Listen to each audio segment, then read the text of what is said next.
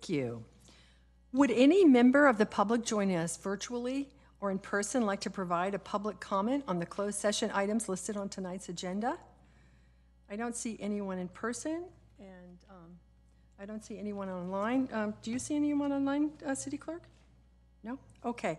Well, seeing none, then we will recess to the Plaza Conference Room and for the closed session and return to the council chambers at the close to continue with the regular session. Thank you.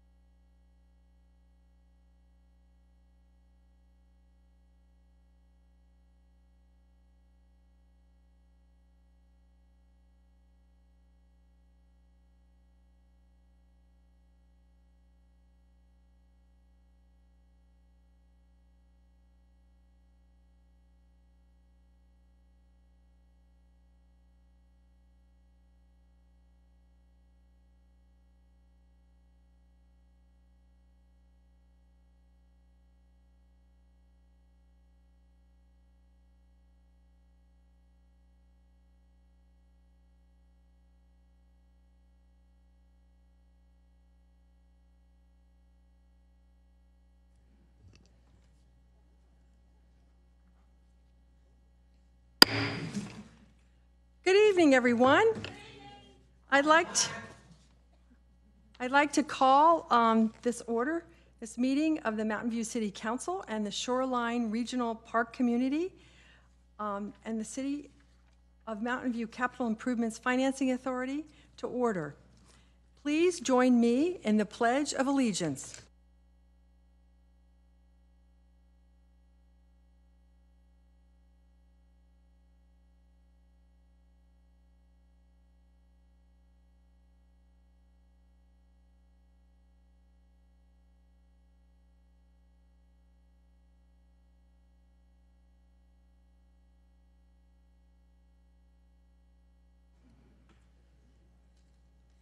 City Clerk, will you please take roll call? Councilmember Abekoga. Councilmember Hicks. Here. Councilmember Ramirez. Here. Councilmember Ramos. Here. Vice Mayor Matichak. Here. Mayor Showalter. Here. You have a quorum with Councilmember Kamei absent. Thank you. All right, this evening we're going to start our meeting with some presentations. The first, these are presentations only, and the City Council doesn't take any action on them at this time. Public comment will occur after the presentation items. If you would like to speak on these items in person, please submit a blue speaker card to the City Clerk now. So our first presentation is going to be on the Caltrain City Partnerships Toolkit. We are happy to be joined this evening by Sam Sargent, the Director of Strategy and Policy for Caltrain. He's going to provide us update. Welcome. Thank you very much, Mayor. It's wonderful to be here this evening, members of council. Before I get started, do I advance with a, no, okay. Okay, wonderful. So tonight I'm going to give a quick update, because I know you've got a long agenda ahead of you, on Caltrain electrification, but also our city partnerships program. Second slide, please. Next slide. So real quick, and first off, I just want to say thank you to both the council and to the people of Mountain View, because we are at a truly exciting moment in the life of this railroad. It's a railroad that's existed for 160 years. It's been a part of this community for, by my mark, 122 years. And we have completed, in essence, electrification, which is a dream of over a century long and has been in the works for, I don't need to tell everyone here for how long. So, 2,500 plus poles, all of our train sets delivered, first responders trains, the entire corridor energized, and we also appreciate the patience of all of our customers and community members over this past weekend, because we were shut down for the whole weekend to test our new schedule and confirm that our power system works, and I can tell you that it does. So we are looking forward to a September 23rd start of revenue service this year. Next slide. We've done many electric train tours, and we're excited about all of the enthusiasm for this, and we're going to have still more to come, more celebrations in August and September. Next slide. And you've probably heard the benefits of electrification over and over, and I'll get very quickly into a couple of specific benefits for the city of Mountain View, but getting there faster, riding more and waiting less, new customer amenities on board, which is fantastic, Wi-Fi, a smoother experience, outlets at every seat, digital onboard information, and accessible restrooms, and clean and green. At the end of the day, this is a sustainability project. This is good and clean for those on board and off board. Next slide. We've got fact sheets online that I would encourage members of council, if you have a need for them, and members of the community to look at, and they are community specific, so caltrain.com/service benefits. Next slide. And specifically here on those fact sheets, you can see some of the benefits for the city of Mountain View in particular. And here you can see our decreased time between San Antonio and Mountain View stations in San Francisco, but also a much quicker trip, or a slightly quicker trip to Palo Alto, as well as getting back to Diridon. But the largest cost savings are on the way to San Francisco, which we're very excited about. Next slide. And testing. We know that many of you are aware of our testing. We've been doing it overnight for months now, and we also know that when we do overnight testing, that is going to cause our gates to come down. You may hear horns from time to time, and we, again, appreciate the patience of the communities along our corridor.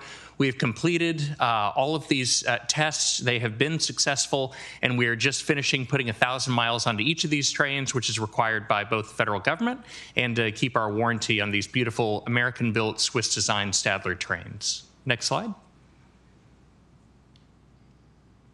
Public outreach safety campaign. I was out here at Castro the other week. We are really trying to up people's awareness of these new trains because they are truly quiet, and we want to make sure that people stay very safe around them, especially as we get used to something different than the diesel that we've had out there for 40 years. Next slide.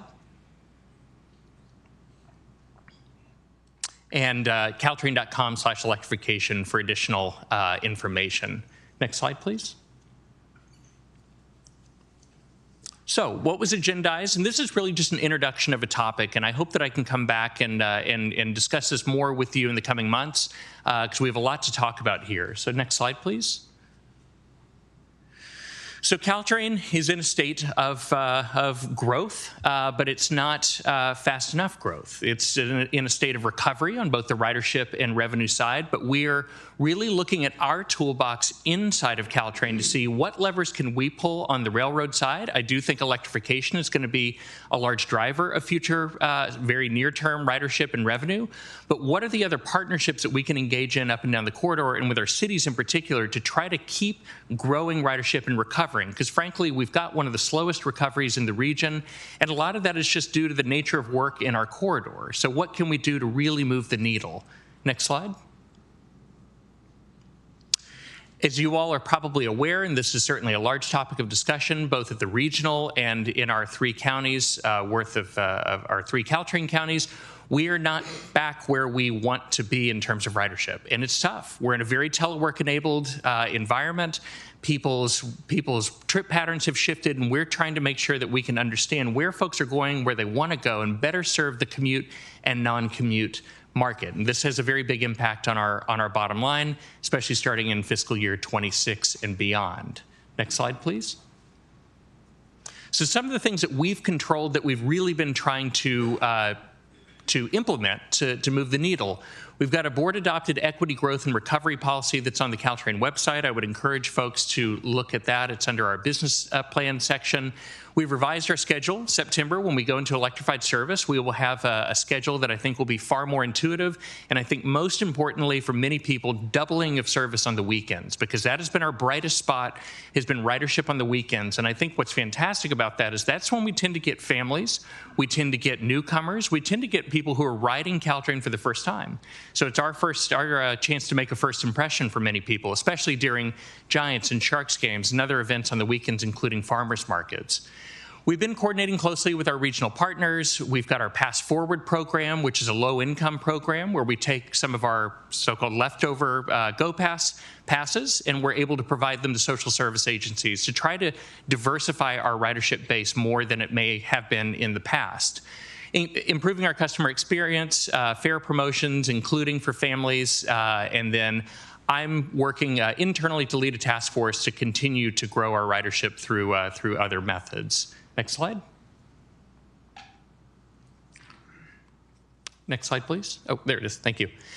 So on the city partnership side, and this is something that I really hope to engage with city leadership, both on the staff and council level, is what can we do together to keep driving ridership? How can we work together to support downtown recoveries? Although I know downtown Mountain View seems very recovered to me every time that I come here, which is great, but also trying to do what we can with employers to make sure that we can get more people into and out of our Caltrain cities, and also try to incentivize workers to return to the office where that makes sense. And if they do, try to keep the cost of that low by taking transit. And then, of course, reducing greenhouse gas emissions. So we're working on a toolkit. We want to do this in partnership with our cities and hope to continue this conversation in the coming months. Next slide, please. And some of the partnership models I touched on already, Go Pass program, which has been our long-standing, very successful employer-based pass program, which includes cities as employers, transportation demand management, development agreements, TMA work, station access. We're working on a large station access plan and policy. So how can we pull people into our stations more easily, and also identify funding for those types of projects, which I know is a frequent topic of discussion between Caltrain and the city, which we'll have more specific conversations on in the coming months. And then transit-oriented development, of course, which is well outside the purview of Caltrain, but something that we certainly support. Next slide. So I know that that was at a high level, and I wanted to attempt to keep it fast, but in short, electrification is coming. It's essentially here. It's incredibly exciting, and just wanted to make you aware of this city toolkit concept that was discussed at our board meeting. Director Abikoga and Director Burt. Director Burt, I believe, may have been one of the first folks to bring it up last year, and it's something we just really want to pursue because we've got to find other levers to drive ridership and really create value for those on board and off board. So with that, thank you for the time this evening. Okay, so would any council members like to make comments?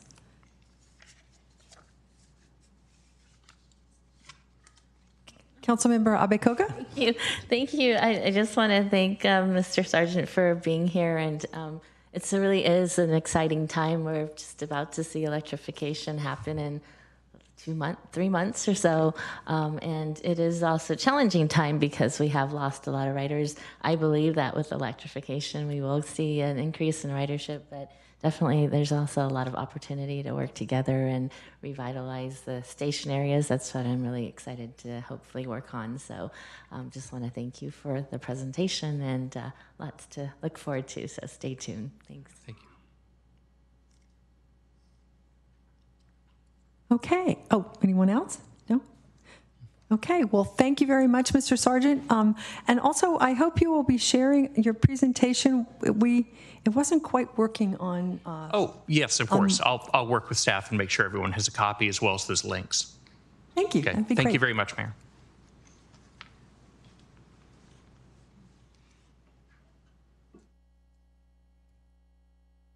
All right, well, the next presentation is about Immigrant Heritage Month. And I would like to ask Nirvana Wokido, the chair of the Human Relations Commission, to accept the proclamation and to join me at the lectern.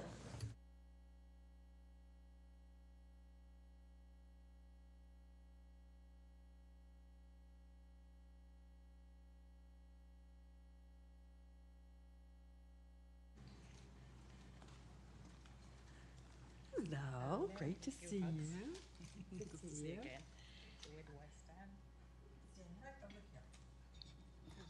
On this side, so then I can see the audience. We have quite an audience tonight, so that's great. You know, as you know, we have a focus in Mountain View of being a community for all. And earlier today, we rose the Pride flag. I think that's very indicative of the concept of a community for all. And then right now, we're going to talk about the value that immigrants bring to our community. So whereas generations of immigrants from every corner of the globe have built our country's economy and created the unique character of our nation, and whereas immigrants continue to grow businesses, innovate, strengthen our economy, and create American jobs in Mountain View, and whereas immigrants have provided the United States with unique social and cultural influence, fundamentally enriching the extraordinary character of our nation, whereas immigrants have been tireless leaders, not only in securing their own rights and access to equal equality, but also in having campaigned to create a fairer and more just society for all Americans. And whereas despite these countless contributions, the role of immigrants in building and enriching our nation has frequently been overlooked and undervalued throughout our history and continuing to the present day. Now, therefore, I, Patricia Showalter, Mayor of the City of Mountain View, along with my colleagues on the City Council, do hereby designate June 2024 as Immigrant Heritage Month. So, thank you very much for being here. And we wanted to have Nirvana come because of her special contributions to the community. She's originally from Nigeria, but now she's from Mountain View. And and she has been very, very active. She's the chair of the HRC and the Human Resources Commission, and she is also the president of the Montalba Neighborhood Association. So she is very busy doing wonderful things to make our community richer. And thank you. We thank you for it. Thank you so much.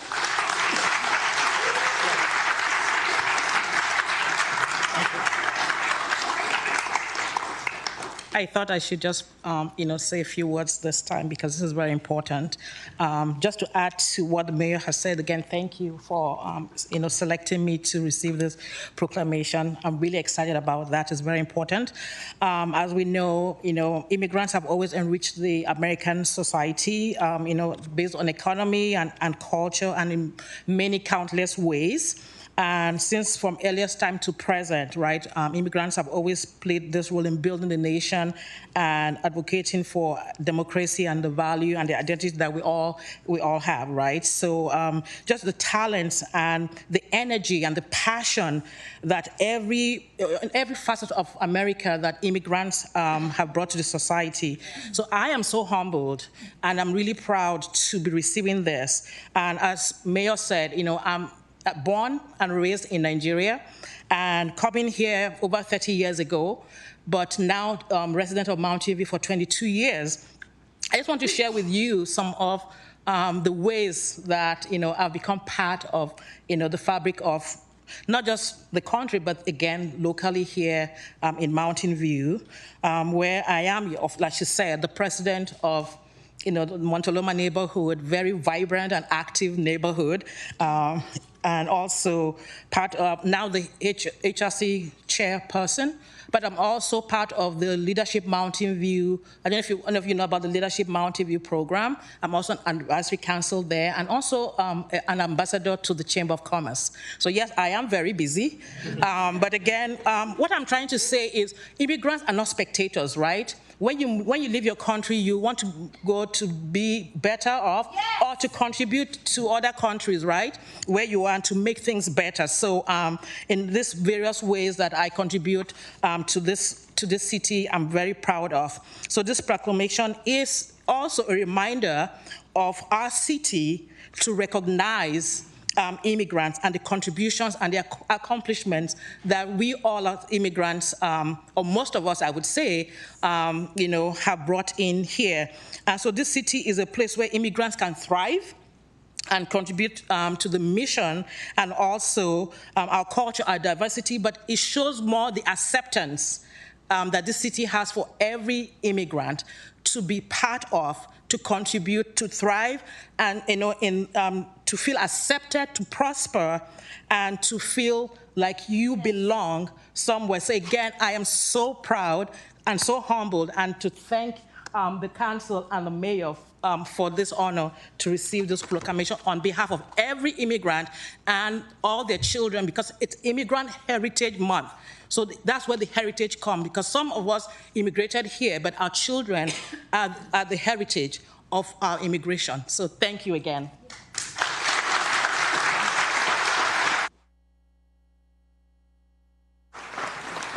Okay, would any council members like to make comments?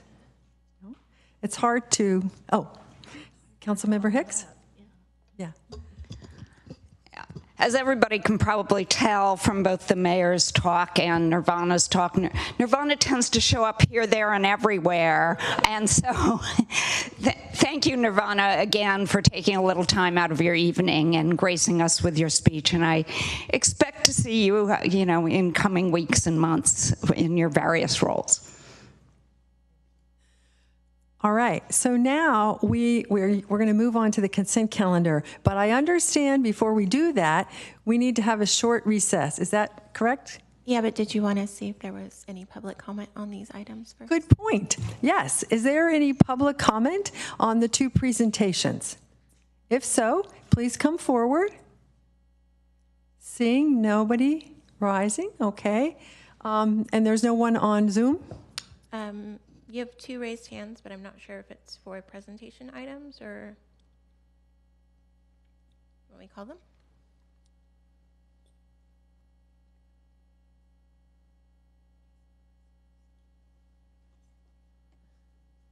Sorry, can you accept one of them?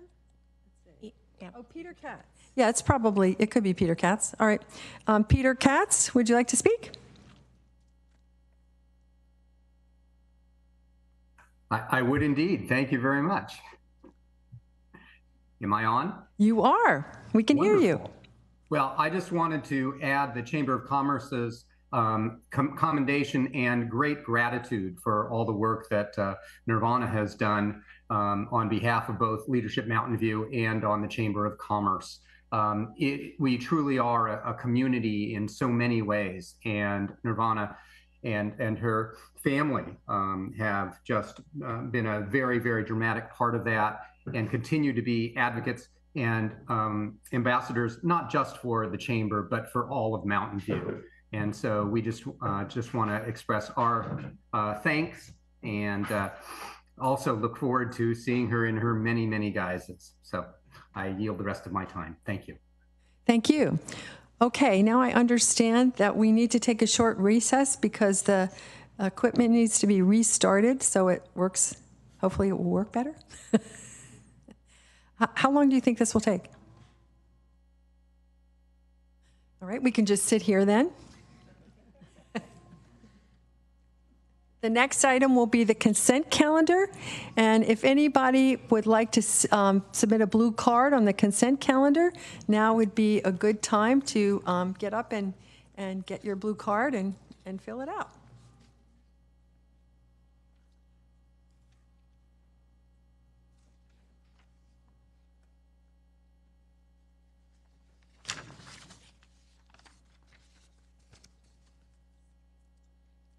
Are you okay now?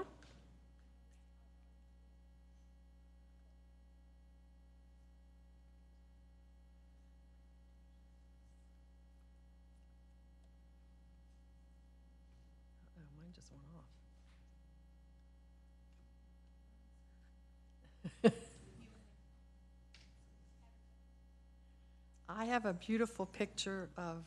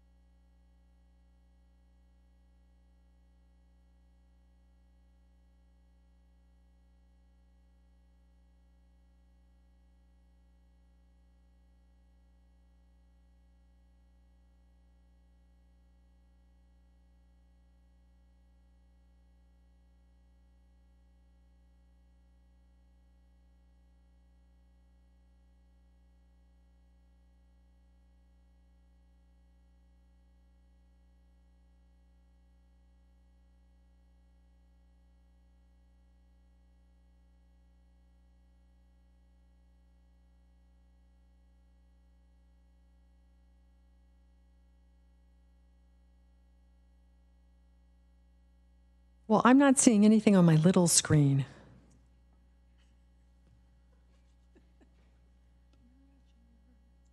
Roger, yeah.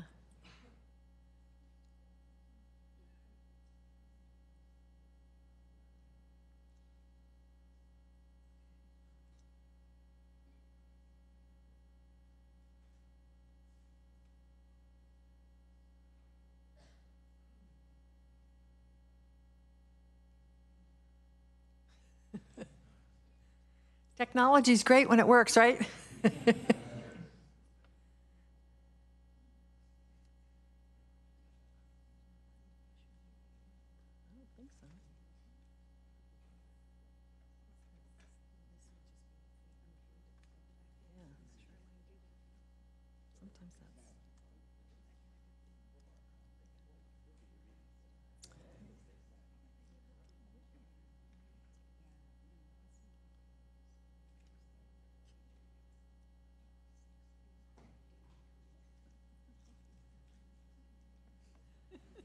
Sorry, Roger. This is, did I?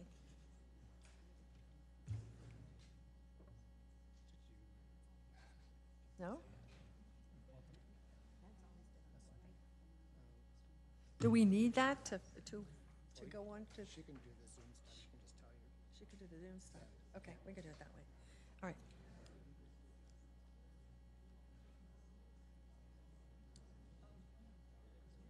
Okay.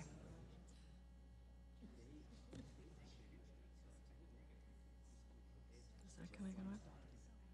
Come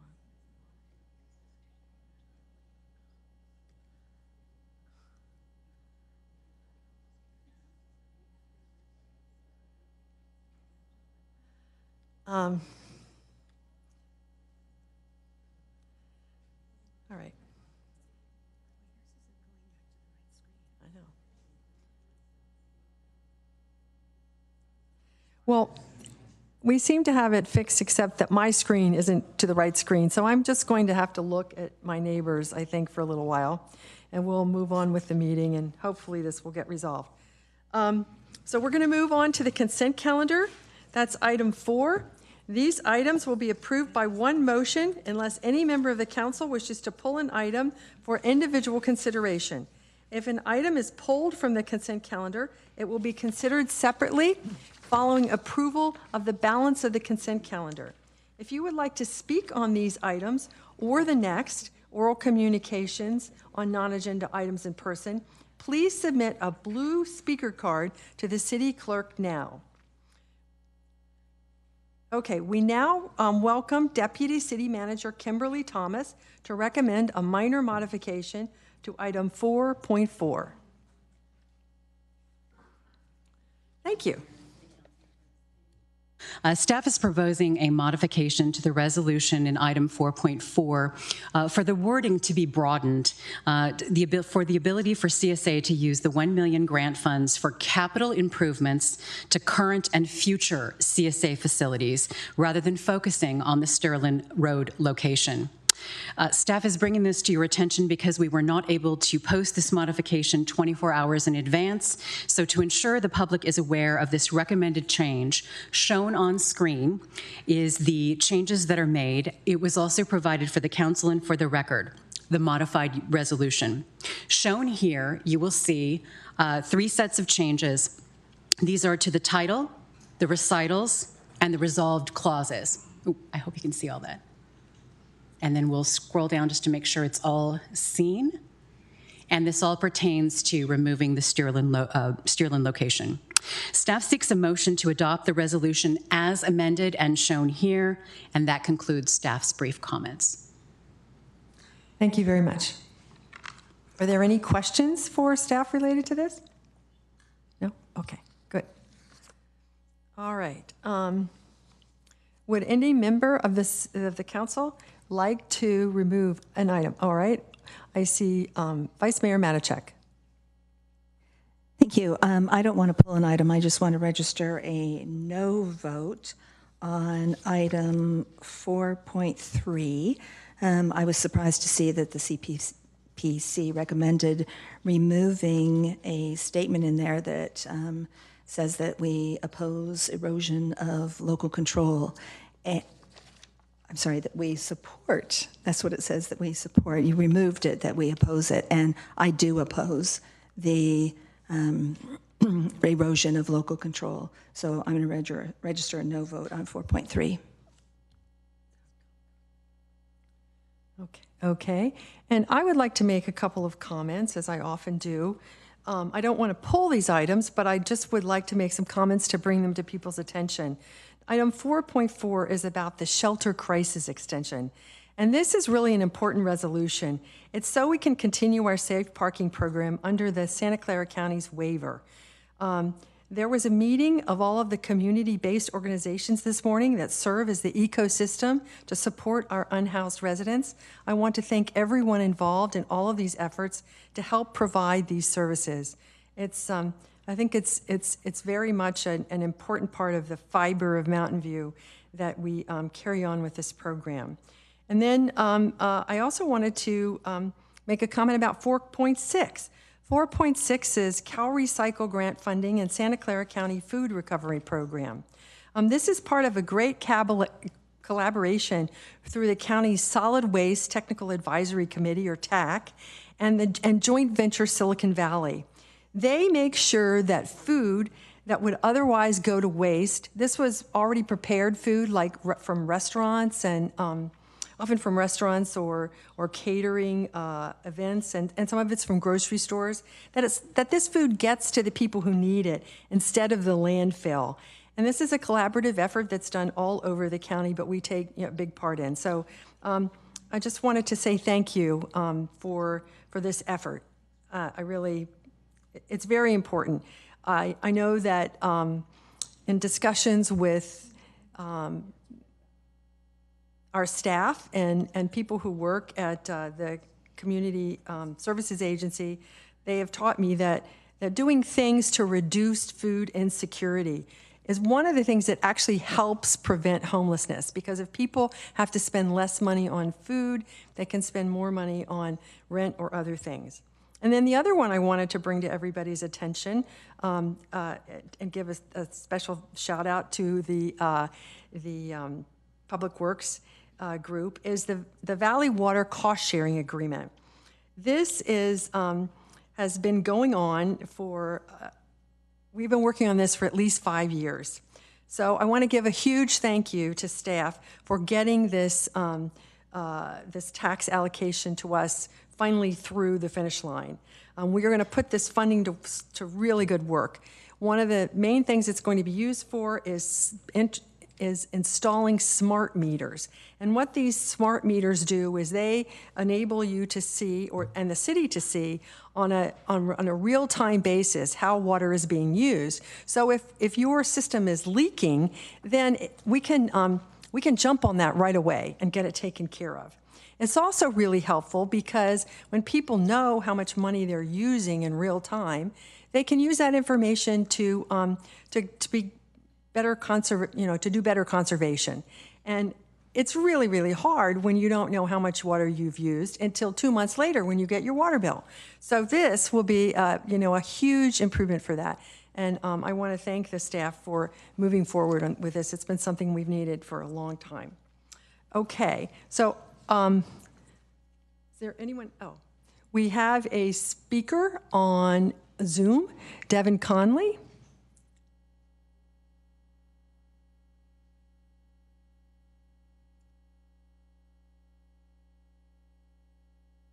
Good evening, Mayor Showalter and honorable council members.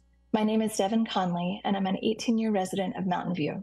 I wanted to share my support tonight for item 4.4, recommendation 1, specifically the one-time homeless services agreements.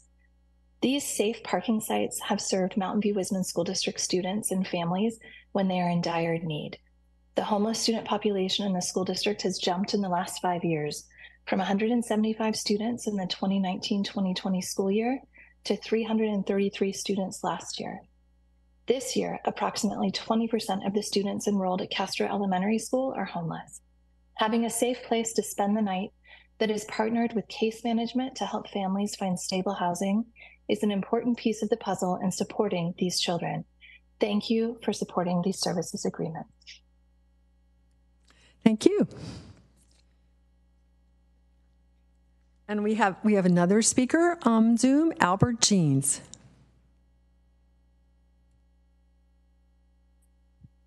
Hi, good evening. It's Albert Jeans, the real one. Welcome. I just want to reiterate the comments made by my friend Joel Dean about 4.5, the trip cap report. Yeah, it looks like, numbers really haven't rebounded yet from pre-COVID levels. So why is it that when I went out to Shoreline this morning around 9 o'clock, traffic was backed up all the way to the Safeway? And the reason is not because there are more cars than you think going to Shoreline, it's because the traffic signals particularly the one at Pear, is not set correctly. In fact, it's now sort of freewheeling and not even adhering to the 2.5-minute cycle time that all the other lights on Shoreline are bound to. So because of that, that signal is completely unsynchronized, and you can imagine the chaos that causes. You know, cars that are supposed to go through it are suddenly stopped, and that backs up all the way up the pipeline, both on Shoreline and on the 101 off-ramp on 101 and 85. So yeah, we're not sure why. I mean, these signals were working correctly at one point earlier this year, and then for some reason they were changed, and now we have chaos there again. So it's not because the traffic numbers have gone up, it's just because the signals are not set correctly. And I hope that somebody in the city can address this quickly, because a lot of people are wasting a lot of time and burning a lot of gas waiting for the lights to change there. Thank you very much. Thank you, Albert, and thank you for bringing this to our attention. Okay, anyone else on Zoom? No? Okay, so that brings our consent calendar discussion to an end, and we have a, no, I'm sorry, I can't see. All right, well, we have Councilmember Ramirez. Thank you, Mayor. I'll move to approve the consent calendar, including 4.1 minutes as amended, because there were some corrections.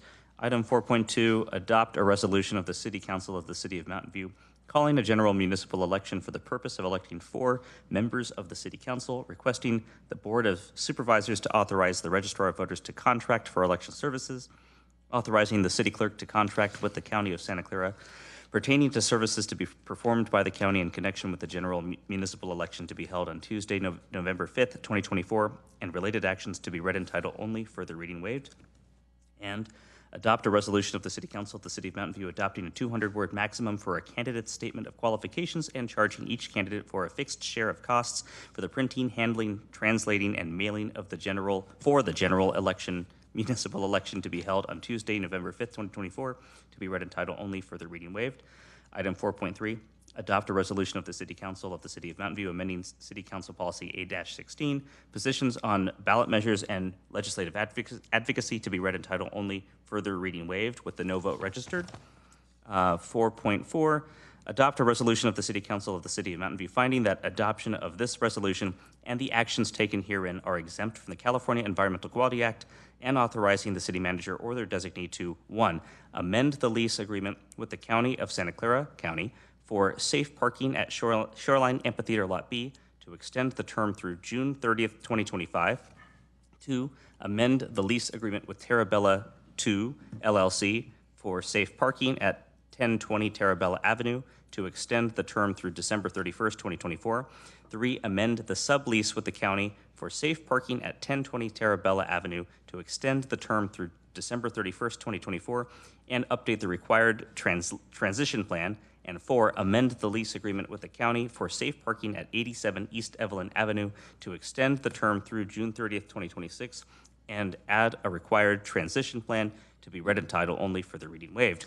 And adopt a resolution of the City Council of the City of Mountain View authorizing the city manager or their designee to execute fiscal year 2024 to 25 funding agreements with the Community Services Agency of Mountain View, Los Altos, and Los Altos Hills for housing-related services in the amount not to exceed $177,000, and the County of Santa Clara for homeless prevention services and programs in an amount not to exceed $825,000 to be read in title only, further reading waived.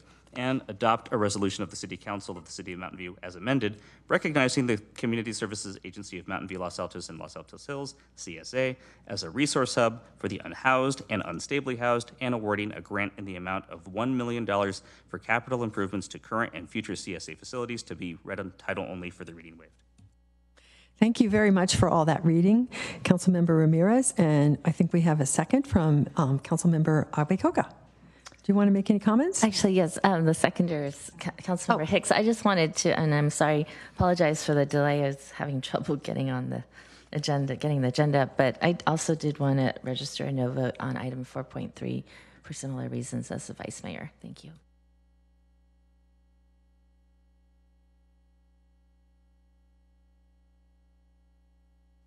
Okay, and we have a second from Councilmember Hicks.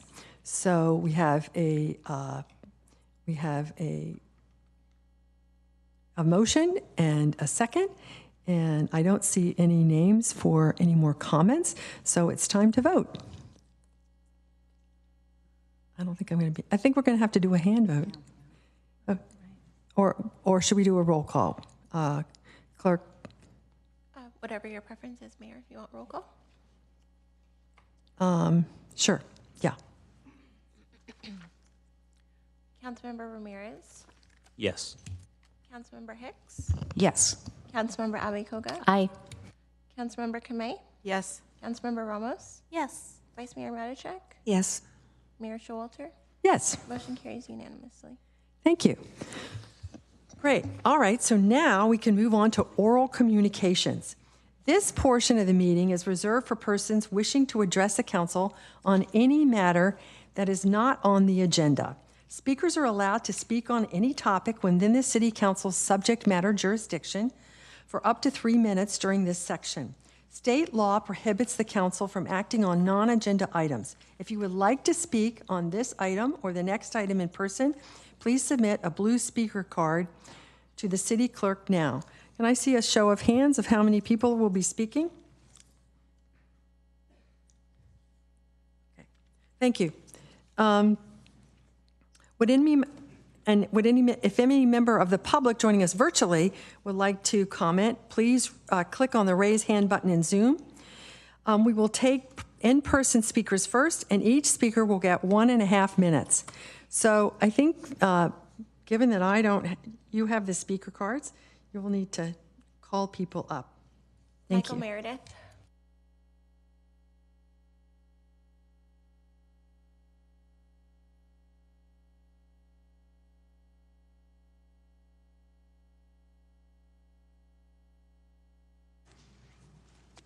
Hi, I live in Mountain View. Half of the 6-unit condo project I live in is available illegally as short-term rentals on Airbnb.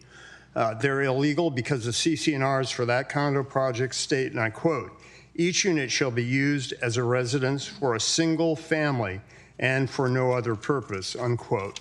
This is a condo project which features dry-rotted balconies and arbors which could collapse in a minor but local earthquake, tens of trip hazards, instances of substandard lighting and pedestrian walkways.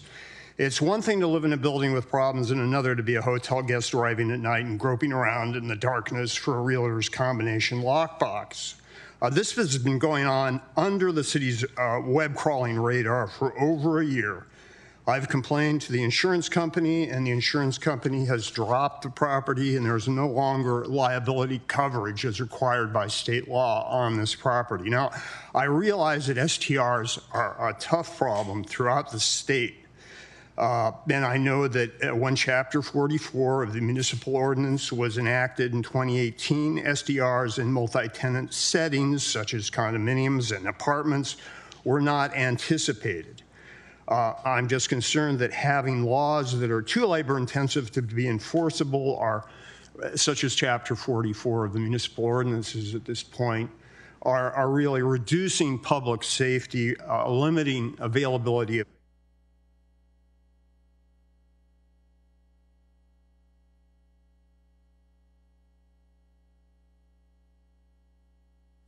Thank you. John Castleberry. Welcome, John.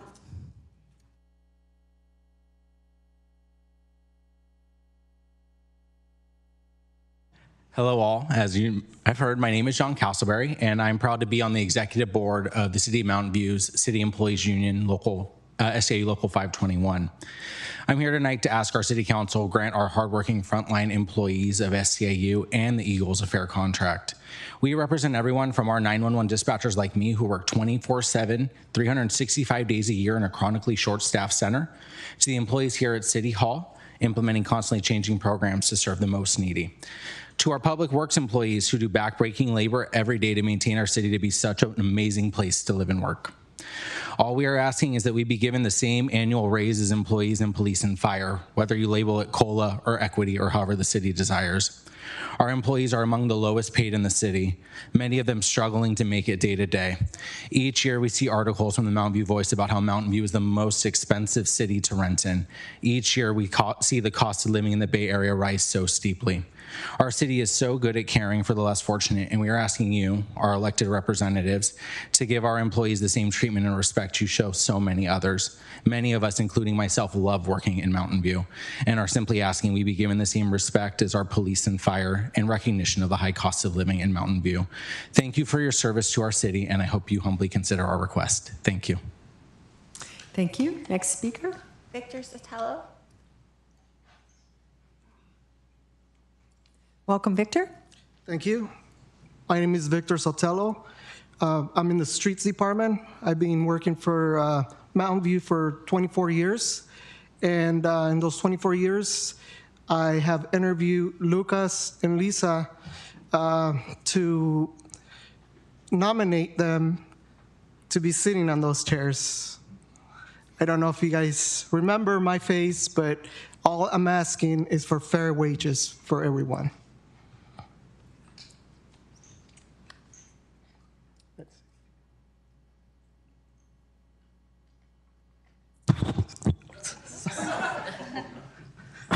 Conclude.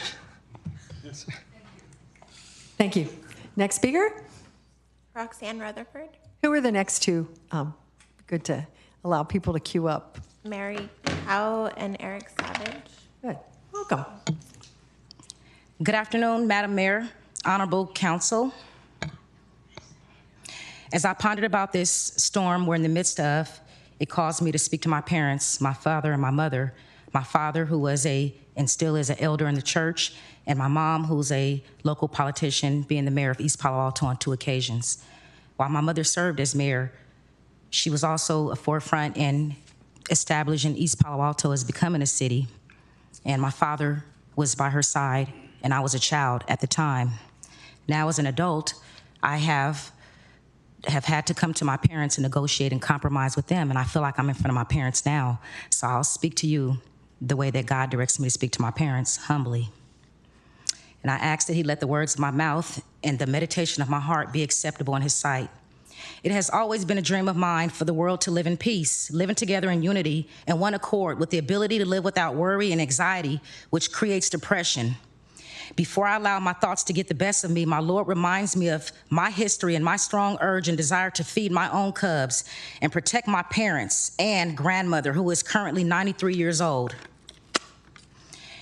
It makes me think and reflect on the life of my grandfather, who reluctantly escaped the South in 1961, headed to California to gain an equitable life of inclusion with our newfound friends. As a result, a new generation of children, my brothers and sisters, became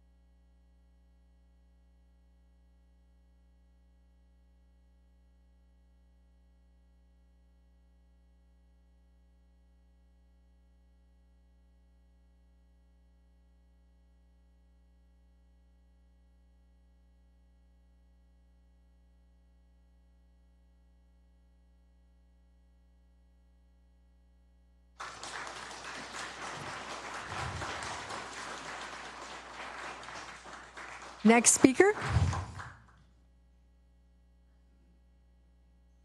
I finally come to my first council meeting.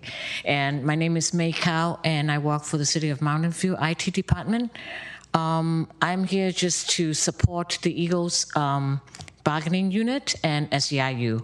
Thank you very much. That's it. Thank you. Eric Savage, followed by Travis Lolacano.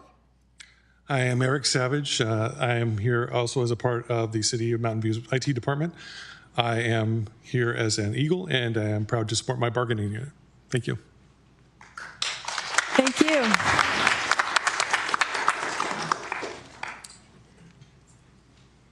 After Travis is Sean Mooney. Good evening, Council. My name is Travis Liacano, and I appreciate the opportunity to speak today. I'm here to share my personal experience regarding the rising costs of living in the Bay Area and how it impacts my life. As someone who dreams of living in Mountain View, I've found it incredibly challenging to make this dream a reality due to the high cost of living. Despite working hard, I'm unable to afford housing in Mountain View. To make ends meet, I currently am holding down 2 jobs. This requires me to work between 60 and 70 hours a week. It's exhausting and leaves me no time for anything else. But it's a necessity to cover my basic needs and expenses. This rising cost of living in the Bay Area is putting immense pressure on the individuals like me. It's not just about paying bills or rent, it's about quality of life. The ability to save for the future and have time to enjoy work or beyond work. An increase in cost of living adjusts would provide much needed relief. It would allow people like me to reduce the number of hours worked, spend time with our families, live healthier lives, more balanced lives, and would help us move closer to the communities where we work, reducing commuting times and cost. In conclusion, I urge Council the real-life impacts of the cost of living residents like me. A meaningful increase would make a significant difference to our lives, helping us not just to survive, but to thrive in this beautiful region. Thank you for your time. Thank you.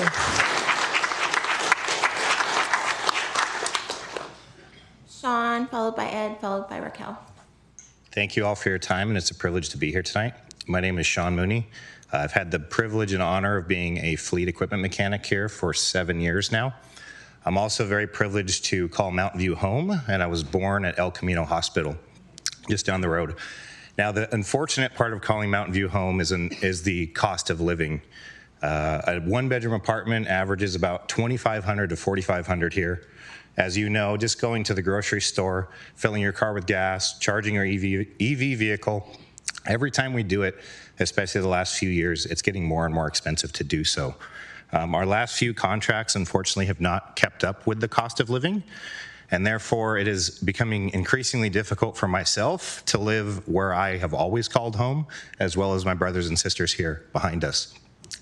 We take a tremendous amount of privilege and pride in what we do. Speaking personally, it's because it's not just our community, which is so beautiful, but it's my community. When we go outside, we see the best parks in the peninsula. Our streets are clean, our medians are clean, and that's all because of the pride that we all show here. Yes. So we are asking the city to return and show pride in us by giving us a fair contract. Thank you.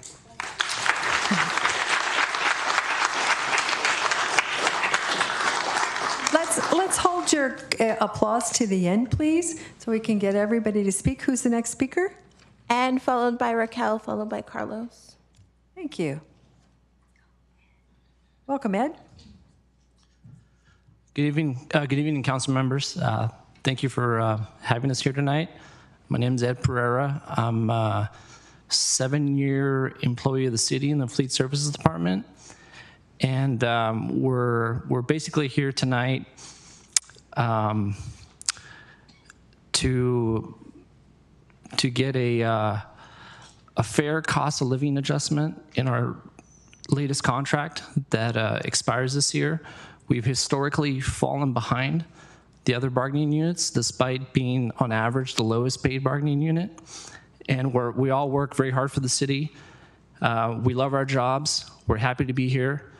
And all we're asking for is a fair contract that matches what the other bargaining units have teed on recently. Thank you. Thank you. Raquel, followed by Carlos, followed by Garrett. Hi. Mayor and Vice Mayor and council members. My name is Raquel Guerrero, and I'm here today to appeal to you and to ask you for your assistance and your help, your empathy in supporting us with a fair contract. Thank you. Thank you. Next speaker. Carlos, followed by Garrett, followed by Alicia. Good evening, Council. My name is Carlos. I've been here for 8 years. I started off in streets, I went to water, and now I'm in utilities. And I commute every day from San Lorenzo because that's where I can afford a home with my family. And I have a lot, little ones, older ones, and as they get older, their needs and their wants are more expensive. And we're asking here for a fair contract, not just for us, but also for our families. And I support my union, my coworkers, and I just want you guys to, give us a fair contract, not just for us, but for our families. Thank you. Thank you. Next speaker. Garrett, followed by Alicia, followed by Elizabeth. Good evening, Council. My name is Garrett. I work utility systems, and I'm just up here to show you that I'm supporting my bargaining unit, and hopefully you guys can give us a fair contract. We really appreciate that. Thank you. Thank you. Next speaker. Hi, my name is Alicia Barros. I work in the building department, and I'm here to support my union and ask you guys for a fair contract. Thank you. Elizabeth, followed by Jim, followed by Tony. All right. Hello, good evening. My name is Lisbeth Galeana. I'm with the building division, and I'm just here tonight to say I support my union, and I'm asking for a fair contract. Thank you. Next speaker. Jim, then Tony, then Juan. Welcome, Jim. Good evening. My name is Jim Peterson. I'm a senior building inspector in community development. Worked here for coming up on 10 years. And I do appreciate my time in Mountain View and have many professional accolades that I've had a lot of support with. And I really would like to finish my career in Mountain View. I got a few more years to go, like 15, 18. But this has been a special place, and it's a bit of a commute, from Santa Cruz to here. And I'm here to support my bargaining unit, and really I'm here for all the people that weren't able to make it tonight, and for my wife and my 4 children and our family. And so I thank you very much. Thank you. Next speaker. Tony, then Juan, then Shannon. Welcome, Tony. Thank you. Thank you for having us tonight. My name's Tony Racanelli. I've been with the city of Mountain View for about 8 years now. I'm one of the senior building inspectors as well, and just kind of up here to support my bargaining group and say that it's been a great experience so far working here. And with 30 years left until my retirement, I hope to make Mountain View my forever home. So that's why we're here today, hoping for a fair, equal contract. Thank you. Thank you. Next Juan, speaker. then Shannon.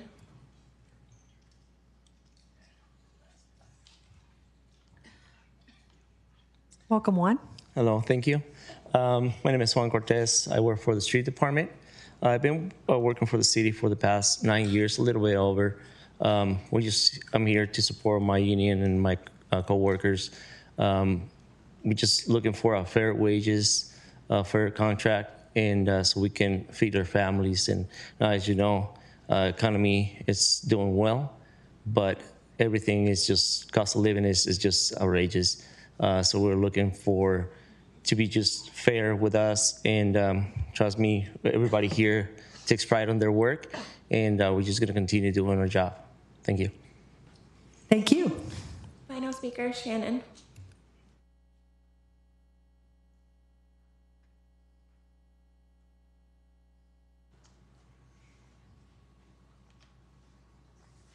You're Shannon.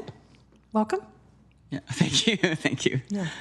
Wow, this is, didn't know this was going to be so emotional, but it is.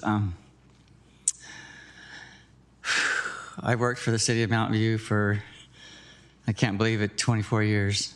I remember the day I started. How many people that work for the city of Mountain View live in Mountain View? So a few people. Rent or do you own? Rent, own, few owners. So as you've heard a lot tonight about the affordability of even living in Mountain View, it's impossible for pretty much all of us. And I know that we all love Mountain View. We love working in Mountain View. We love maintaining the parks and the roadways and everything else. So I'm here for the same reason, just to ask for a fair contract and consider our needs also. So we appreciate all of you and enjoy working and making Mountain View a beautiful place. So thank you. Thank you. Are there any speakers on Zoom? No? Okay.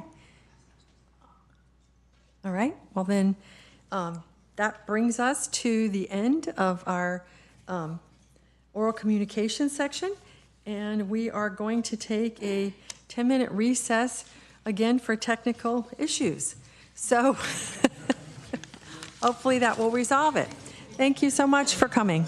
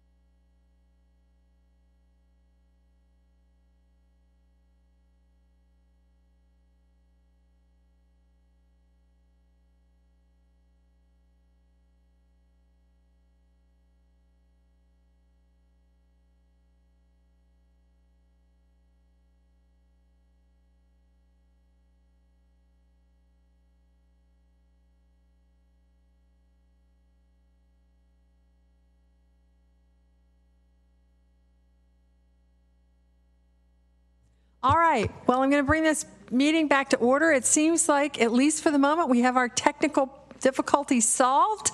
So we're going to move on to item 6, the study session. 6.1 is a holistic citywide review of street parking regulations. The purpose of this study session is to provide an overview of existing city parking regulations and obtain council feedback on the findings and recommendations from the review. Senior Traffic Engineer Carla Ochoa and Acting City Manager, Community Development Director Don Cameron will present the item. Anytime you're ready.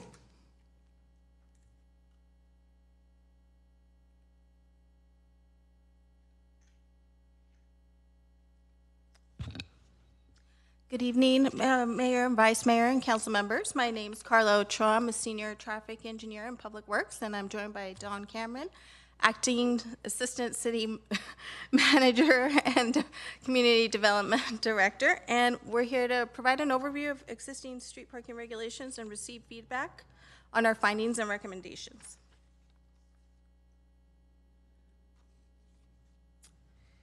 As part of the 2023-25 Council Work Plan Development, Council had adopted a Priority A project to do a holistic citywide review of street parking regulations.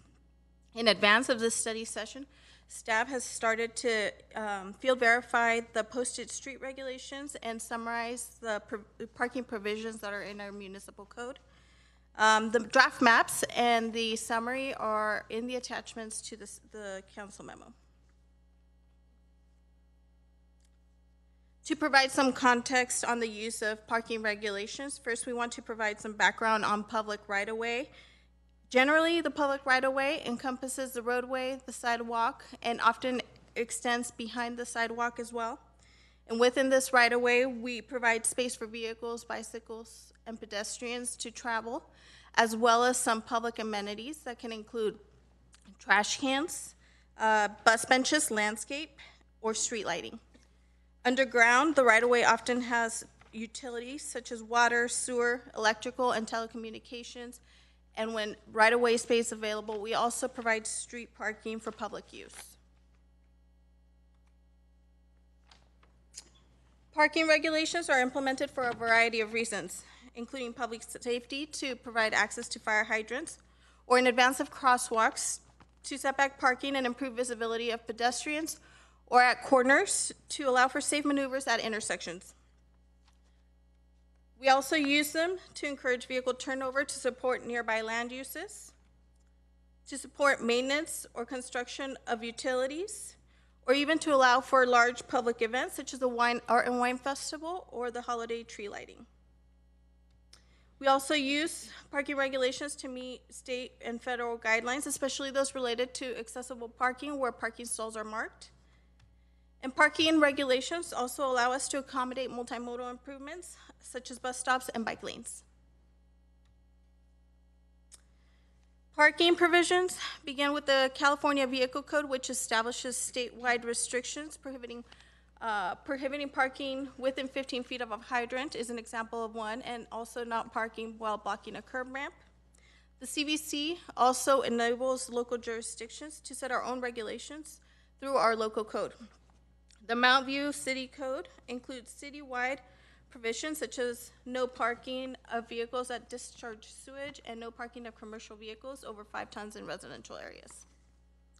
The code also enables council and the city traffic engineer to establish site-specific restrictions.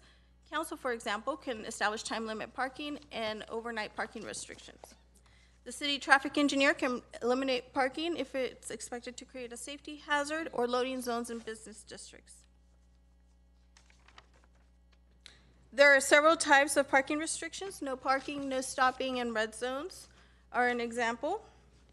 For instance, the image is from downtown where we use red zones to set back parking in advance of the crosswalks along the pedestrian mall. Parking restrictions can also be set for specific days and times. We have these types of regulations around some school areas where school parking or traffic are a concern. Loading zones can be used in business districts to allow curbside loading of passengers and materials in an effort to reduce double parking. And parking can also be restricted to specific types of vehicles, such as a 5-ton limit of commercial vehicles. Time limit regulations can be from a few minutes to several hours, and the time is typically set to support nearby land uses.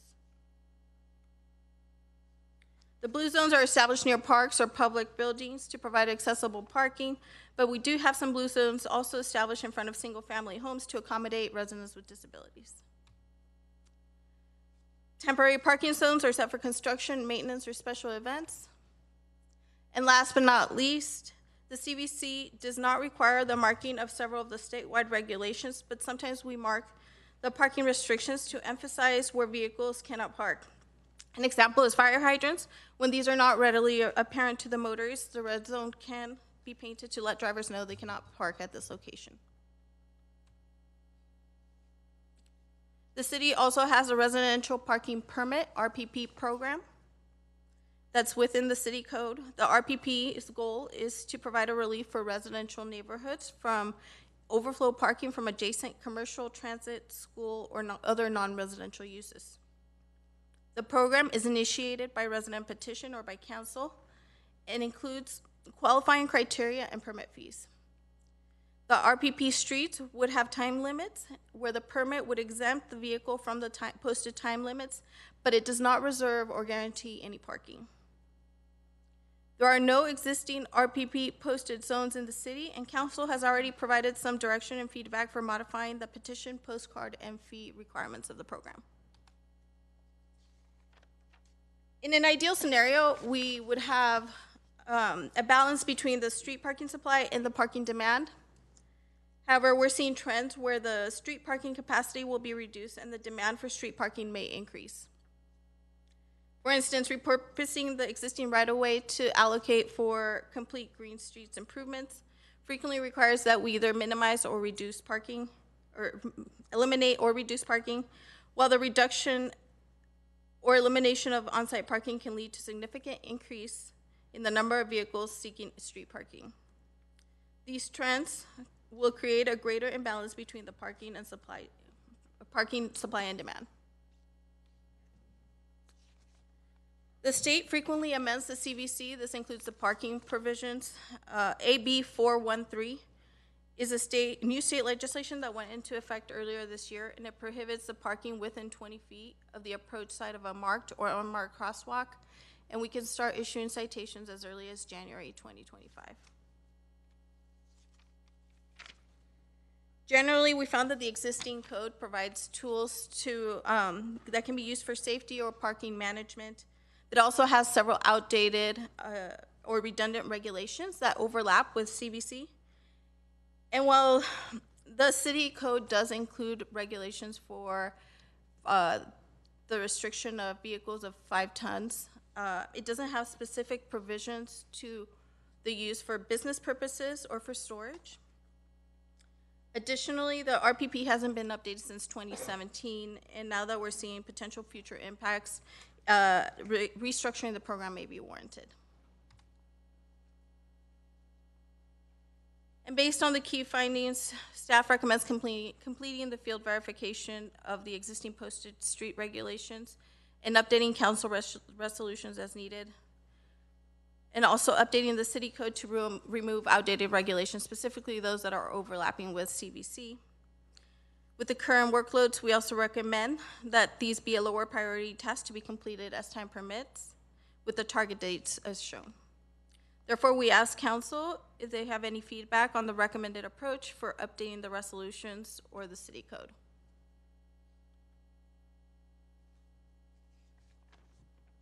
Staff also recommends a comprehensive review of the RPP program to determine what changes can be warranted to address new parking challenges. Key scope elements are proposed in the staff memo. If supported, staff will return to council in the fall for budget allocation to retain a consultant to assist with the project. So there, we ask council if they support the comprehensive review of potential new approaches in the RPP program, and if so, do you have any feedback on the scope of work? And in addition to the first two questions, we also ask if council wishes for staff to conduct any further review of the on-street parking regulations. Thank you. That concludes my presentation.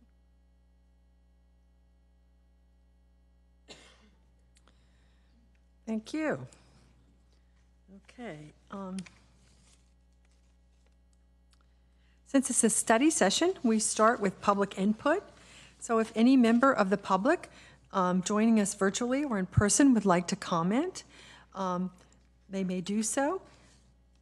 If you're here in the chambers, please submit a blue speaker card to the city clerk.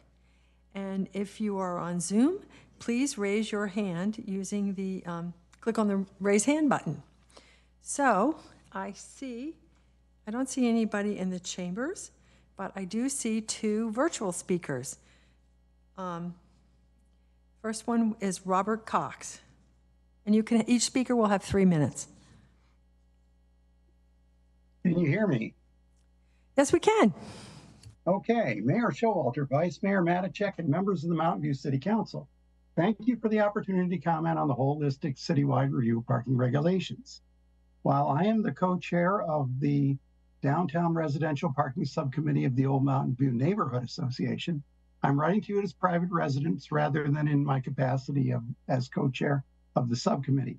We have appreciated that in the past, staff included our council-approved parking subcommittee in its outreach efforts before presenting parking to council.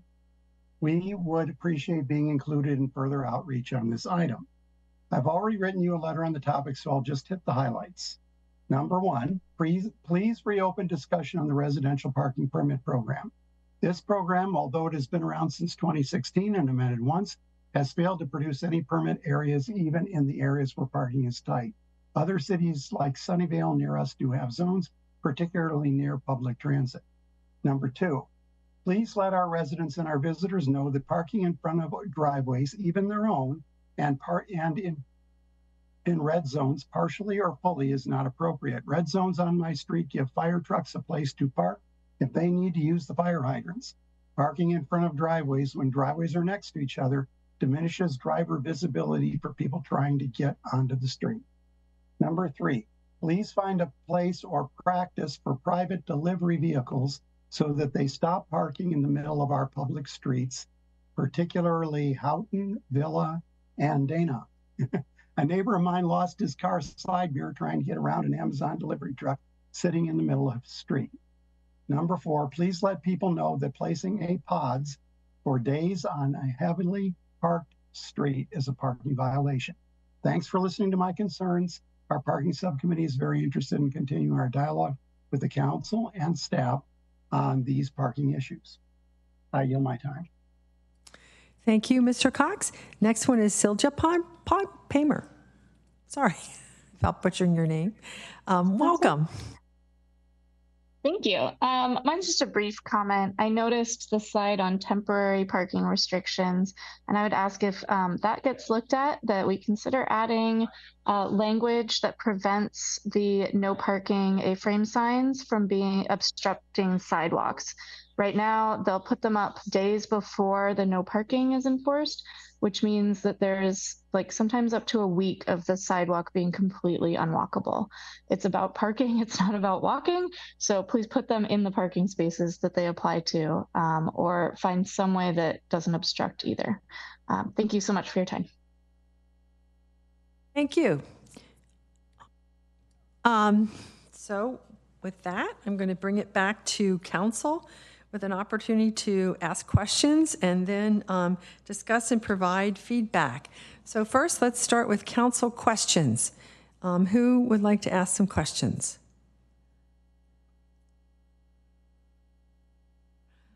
Councilmember Hicks. So this is a question, I guess, about the RPP, or maybe not about it.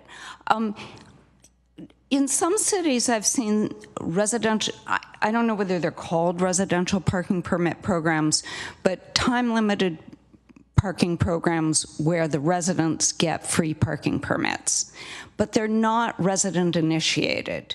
So, for example, when I have family in Boulder and Golden, Colorado, and in places near restaurants and so forth, there's 3 or 4 hour limited parking, and the residents have permits, but it was the city that decided they needed that program in that area. I just want to be clear, because when we make comments, I will be making a comment on this, but I want to be clear that we don't have that at this point here. We have time-limited parking, but if there are residents in that area, as far as I know, there's no free parking permits for residents in those time-limited areas. Am I right, or is there something I don't know about? Thank you for the question. Dawn Cameron, Acting Assistant City Manager, Community Development Director for one more week. Throw that in.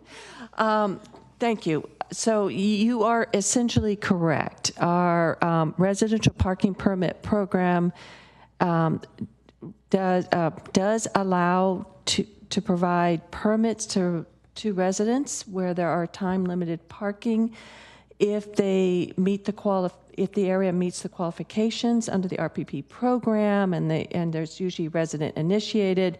Although the program does allow council to initiate it, and it still would go out for a postcard survey, though, and those properties affected by that would be part of the permit program would still need to vote in favor, a certain percentage vote in favor of it.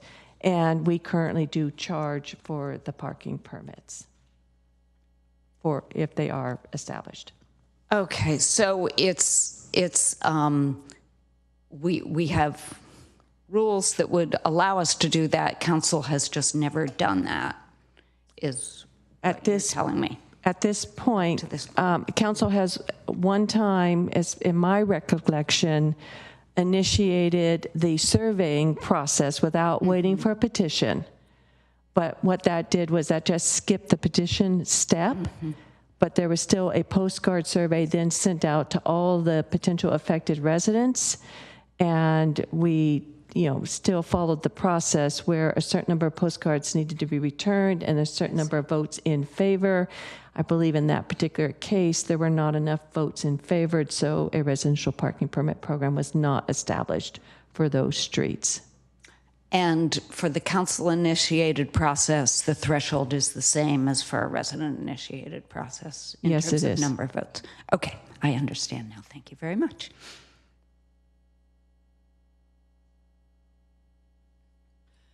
Councilmember Matichak. Thank you. A couple questions. We received some communication, and certainly we hear from residents from time to time about there are so many vehicles who are illegally parked. And I was wondering, I don't know if it's a question of they don't know what the laws are they choosing to ignore them, or what? But what can be done about that? So our police chief is here today and would be happy to share some information with you.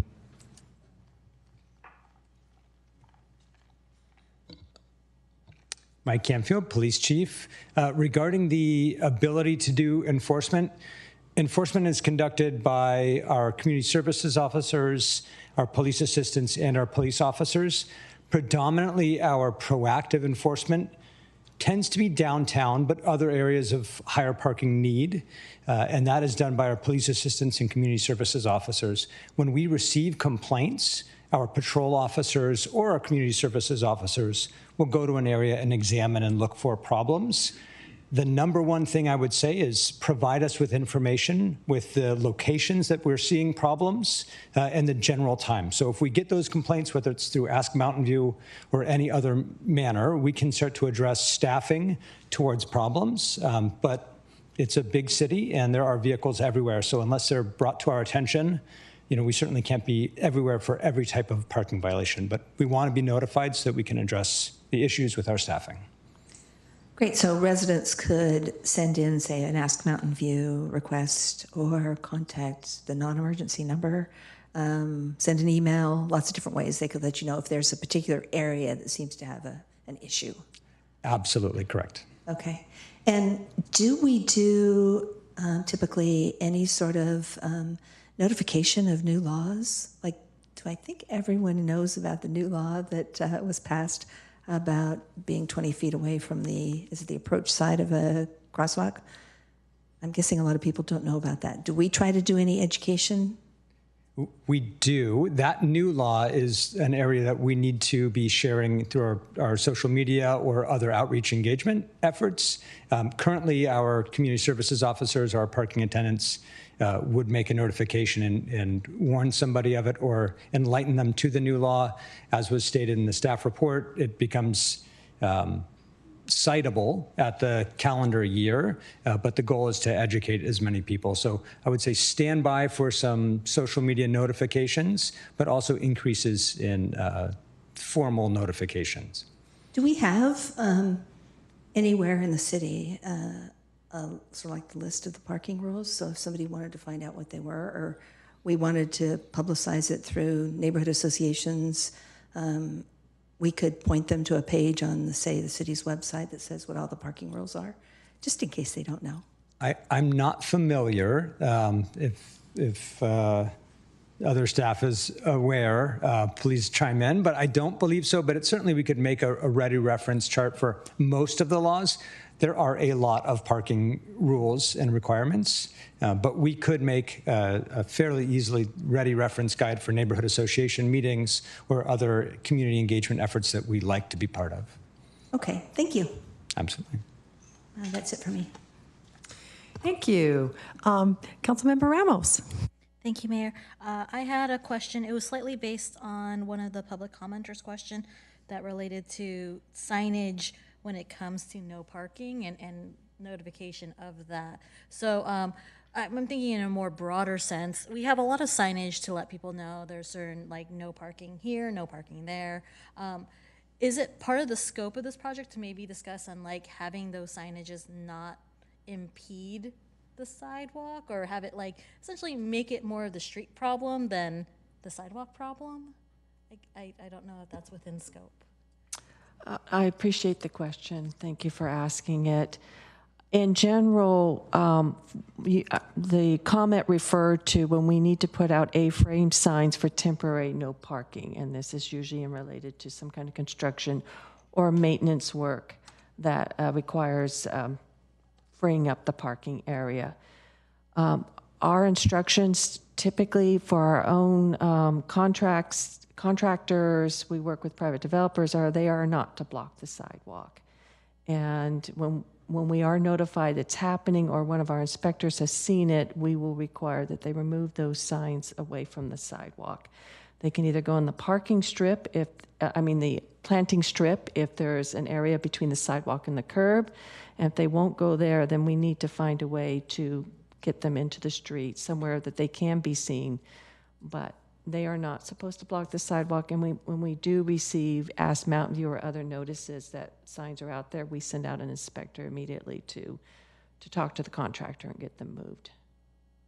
Thank you. It was more of, what about our permanent signage? Not that I think that we're going to just uplift all our permanent signages off of the sidewalk, but like as we do any kind of work, is there maybe a discussion of like, hey, can we have that signage either in the planter area or in the street area? I guess probably not literally in the street, but like. So our current practice is to prioritize either the planter area, and when there's no planter area, we try to place it behind the sidewalk if we do have right of way, and if we don't have right of way, we try to place it in the back of the sidewalk so as much of the sidewalk is clear as possible. So that is our standard protocol right now. Yeah, I'd like to add that a couple years ago, we actually went to the Bicycle and Pedestrian Advisory Committee because they were asking about this as well, and brought to them the guidelines that we're now using.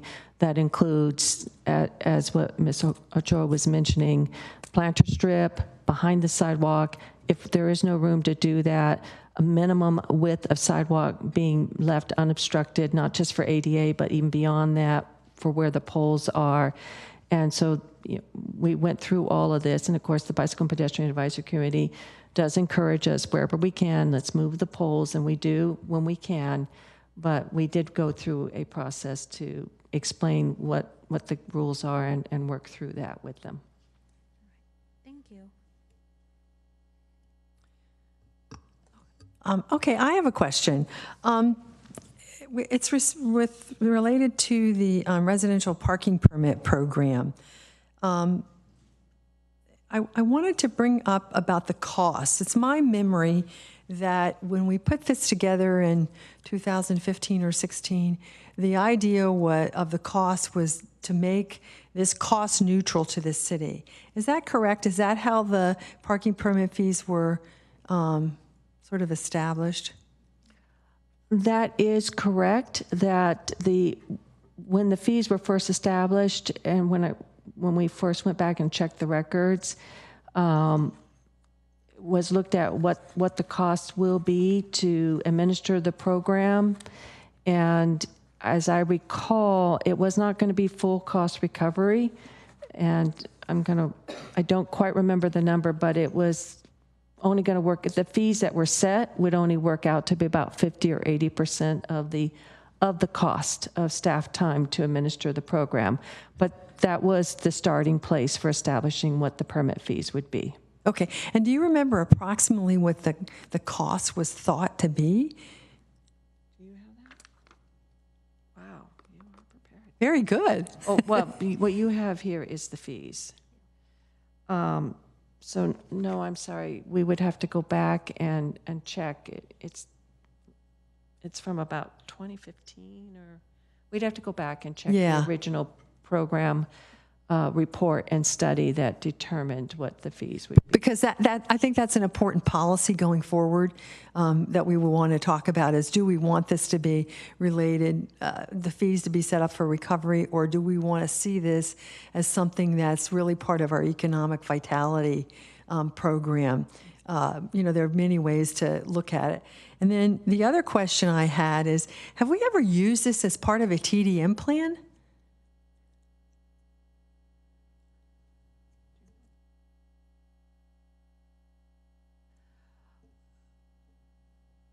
I believe the short answer is no at this point. The idea of residential parking permits have not been part of a transportation demand management program, and I'm not sure it would be.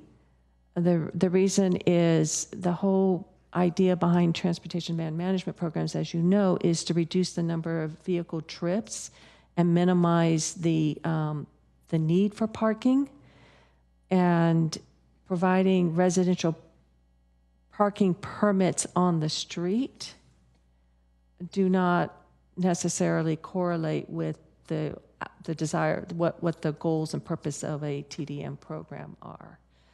Unless there's a piece of your question I'm missing. Well, I was just thinking about, we have, there are a lot of state regulations now that limit our ability to require parking, but we can still have TDM plans. And so I was thinking, is it sort of an extended unbundled parking? You can't, and would it be something that we could say that was part of the program moving forward? I've never heard of it done in the past, but I was thinking it might be another tool in our toolbox. I appreciate the further clarification. We're not certain that saying providing street parking would be part, or allowing building in street parking as part of a TDM program. However, the relationship we see is as developments come in with reduced or no parking potentially, it's a more robust TDM program is absolutely essential to reduce and hopefully eliminate the parking demand that development will create. In other words, that their future residents will not be dependent upon driving vehicles for their mobility. Okay. All right. Thank you. I see some more. Councilmember Ramirez? Thank you, Mayor. I don't have any questions, but I found the February 23rd, 2016 report, which includes a total estimated net annual cost for the residential parking permit program and the estimate is $200,700. And there's a bunch of information here, but I'll share that is analogous to the figure that we've been quoted for residential parking permit programs in my day job. So $200,000. Thank you. Councilmember Hicks? So I'm just wondering what the line items are for administering it. Is it, so it's not the setup, so it's not like putting up the initial signs. Is it enforcement or giving people permits? I'm just wondering what the line items are because it's hard for me to imagine. And one of the reasons I'm asking is the staff report talked about ways of simplifying the, giving free permits, maybe may cut the cost of administrating it, but I'm not getting a picture of what administration is. Setup I can picture, but administration I can't. So we can tell you what would be involved for staff. Should there be a permit parking zone established?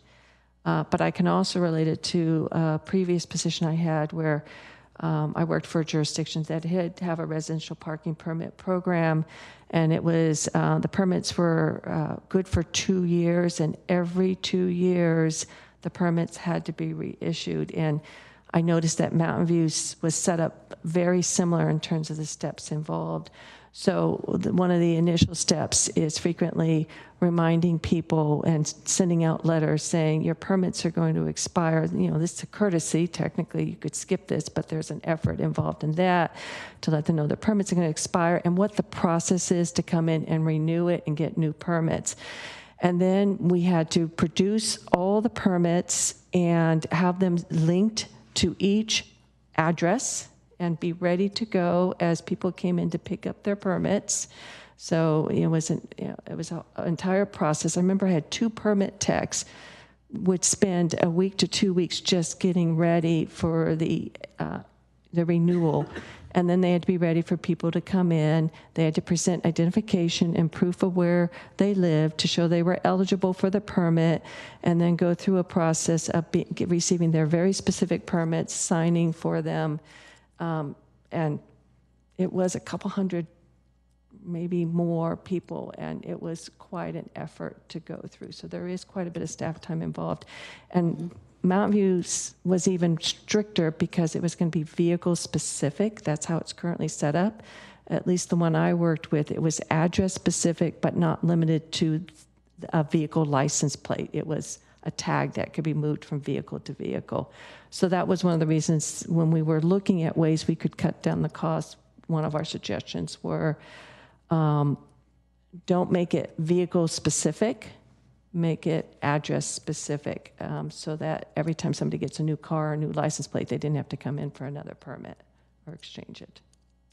Okay, thank you. That gives me a much more clear picture than I had before. What I saw going on in Boulder was it basically gave them the equivalent of several parking garages worth of additional parking. So producing a parking garage also has costs. Probably more costs than what you just described, but what you just described is significant labor as well. So thank you. Okay, so that brings us to the end of the question section, the council question section. So now it's time for us to make comments and answer the questions that staff has asked of us. So there are 3 questions, and I think it would probably be easiest to just go down the questions. So I'm going to make a chart, and who would like to go first? Can you put up the questions? Thank you.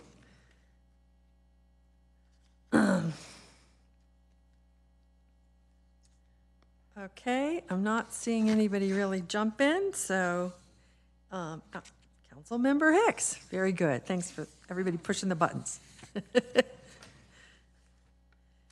So I don't have a lot of elaborate things to say for all three questions. I do think that it's good we're looking at this. We're facing really a sea change, I think, in terms of parking with the changing state laws near transit, changing vehicle use with hybrid work. If you looked at one of our consent items, it did show that people are using single occupancy vehicles a little more. So, and our active transportation plan is going to place, this was a part of the staff report, a major part of it, thankfully. Our active transportation plan will be putting some demands on our street right-of-way that could decrease parking. And then our new affordable housing with the housing element and builder's remedy, is a lot denser in some places. So all those things are going to, just like the staff report said, it's going to increase the demand for parking and decrease the supply. So I think this is a really significant thing we have to look at. For me, my main thing I want to look at is the RPP as one of the tools we can use to address that. I don't think it's the only tool, but I am interested, as I indicated in my questions, I think it can be an important tool, and I've seen it used in other cities. So I would be looking to enhance places that maybe not just council, but also staff could say, this is an important area of town where we're going to add bike lanes, or we're going to change the way we're using the right-of-way, we're going to broaden the sidewalks or whatever, and we're going to eliminate parking. That's, something we've been doing on El Camino in California and so forth. And that maybe we want an RPP in those areas, and we want it city initiated, even by staff maybe, not by, so ways we could enable that to happen, and looking at other cities that have done it and how they've made it a success. Because, as I said during my question, when I visited some of these cities that have quite a number of downtown visitors in these various Colorado cities, they were really using it as a major way to make sure that either residents or people at offices weren't using the streets as all day long parking lots, so that, their restaurants and retail and so forth could thrive because of the time limited parking. But I think one of the problems that we've had is we are mostly asking residents to arrange that, and if it's a tool for making our active transportation plan or our downtown or our village centers function, then it shouldn't be up to the residents to initiate it. So that's my big thing. Oh, and then the other thing that I wonder about is council has voted to not require parking minimums for affordable housing. I would just like some indication around our affordable housing. I'm not clear on whether, if we do family affordable housing, or if people using our affordable housing are essential workers, like many of my friends who live in our affordable housing work as nannies, or they have multiple gig jobs, and they have more cars than my family does, and we don't live in affordable housing. So I'd just like a reality check on that. I'm not saying we're going to change our position because it may make the affordable housing pencil out, but I just, and our safe parking lots and our life moves, parking has been a big concern of those residents. So I'd just like to know, I'd just like a reality check on our policies, if that's something that's not too difficult to do. So those are my main comments. A couple of other comments are, there's some, interest from the public on making sure our streets aren't used for storage, for pods, or, other vehicles used as closets, on-street closets. And, maybe more as delivery is a bigger and bigger part of the way our streets are used. Thinking about that a little more. And then I would like the Old Mountain View Neighborhood Association Committee to be notified of further discussions on this subject. And that's all I have. Thank you very much. All right, Councilmember Kamei. Great, thanks, Mayor. So for question 1, yes, I agree with the recommended approach that we're taking. I think one of the things I'd love staff to come back with more information on was touched upon, which is the state legislation that we may face. So should this move forward, we'll have our updated restrictions, our updated code. How would we kind of include the changes that may come from Sacramento? So obviously there'd be a bill, a start of when the bill comes into effect, but I think would that come back, what's the process for that? And then how would we be educating the public on those changes are something that I think would be helpful. For question number 2 about the residential parking permit program and the scope of work, I tried to do some research on jurisdictions throughout the state, particularly our neighboring jurisdictions, and it seemed like many have zones, parking zones, and they included maps, which I think would be very helpful. They have some cities like the city of Redwood City has a website where it talks about the permit zones with the maps. They talk about the petition process, how to apply for existing permit zones. And then it also has contact information, frequently asked questions. I think something like that would be of interest as we go forward with the RPP. And then I know some jurisdictions also do, as Councilmember Hicks was talking about, visitor permits, or is it, free parking until X time, and then the permits, like I think more information when this comes back would be helpful. And then I know this may be a little tangential, but I know that in years past, the city would sell, I think, parking permits or for businesses. And I haven't heard about updated numbers or if we're still doing that. I feel like in years past, we've heard that the program was maybe oversold or utilized heavily. And so do we need an overhaul of that program? Or maybe more information, status update now with our hybrid work environment would be something of interest. I think that kind of touches the residential parking permit program a little bit, because it seems like they're kind of competing a little bit. And then for question 3, anything further about on-street parking regulations? I feel like some public comment and some colleagues have surfaced some, which are delivery zones, or how do we handle double parking? I think we're seeing that all along our residential streets and in downtown, and how might we address that? I really liked Councilmember Matichak bringing forward the education of parking rules.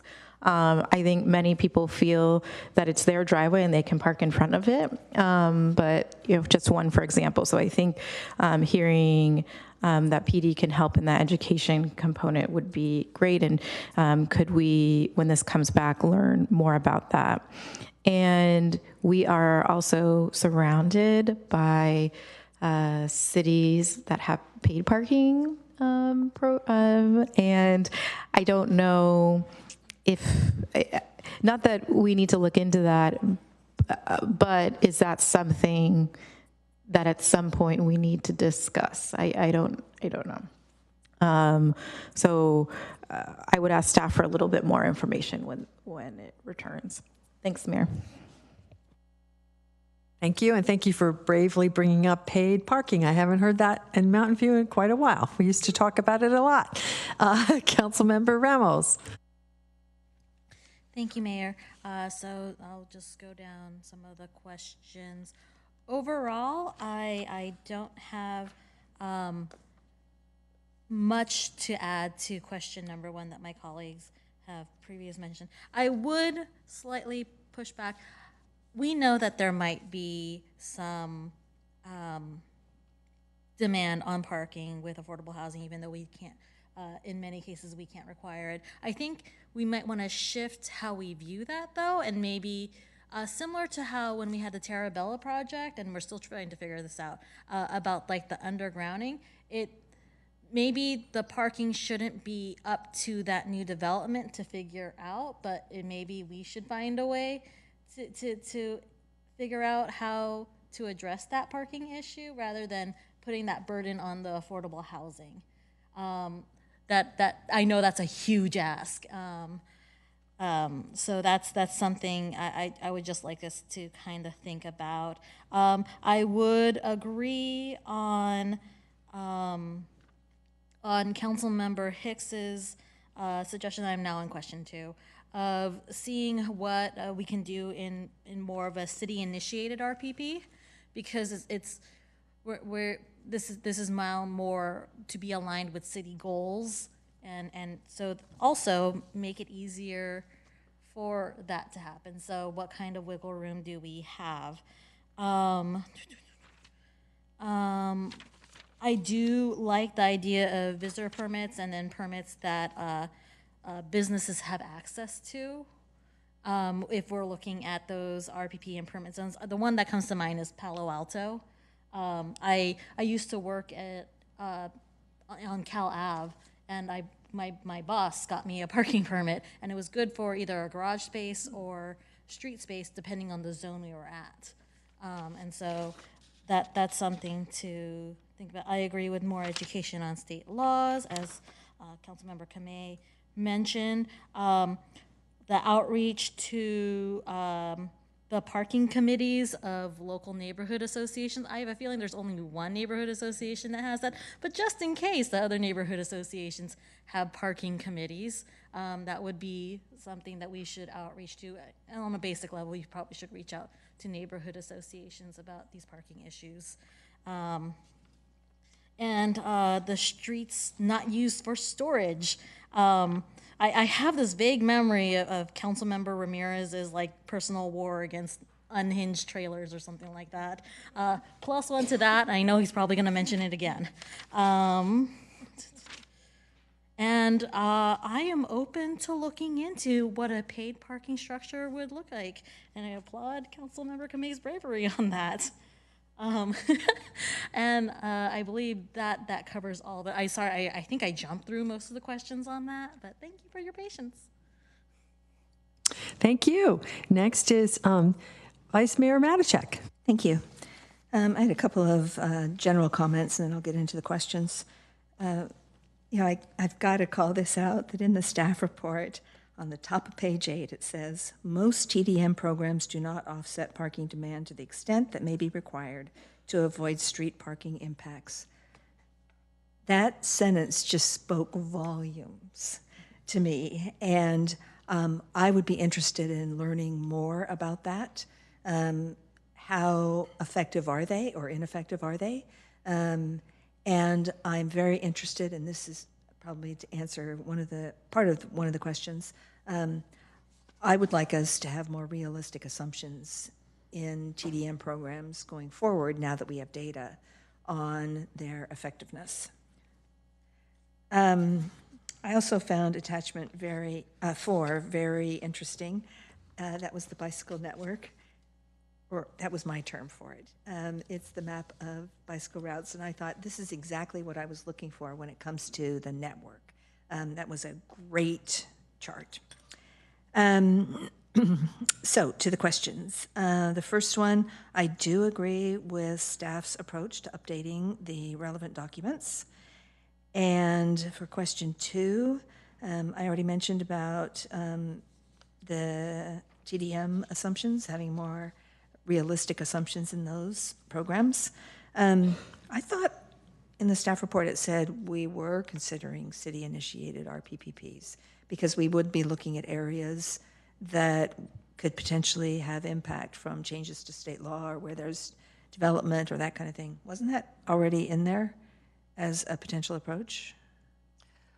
We did suggest it that if council is supportive of doing a comprehensive review of the residential parking permit program and seeing if new approaches were needed, part of that scope could look at more city-initiated permit programs. Okay, so I do absolutely support that.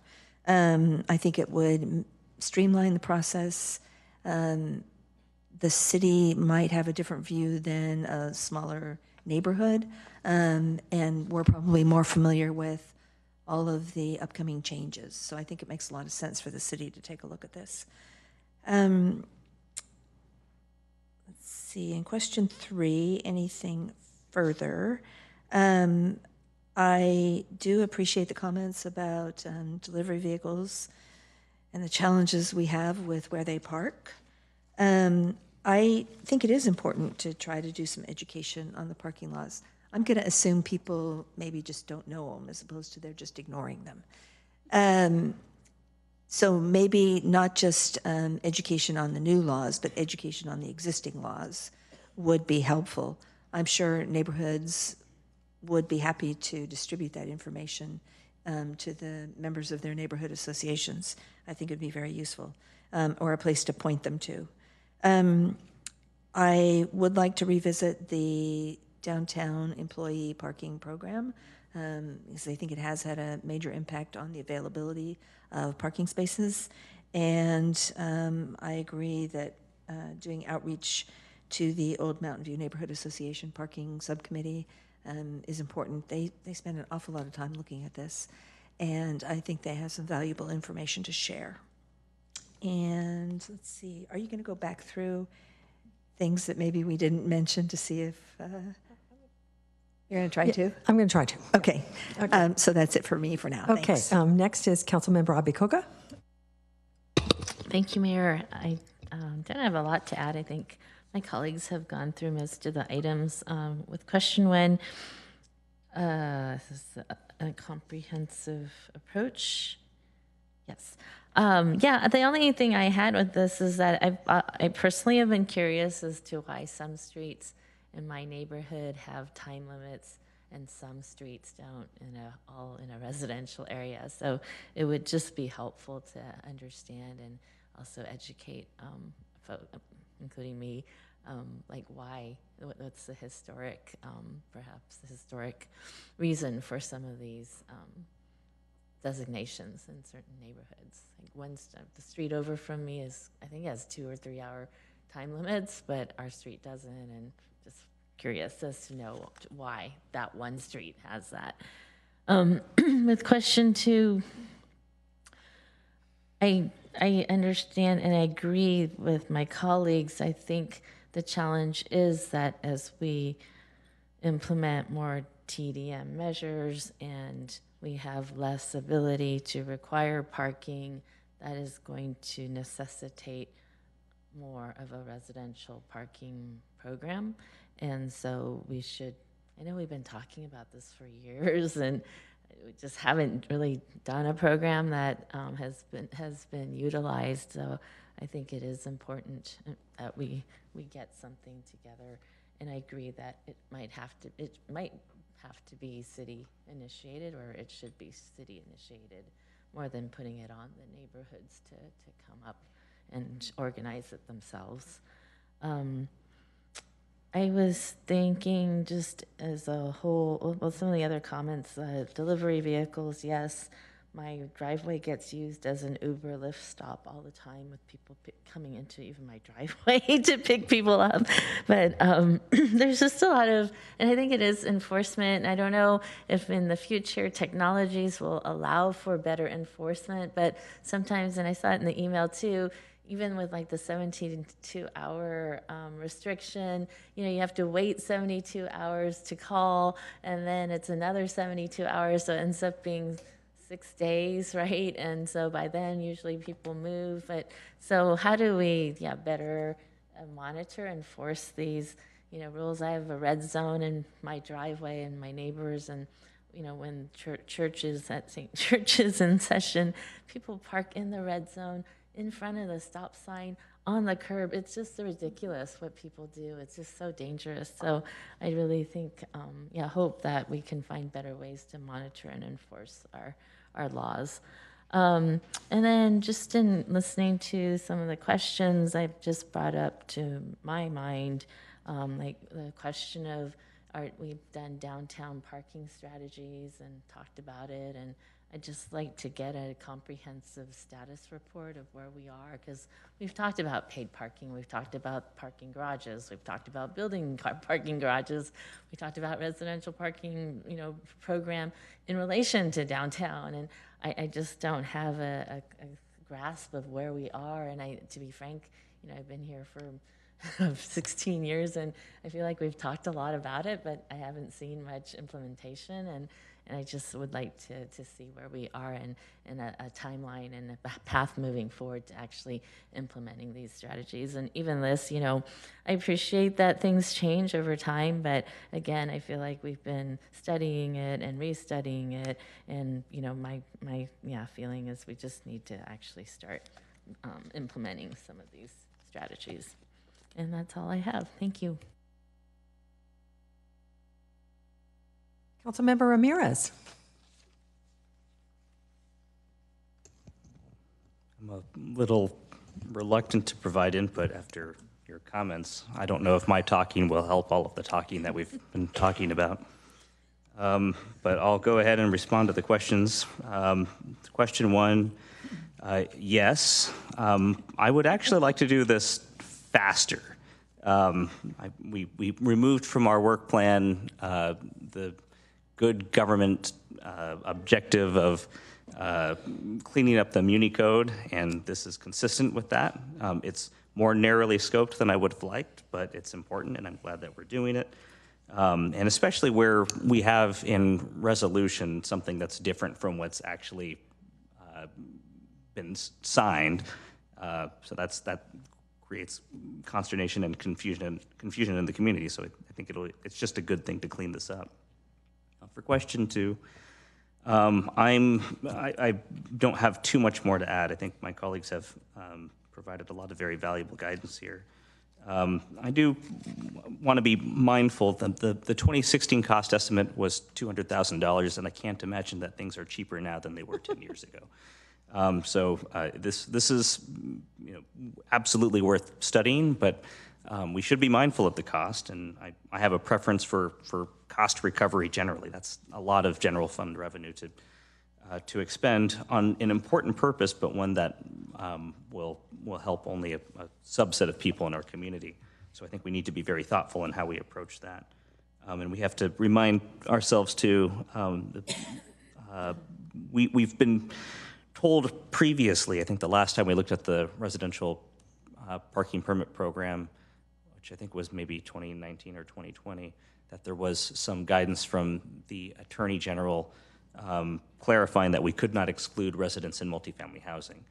And so if that may affect the way that we roll out this kind of program, since, as many have mentioned, there are many residents who have different parking needs and who may be more or less interested in participating in a program where they may have to pay for the privilege of parking on public right-of-way. So these are sensitive points, and I think it's good to be thoughtful and to go back and revisit the work that we've done. But I don't think the answers will be simple. For question three, I'm saying the same things with different words. I do want to figure out a way to address the problem of non-vehicle storage on public right-of-way. That's not what public right-of-way is for, right? So the pods, and I think in the past I've talked about boats and things of that nature that clearly cannot operate on our streets, and yet sometimes people because they happen to live in an area where there isn't a lot of proactive enforcement, and maybe people don't know to, call the city, may take advantage of that. And that, I think, is something that we need to, education, as the chief had mentioned, may be the best way of addressing that in many parts of our community. Same as many members of the council have brought up, and members of the public as well, the problem or impact of delivery vehicles, which are ubiquitous now, and they tend to park in problematic areas, right? Especially for those of us who, ride our bike regularly, or even just navigating, right? I live on California Street near Del Medio, and it's an impacted area, and sometimes thoughtless people will park right in front of the driveway. They don't intend to be there for very long, but then I can't go home, so I have to wait for them. I think, I don't know how we solve that problem, but that's an important convenience for many people, and so we do need to be thoughtful as we design, our public right-of-way for reasonable accommodations for things like that. But I don't envy the staff who have to do the hard work of figuring out how do we make sure that there's a place for these vehicles to go, where they're not obstructing traffic or creating public health and safety hazards. But with the limited right-of-way that we have, it's not an easy problem to solve. And several members of the council have already commented on this, but our regulations are only as good as our ability and willingness to enforce them. I work for a city that has many regulations that the city is incapable of enforcing, and that was a big part of our budget discussion over the past several months. So it's good and thoughtful, or it's good to be thoughtful about how we approach these kinds of regulations, but enforcement is costly and staff intensive, and so we want to be mindful that this is worth embarking upon, but we probably should prioritize regulations in the parts of the city that would benefit from them most. And the last thing I'll mention, some members of the council have commented on this already, but sign clutter, I think, is a problem, right? Especially in areas with very narrow sidewalks, and if you've got a sign that obstructs, like a 4-foot sidewalk, and you've got a sign that's posted, probably achieving some important public purpose, but especially if that's a heavily trafficked sidewalk, that creates a different set of impacts. So again, I'm not really sure how you solve these problems. I think it's well, I mean, there are many things that we're trying to achieve, right? Again, a lot of them are public health and safety related, so this is absolutely important work, but there are trade-offs with everything that we do. So I'll just express my gratitude to Public Works staff and everyone else who will be involved in this Herculean effort. Thank you. Okay, so I'm going to take a stab at it, and then we'll go through some straw polls. I think we can do that pretty quickly. First of all, I want to thank the staff. To me, this staff report was basically Parking Regulation 101. And I felt like it was really good to get us all on the same page and to educate us. So thank you. I really enjoyed reading it. And one of the things that I noticed, however, is that this review was silent on enforcement. And a lot of what we have heard is the problems of enforcement. And I think that's something that we really need to we need to work on it. But the other thing, the general thing I wanted to say is this really falls just right in the middle of our good governance work.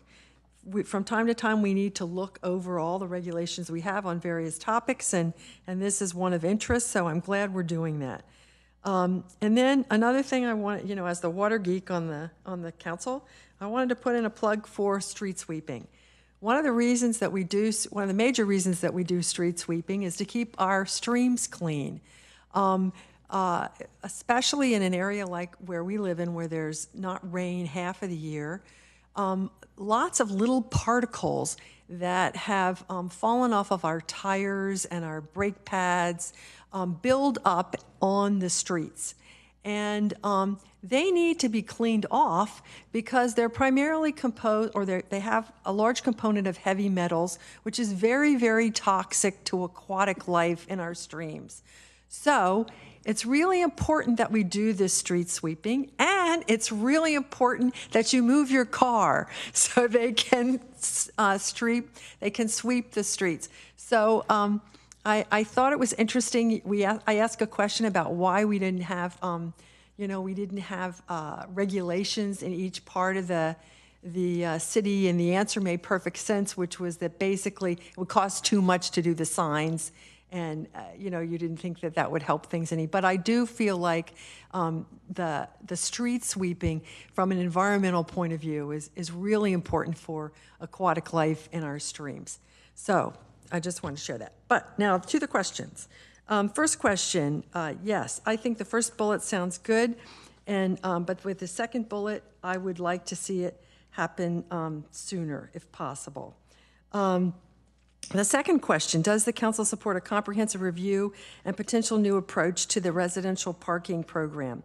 Yes, I do, and I think that the comprehensive review is I would stick in the words after comprehensive review of the changes that we expect to see based on the changes in the state parking regulations. Kind of where does staff think these problems are going to show up, or where are they showing up? And consequently, how should we respond to them? I think, and that will take some thinking, and I thought the idea of you having a consultant to look at that is probably very helpful, but I really do think we want to kind of get ahead of this problem. We know it's coming, or in some places it's already here, and we want to be proactive about it. And then I, like most of my colleagues said with the residential parking program, I think we need to relook at that, and I feel like it might be a tool. It might be a very useful tool, and also looking at the employee parking. That's a great idea. I hadn't thought of that, but that's a great idea. And then I just wanted to say for question 3, which is basically anything else. To me, the anything else is enforcement.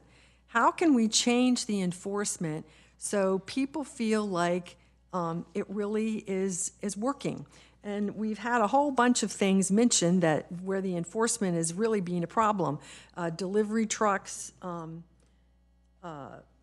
storage on the streets, and I think were the 2 things that came up the most. But and parking in red zones and parking in front of driveways. Yeah, those are enforcement issues that really need more attention because they are real safety issues. Okay, so that said, I think I came up with a few things. I want to do straw polls, and I hope we can kind of do lightning straw polls. That's going to be my desire here. We're ready. Okay, we're ready. First one is the idea of city-initiated RPPs. Yeah, study city-initiated. Right. Okay. To study paid parking.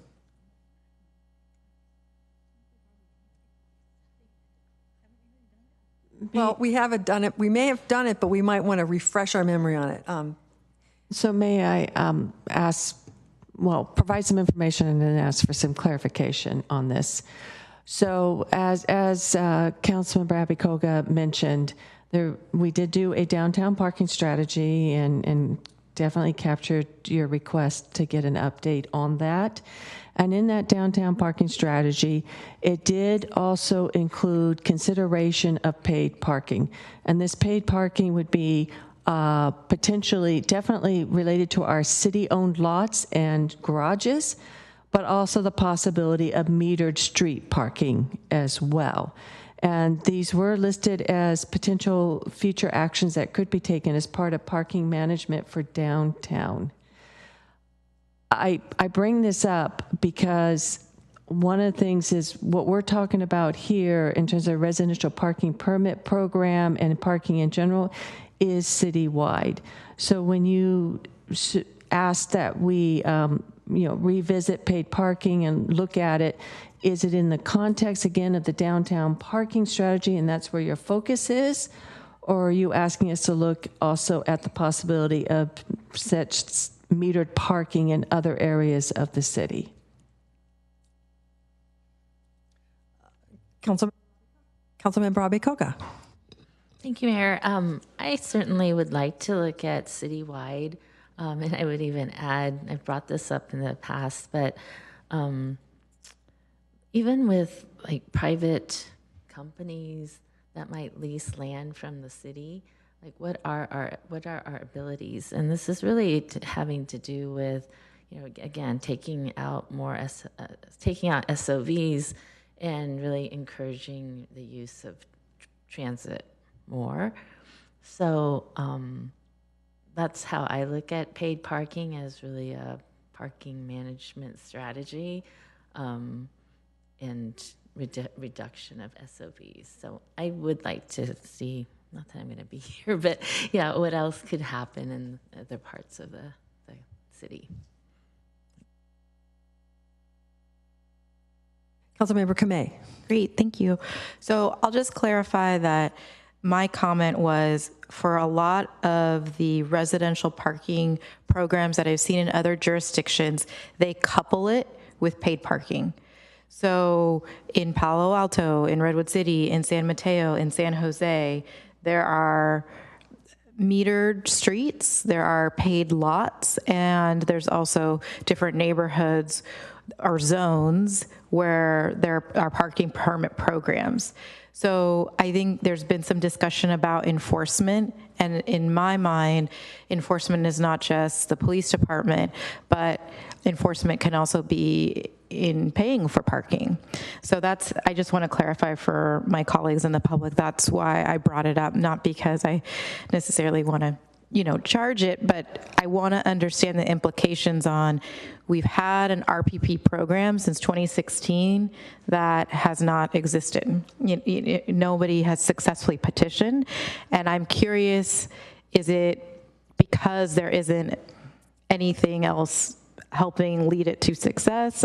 I'm trying to understand the fuller picture. So that's the point of view that I am coming from. So I'm open to zones, neighborhoods, or citywide.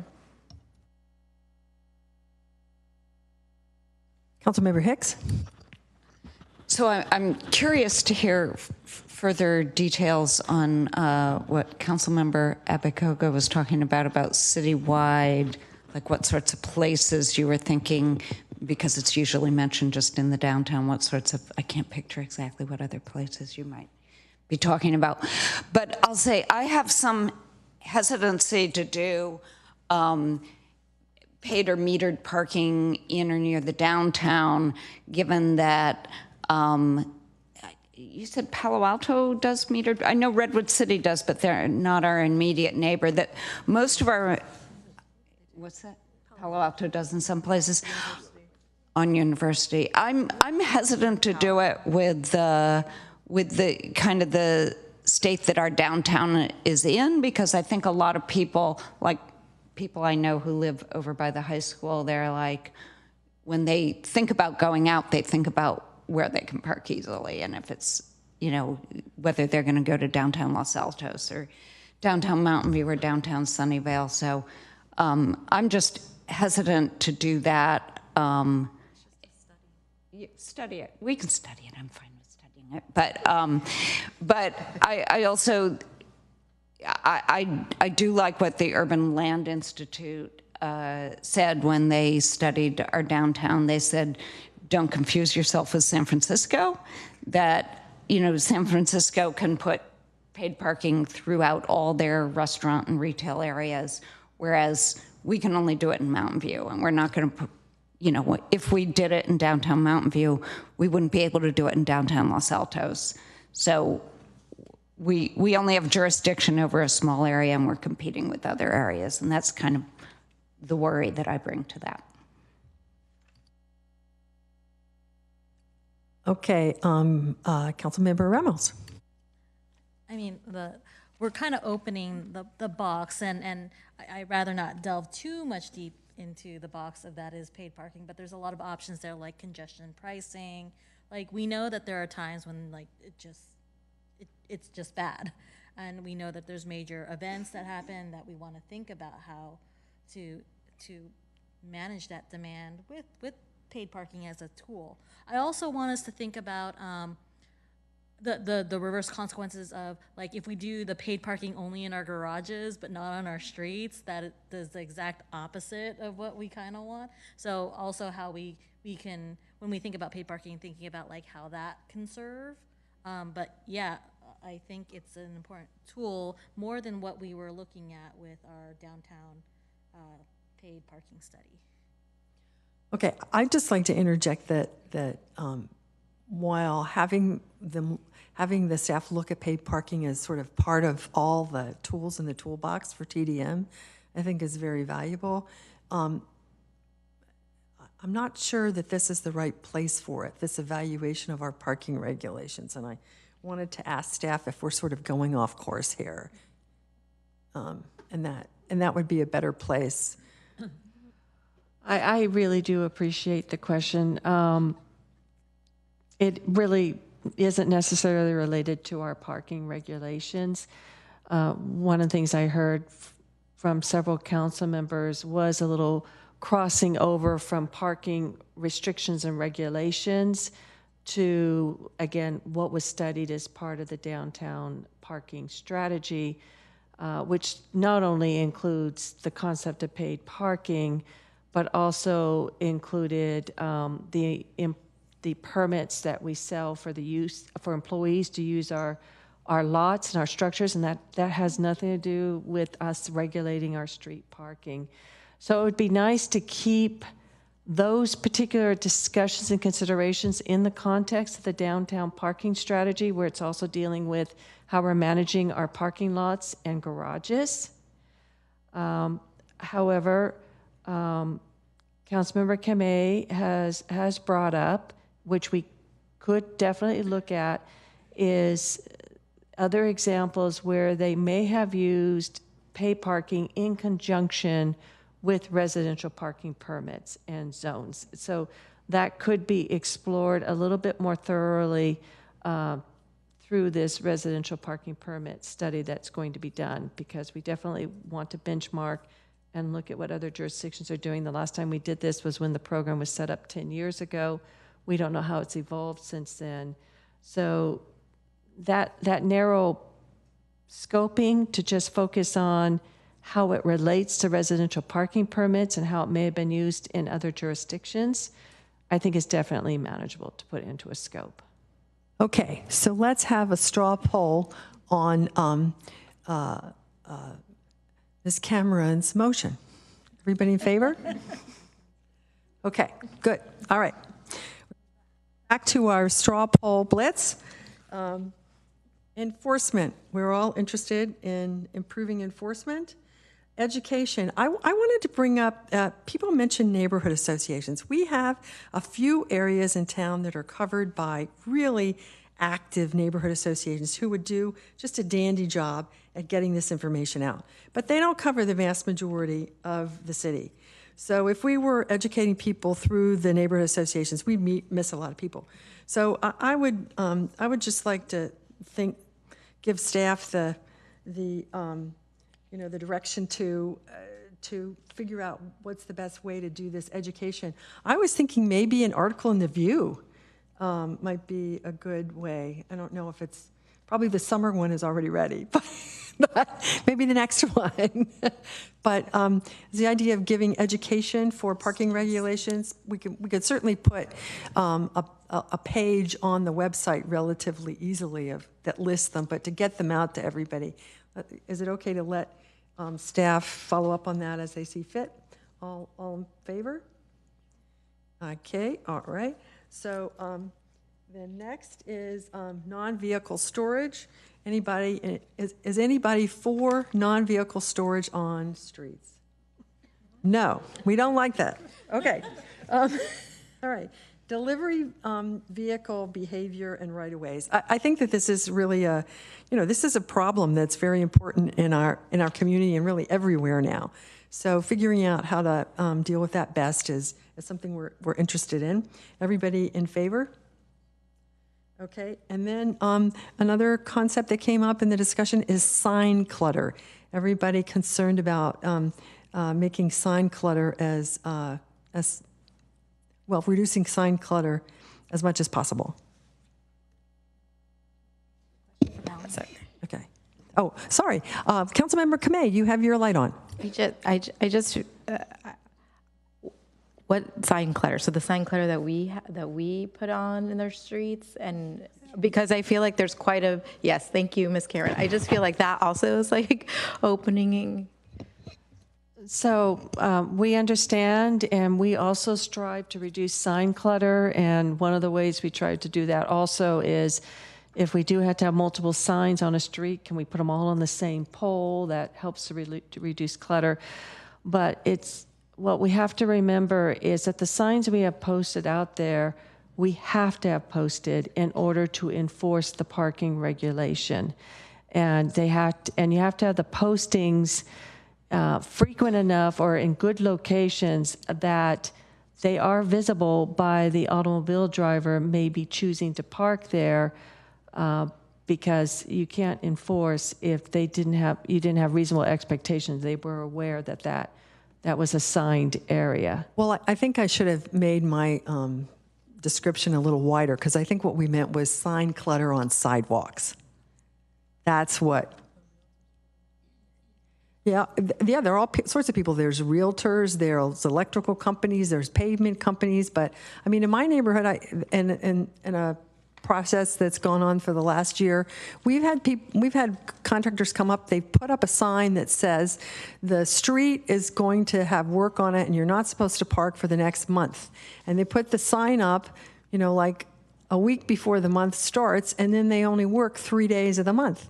And so people get, that sort of thing I think we can improve on. I can take that back to staff in terms of the temporary signs that do go up in preparation for construction work, and we can definitely look at that. In terms of others putting up signs like realtors and so on, I would have to look, in probably the areas. Education is what right. Yeah, the education. Yes.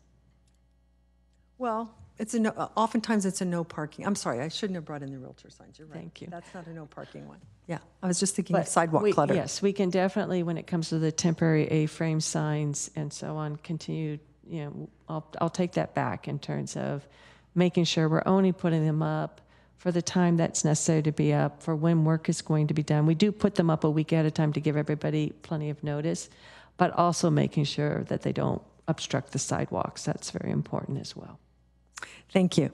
Okay, well that gets me to the end of my list. Is there anything that people felt like I missed? Okay, all right. Well, that brings us to the end of this item, and I'd like to thank the staff for this report and everybody for a robust discussion. And we can move on to item 7.1.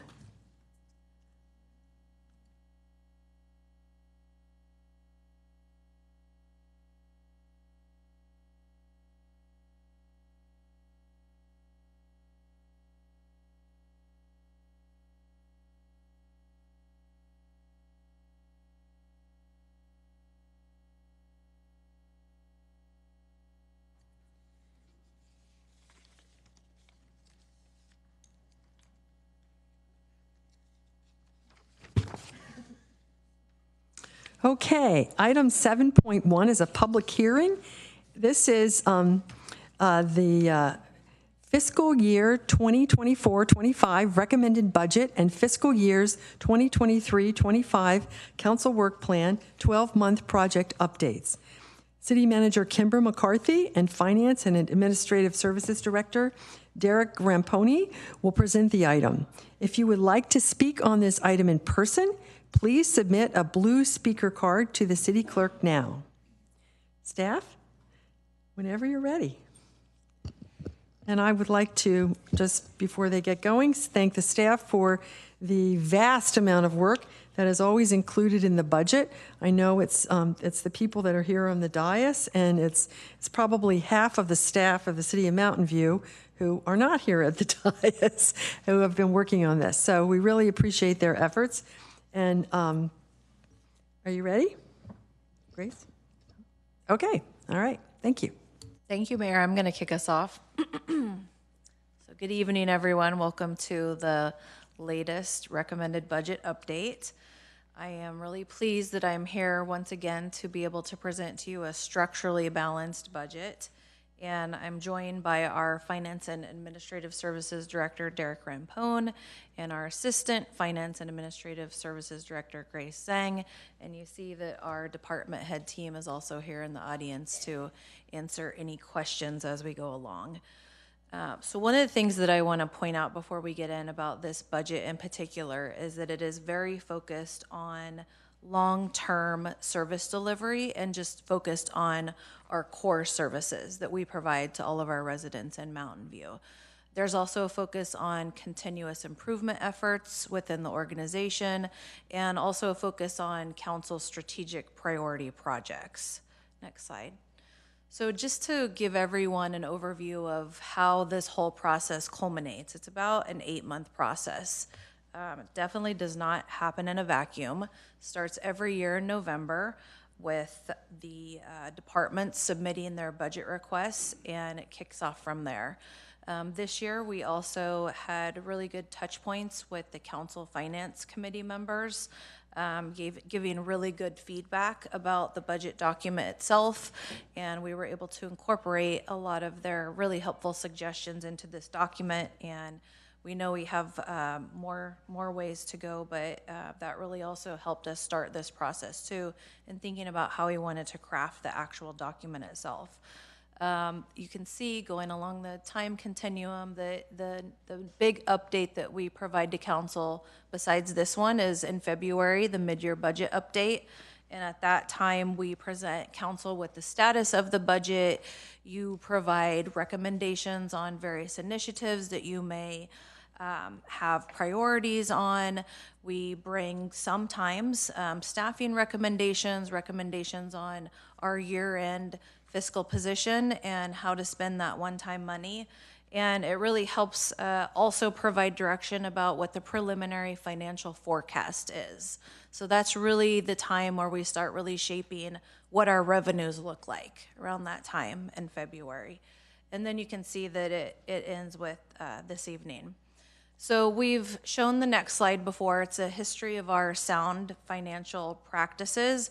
And I think it really is important to just repeat this again, because not only our residents, but our employees and everyone can feel really proud to be in a place like Mountain View where we have a long-standing history of making really sound financial decisions. That would include balancing our ongoing expenditures with our ongoing revenues, only spending one-time money on one-time costs. We do maintain adequate reserves, so those reserves are not only for emergencies and contingencies, but also for programs that benefit the public. We've talked a lot about purchasing land, the importance of that. That is essentially what a lot of the reserves are for, these really priority projects and capital costs. And then also it goes without saying that it really helps to have an organization where we have staff with really sound financial experience, significant financial experience in both the private and public sectors, and we do enjoy that here in Mountain View. And lastly, that we are one of very few cities in California to have a AAA credit rating, which helps us with all of our financing. So the economic outlook now, this will not be a surprise to all of you. You've heard us talk about this really not just since February, but in a lot of the other agenda items that come before you when staff is talking to you about the rising costs of projects, or you all having to approve more money on a capital program, or we're talking to you about the price of goods going up. So that has just continued. And that is really driving a lot of what's happening with the economic outlook and the impact to our budget situation right now. So we are in a stable budget situation. That is the good news. The thing that we're dealing with now is that we still have a lot of unknowns on the horizon. And these are not different than what we've been talking about the last few years. So persistent inflation, the rising costs, you all are very aware of the elevated interest rates. That's affected home sales in Mountain View. We have had a significant drop in home sales. Last year in 2023, there were 235 home sales compared to 405 2 years ago. So that impacts property taxes, not just for the city, but other taxing entities. So all of these economic factors combined just really kind of paint still a real uncertain picture of where we're going to head. Also, the state budget is facing a $45 billion deficit right now, and that has real impacts to the city. We have had less funding be available to us for various grants, various programs. Council is well aware that the grade separation project, we're working really hard with State Senator Becker and other legislative advocates to try and secure funding for grade separation project that was cut out of the state budget, around $20 million. That's just one example of the impacts of the budget shortfall on our own home. There are many other examples, but all of this comes into play when we start to craft this recommended budget to bring before you. And we all know there's a lot of things just happening abroad and in the upcoming election that just create uncertainty on what's going to happen with revenues and with the economic outlook. Next slide. So really what that means to us here in Mountain View and the revenue impacts is that we have had stable revenues. Like I said, this is a stable, balanced budget. However, what's different this year than in other years is that we've had less growth. So in other years, we've been able to have a lot more ongoing new budget recommendations come before council, and Mr. Rampone's going to talk about that in a few more slides. But this budget really has primarily one-time costs. We have very few new ongoing positions that have been recommended. Very few new ongoing programs. Primarily, we are using our one-time revenue for one-time expenses. That's because the revenue is just not growing at the pace that it has in the past. So one of the things that will be no surprise is that one of our biggest losses of revenue is in our business license tax. So you all are well aware that the new business license tax was passed in 2018. It was passed as a head count tax. So if you think of all the corporate layoffs that we've experienced in Mountain View over the last year, 2, 3, 4 years, the business license tax revenue has just decreased every single year. So that's been a significant loss to us. It's been about a 15% decrease. Why is that important? That's important because council carved out 80% of that towards transportation, 10% towards affordable housing initiatives, and 10% towards just general government programs. So we have less of a pot of that excess money. So that's one of the big impacts. Property tax has also not grown as fast as it had in other years. Like I said, housing prices have caused less homes to be sold. And then we just have stagnant sales tax and TOT, hotel tax revenues. TOT is transient occupancy tax. So as I mentioned, this really just is a stable budget. There's not a lot of new bells and whistles like we've been able to bring before council in prior years. Next slide.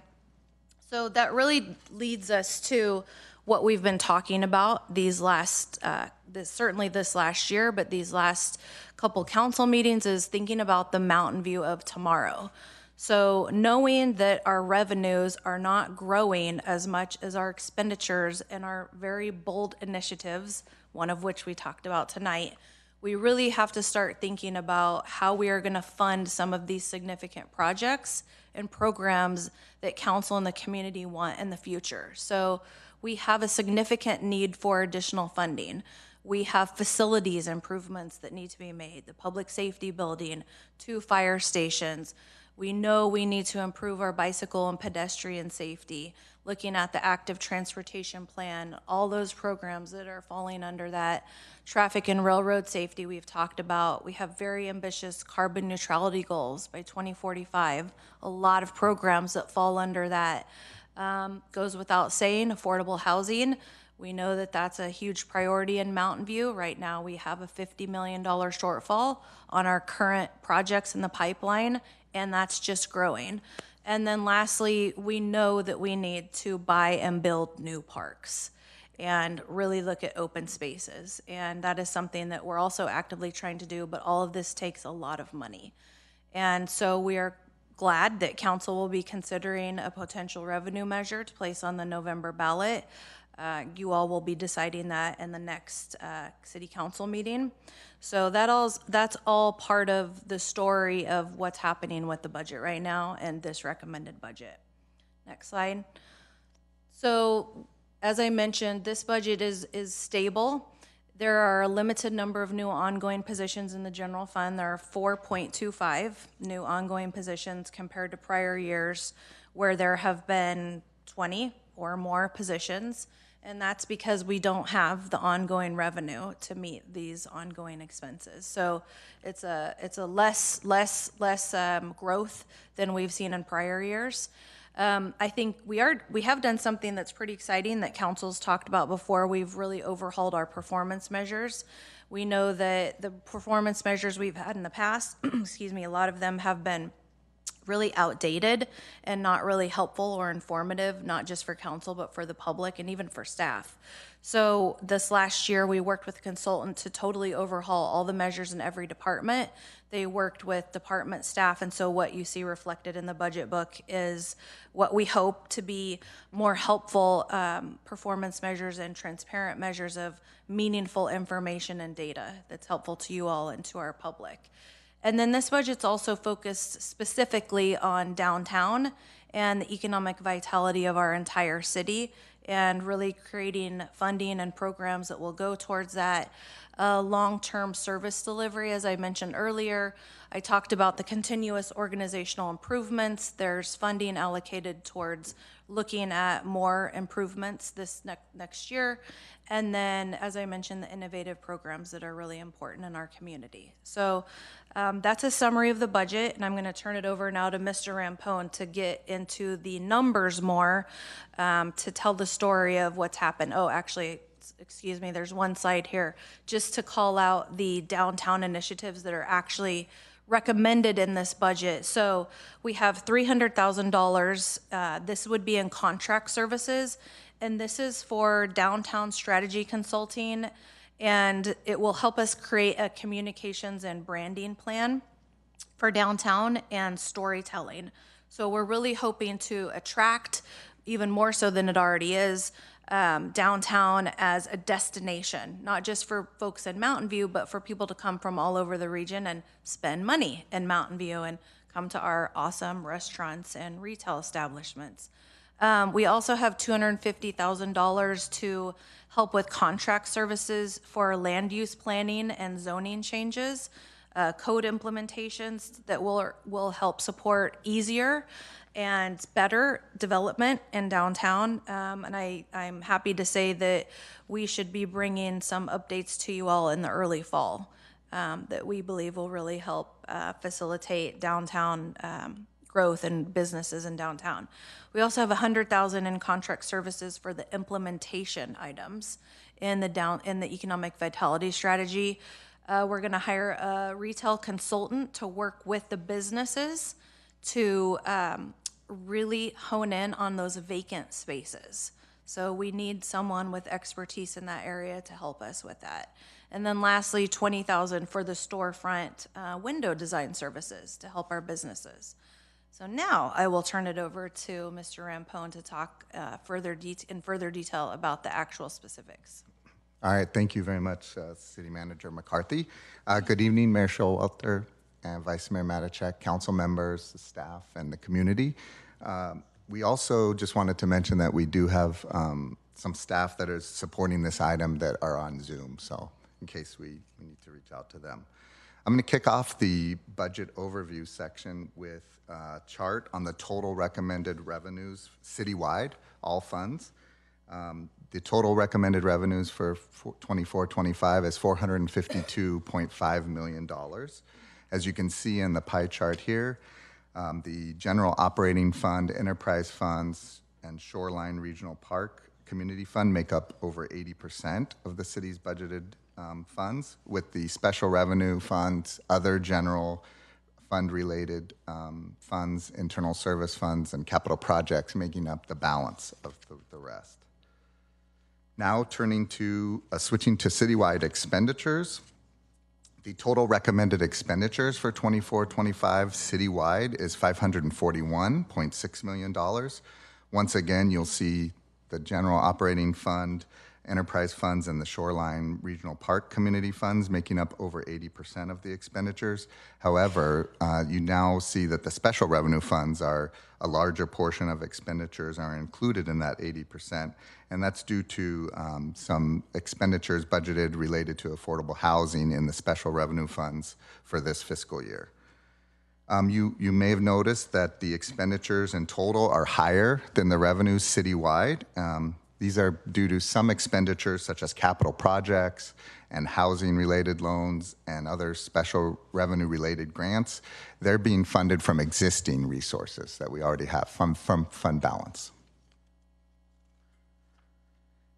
The general operating fund is the largest city fund and provides funding for core community services of the city, such as public safety, parks, recreation, libraries, some planning and public works, sustainability, and all of the city administration support functions, including the city attorney's office, city clerk, city manager, human resources, finance, and information technology.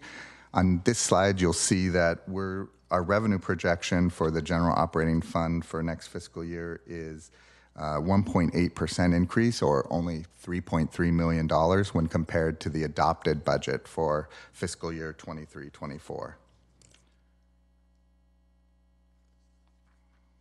Continuing with the general operating fund revenues, you can see on this slide the city's economically sensitive revenue sources, which are mostly the taxes collected in the general fund. This table on the slide shows the change in the dollar amount and percentage from the 23-24 adopted budget amounts to the 24-25 recommended budget amounts, and also from the estimated actuals in the far right two columns, the estimated actuals for the current fiscal year we're in as compared to the recommended budget for 24-25. You can see that some of the changes are positive, as shown in black, but a few are negative, as shown in red, meaning that the 24-25 recommended budgeted revenue amounts are less than the 23-24 adopted and less than some of the estimated actuals for 23-24. If you look at the business license tax line, a good example of that is we're projecting a 6% decrease when compared to the current fiscal year 23-24 actuals. We're budgeting a 6% decrease in the fiscal year.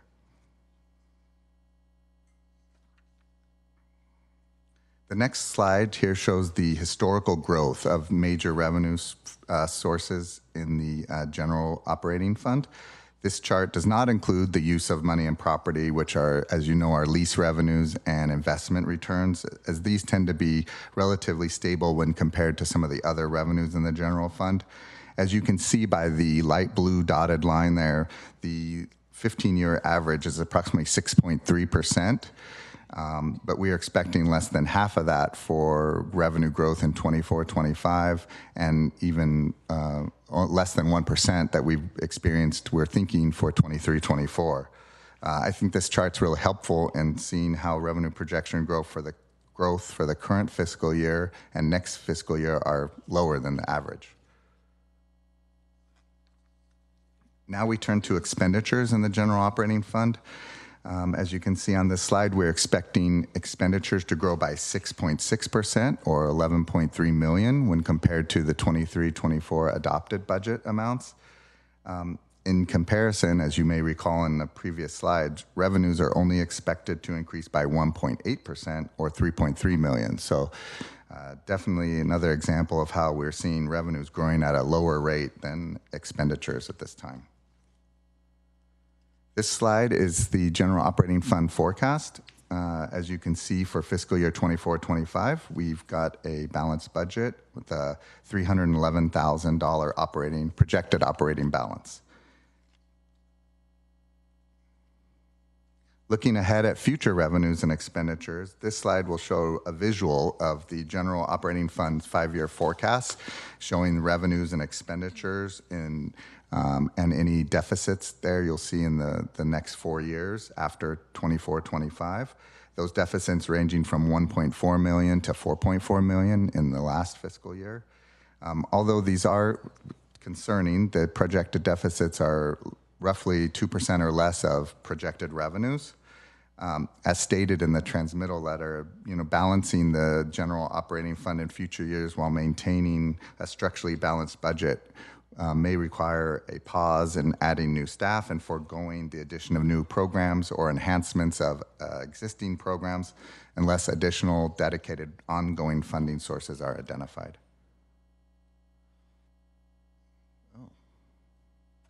Well, this chart should be showing a general operating fund revenues by type. I don't know why it got cut off there. So we'll skip forward here.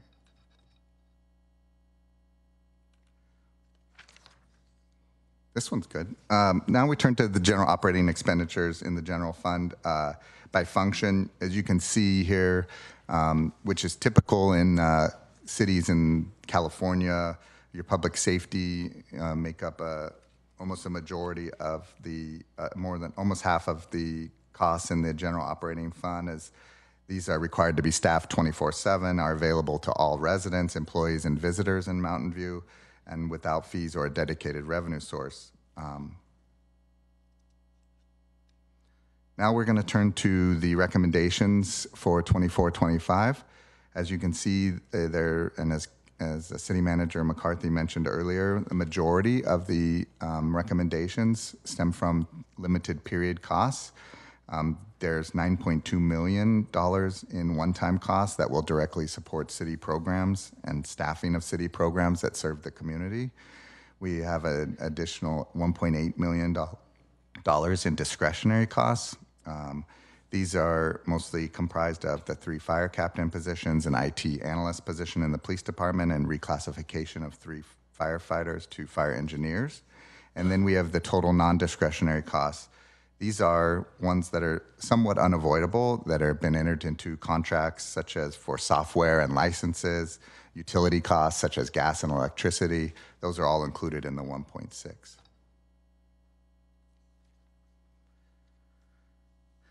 As you know, there are other major funds of the city, such as the Development Services Funds, which is a general fund program that has been separated out from the general operating fund and is used to track revenues and expenditures related to the development activity in the city.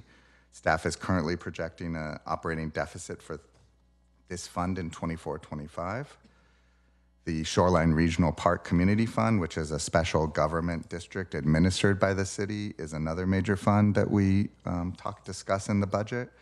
In addition, the Shoreline Golf Links and Michael's at Shoreline Restaurant Fund, which accounts for the golf course and restaurant at Shoreline, which is expected to roughly break even next year. And then we have the Housing Fund, which is comprised of all the below market rate housing impact fees, rental housing impact fees, general housing, and other miscellaneous housing grant funds. It's projected to have expenditures that far outweigh the revenues in this fund, and these are mostly related to various housing loans that are contemplated to be issued in 24-25. I will now turn to the capital improvement projects that are included in the 24-25 recommended budget.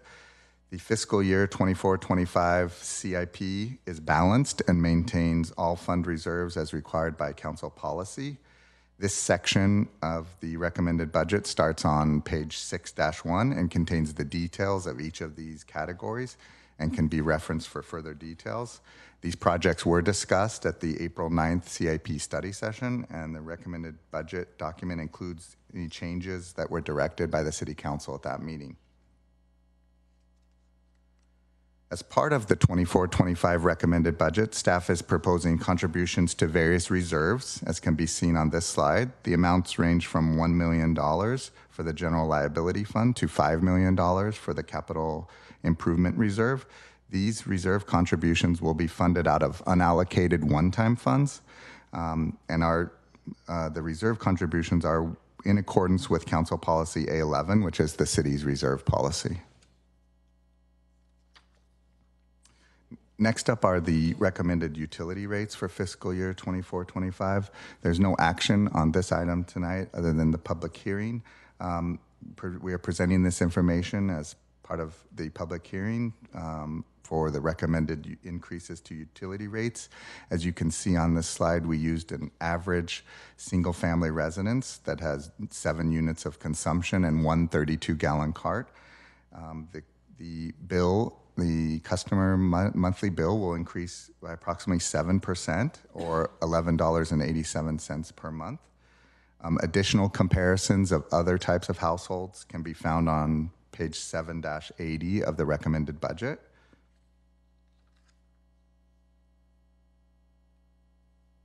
And now getting to next steps. We will return to council on the June 25th with any updates or modifications that are discussed tonight. In addition, we'll be seeking approval of the utility rates and various fees that are charged to customers by the city. We will also have our GAN limit appropriations as a separate item for approval that evening as well. And now, in conclusion, here are the recommendations that are included in this item tonight. Grace and I and others are happy to answer any questions you may have.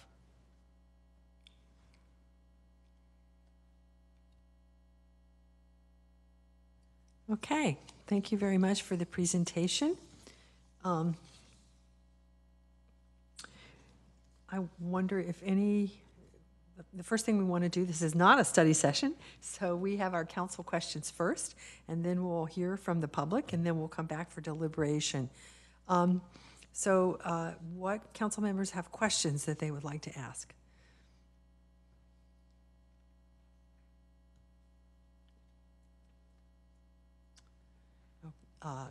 Councilmember Abicoga. Thank you, Mayor, and thank you very much for the presentation. I actually just have one question. It has to do with OPEB, the other retiree pension something. But I noticed we're at 103 or 106% funded. Do we stop putting more funds into that reserve account, or what do we do since we're overfunded at this point? So once we reach the 100% or more funding, we'll basically pay as you go, and we want to maintain the 100% funding. So we have an actuary that does a report every 2 years, and that funding percentage could change based on the market. Hopefully it doesn't, but it will probably change a little bit. And basically, we will fund it based on the actuarial recommendations to maintain the 100%. So it kind of just depends on what that report reveals and how the market does. But as of right now, you're correct. We're over 100%. So we're not, like this year, we're not actually putting into OPEB? Not anything above and beyond what our normal cost would be, what our required contribution would be. Okay, because we're pay-go, so. Yes. Okay, got it. Great, thank you. Vice Mayor Matichak. I know it's surprising that I have more questions, given the volume of questions I sent in, but it is a 655-page document, chock full of information. But I do have a few. Why is it that we don't have reserves in the Shoreline Special District for like infrastructure things, like roads, water, sewer? Is it paid for by the Shoreline community, or is that a different fund? Or I was trying to figure out why we don't do that. Yes, so historically, we've put away reserves based on studies that we've had done, such as the sea level rise and other studies that we've done. It's really up to the council. We do pay as we go for the most part on some of those, but it is up to the council or the board, the Shoreline, to commit reserves. Okay. Let's see. And then I had a question about the neighborhood grants. And it's my understanding that the Council Neighborhood Committee asked staff to take a look at changes to the neighborhood grant program. And I was not at the meeting, so I don't know what they said, but I was wondering if staff could comment on what changes they suggested we look at, and if staff has been working on those, if there's an update on those. Good evening, Wayne Chen, Housing Director. Thank you for the question. So during the April 17th CNC grant consideration meeting, first this was the first year where we were significantly oversubscribed in that particular amount, and we had some new groups that were being formed. Some of the groups did geographically overlap with some of the more established groups. So the public input did have some questions about that, largely from the existing groups. And then the CNC committee directed staff to do some research and analysis on this item. Staff have not had the opportunity to work on that analysis, and we are planning to do that once we sort of wrap up the neighborhood meetings and then prepare for the CNC wrap-up meeting. The key items that we'll be looking at is maybe clarifying or seeking CNC committee input, whether some of the guidelines should be modified. We will be looking at the question of overlapping boundaries. And then there was also some discussion about the distinction between neighborhoods and community. Part of the goal of the CNC grant has been articulated to create community. And I think part of the new groups that were being formed was being formed under that concept of a community and maybe a more expanded definition of what the geography could entail. And so those will be some of the key components staff will be analyzing and coming back to the committee on. Thank you. That's helpful. Was there something that was done that kind of spurred these groups to submit applications for grants that we haven't seen before? One possibility could be we're trying to just do more outreach about city programs, and so as a result of more outreach efforts, there could be more folks who are receiving the information and signing up for the webinars to get more information about how to apply. So that could be one reason. We also saw some groups that were applying on behalf of communities, maybe representing the multicultural community, and we suspect that there may be some interest just given the race equity inclusion initiatives that the city may have, and so we feel that maybe that could be part of that as well. Okay, thank you. Yeah. Okay. That's it, thanks. Great. Councilmember Ramirez. Thank you, Mayor. I have, notwithstanding the whatever 40 questions I submitted, I do have a few more. So, I'll start first by saying there's a tremendous amount of valuable information in this document, and I really do appreciate the work that staff put into, especially the continuous improvement initiative memo. And I mean, there's a lot of information generally about many of the things that I care about, and so most of my questions are answered in this document. But there were some things that staff provided in the responses to council questions that I did want to delve into a little further. And the first has to do with the City Hall space planning study, which I think has resulted in some very important changes within this building to help accommodate the growth that we've experienced as an organization. And I wanted to better understand whether this is an exhaustive list, or if there's more that we're likely or that we should anticipate and plan for based on the result of that study. Thank you, Councilmember Ramirez. While our Assistant City Manager and Community Development Director, Don Cameron, is coming up here, I will say that I would anticipate having to do new or different improvements down the road as the organization changes. You all know that we had to lease new space at 888 Villa just because we're bursting at the seams here at City Hall, given that we've added new positions over the last several years. Even though we have staff working remotely, we still don't have enough room here at City Hall. So we have been able to move a couple different divisions there, and it's a really, really nice space. And I know that Ms. Cameron and her team is working really hard on making changes, but I would anticipate there being potentially further changes than what's listed in here. But I'll let Ms. Cameron speak further to that. Thank you very much. So, as City Manager McCarthy had mentioned, I would say the results of the City Hall planning study did help us identify how to best meet both our near-term and also talked about what our long-term needs are going to be.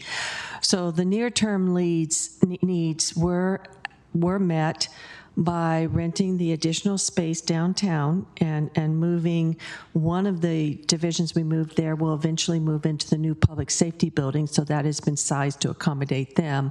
But we need to be aware that about half the space is being used by City Hall staff that when or if that lease is let go, they have to be brought back to City Hall, and we're not saying we have a home for them.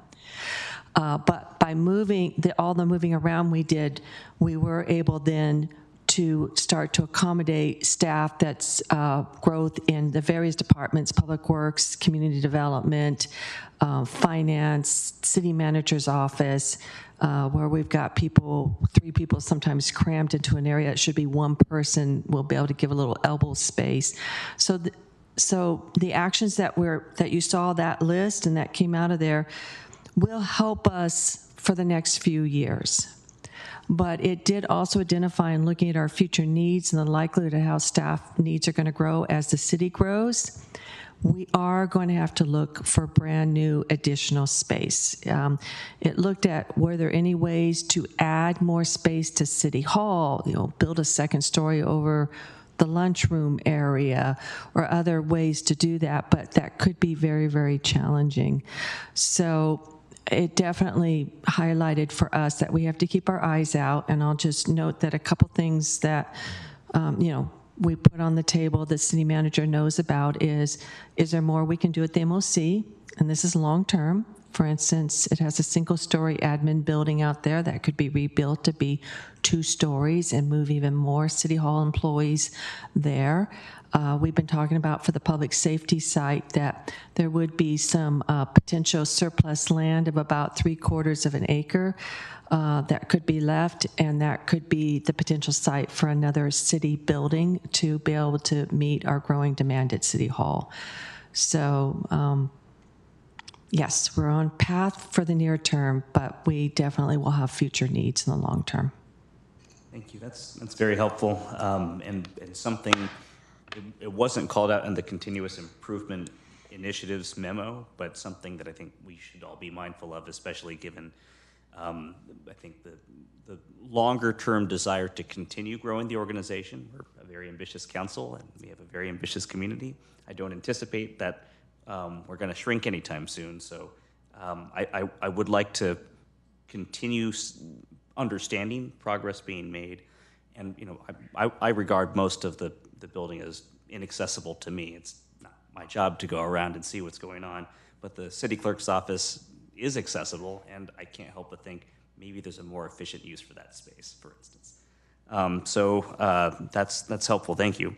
I have some questions about the equipment replacement reserve expenditure, which is significant. It's the most I've seen in the 15 or 16 years I've combed through the previous annual comprehensive financial reports.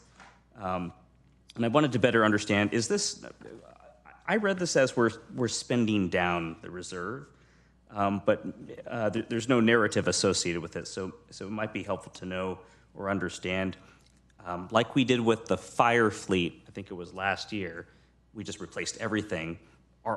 Should I interpret this as maybe this is page 7-52 and 53. Are these on a similar kind of cycle like the fire fleet was, and that's why we're spending $12 million on a whole slew of things?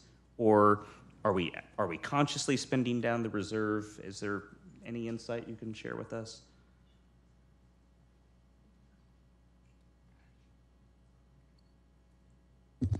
Thank you, council members. Grace Sen, Assistant Finance Administration Service Director.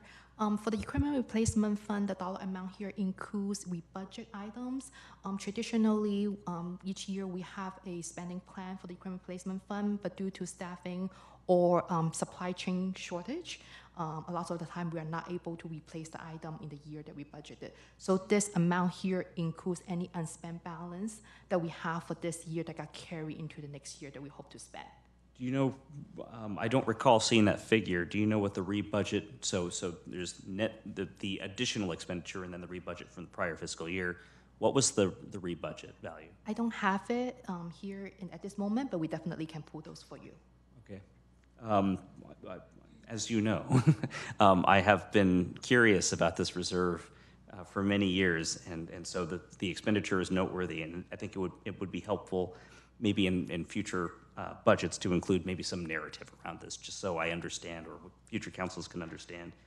As staff did such a good job with the fire fleet replacement memo, right? That was a mid-year appropriation, and there was a lot of explanation for that made sense to the council. So too, I feel like when we have something of this magnitude, it might be helpful for us to understand.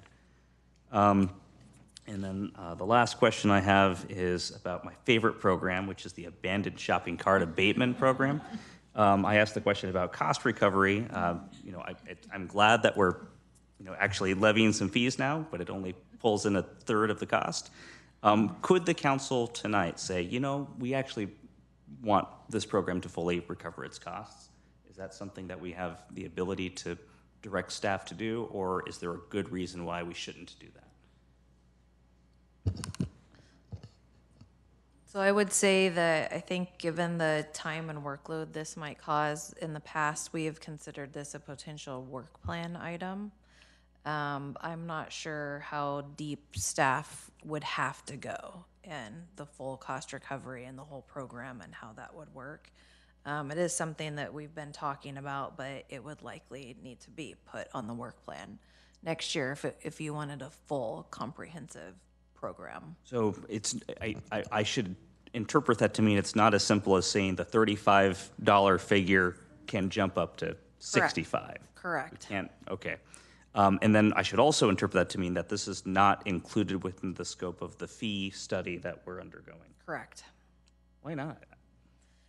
The fee study is really focusing on the current city fees that are within each department charged to users and I guess you would say residents for use of various city services. I'm not sure if it's something we might be able to consider. Let's see what Dawn has to say about that. Thank you. So a couple of things to note, and I know this was in the council Q&A and it's more fully spelled out there.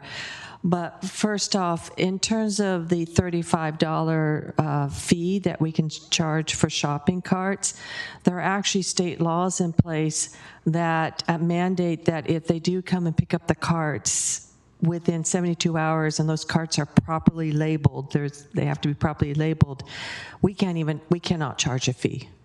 So the fees that we have collected are for the carts that were either not properly labeled, so they didn't get that 72-hour grace period, or they remained in the MOC yard for longer than 72 hours and then they were picked up.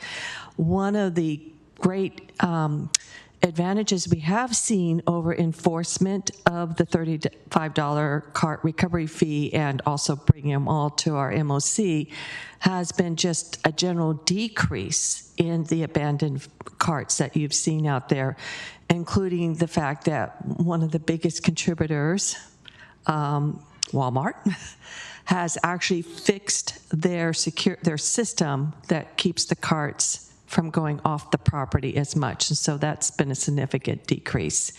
But the other piece that's mentioned there is there's one additional fee that could be charged, and we're looking at how to roll it out now. And it's a $50 fee per occurrence. And we have to look at how we structure that and roll it out, do the same thing we did with when we started to really enforce the $35 fee of notifying all the stores. But basically the way that works is every day we go out and we find carts that are abandoned. That's an occurrence. It doesn't matter how many carts. They could have 10, but it's one occurrence. If they have more than 3 occurrences in a 6-month period, we can charge $50 for the 4th occurrence, $50 for the next one, and that is another way to not only cost recovery, but really what we were hoping for that these fees would do would be a deterrent, and to get the stores to take more responsibility for their own carts. And we have seen tremendous success there. Thank you very much.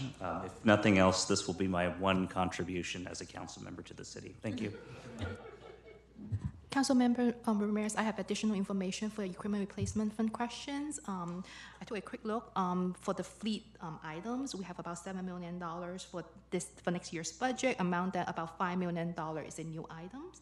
About $2.5 million is old carryover rebudget items, because we have a couple big vehicles that we schedule to replace next year. For example, we are hoping to replace 5 large dump truck, which is about $1.7 million. And then we have 2 big sweeper, that's about $1 million. So that contribute a lot of the equipment replacement fund schedule. Great, thank you for the follow-up.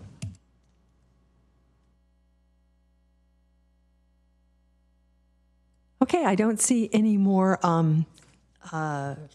council questions, so I think that it's time to take public comments.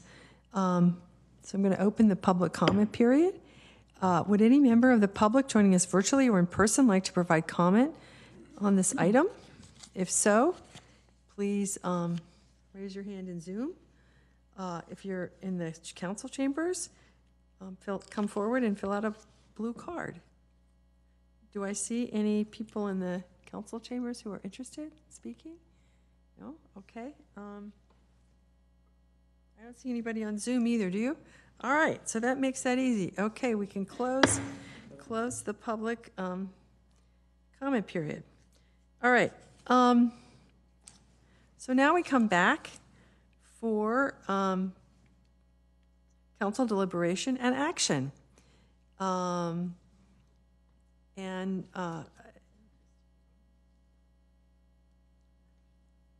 So would anyone like to make comments? I will make a few comments because while people wait. First of all, I was really glad to see that this is a balanced budget. I mean, we've heard in the news it seems like every day there's more information about the state's deficit or the county's deficit or San Jose's deficit or somebody else's deficit. So the fact that we don't have a major deficit is really good news. And I, for one, am very relieved and very pleased. So thank you to everybody who's, contributed to that. And I think, honestly, this group of people who work at the city now are to be thanked. But also, many of the people who have worked at the city 20 years ago and set up some of the fiscal systems that, that we have that support us, like our lease payments. Just thank you, thank you, thank you. That really served us well. Okay, so I wanted to mention that. And I wanted to also say that, just the old thing about how the budget is a statement of our values. And we have a lot of programs in here to make sure that we are keeping our house in order, that we're building more housing, that we're buying the equipment that we need to buy, that we're supporting good staff. All those things are really important.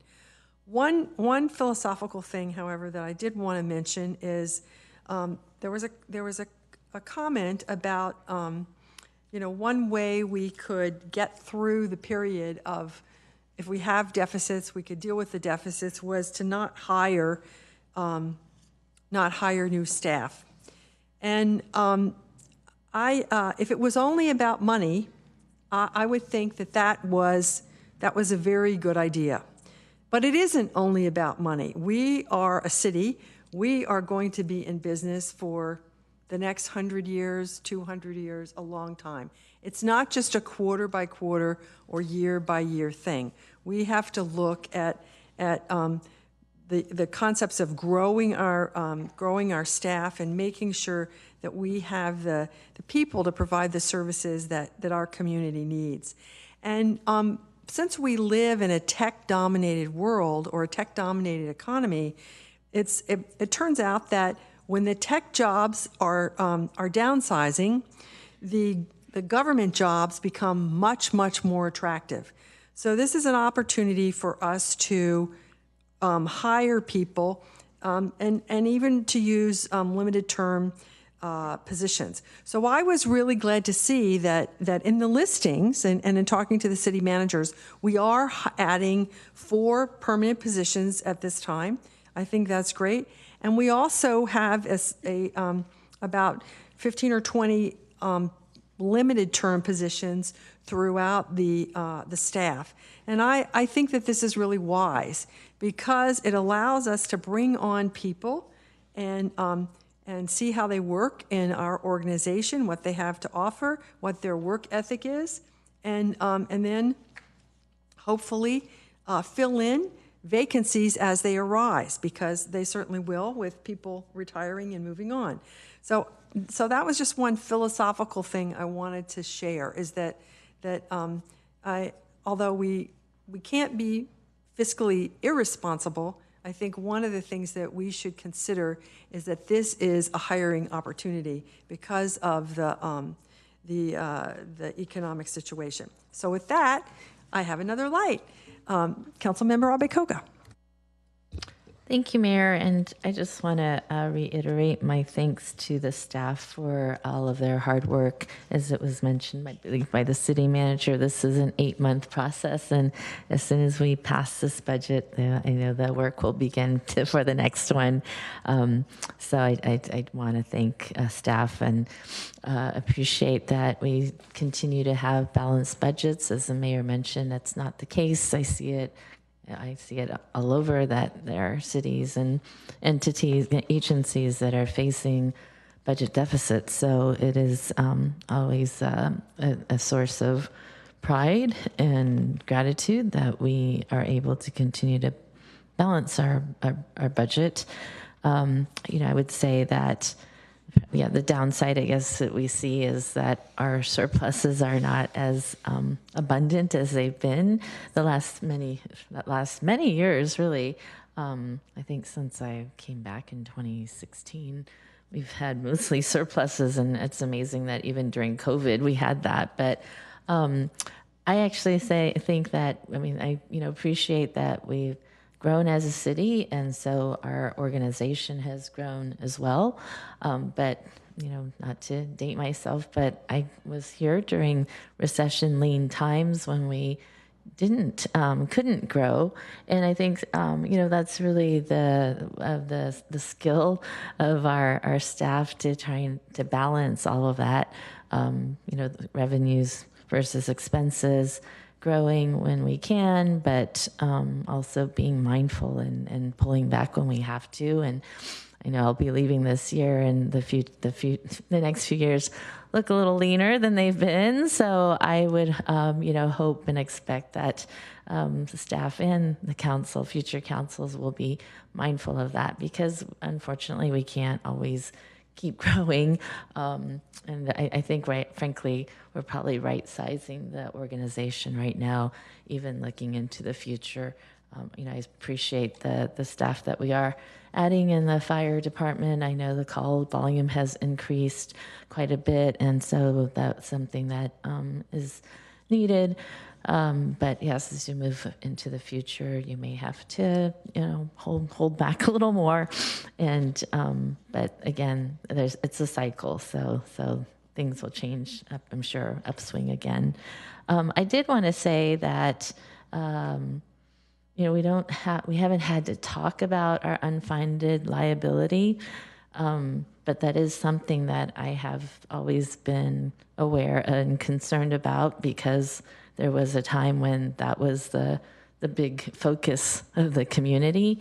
I was recently asked, well, what's the optimum amount of funding that we should have in our pension plans? And I actually think 85-90% is probably optimal, because and the person said, well, why not 100? And I think what we see that has happened with our actuarials shows why it's really pretty hard to get to 100, because those actuarial numbers change. But I think it's just something to be mindful of, that as actuarials change and we might dip in our funded percentage, perhaps we look at using limited funds or surpluses to prepay some of the amount, but also realizing or acknowledging that getting to 100% is probably pretty difficult to do. But I think we're in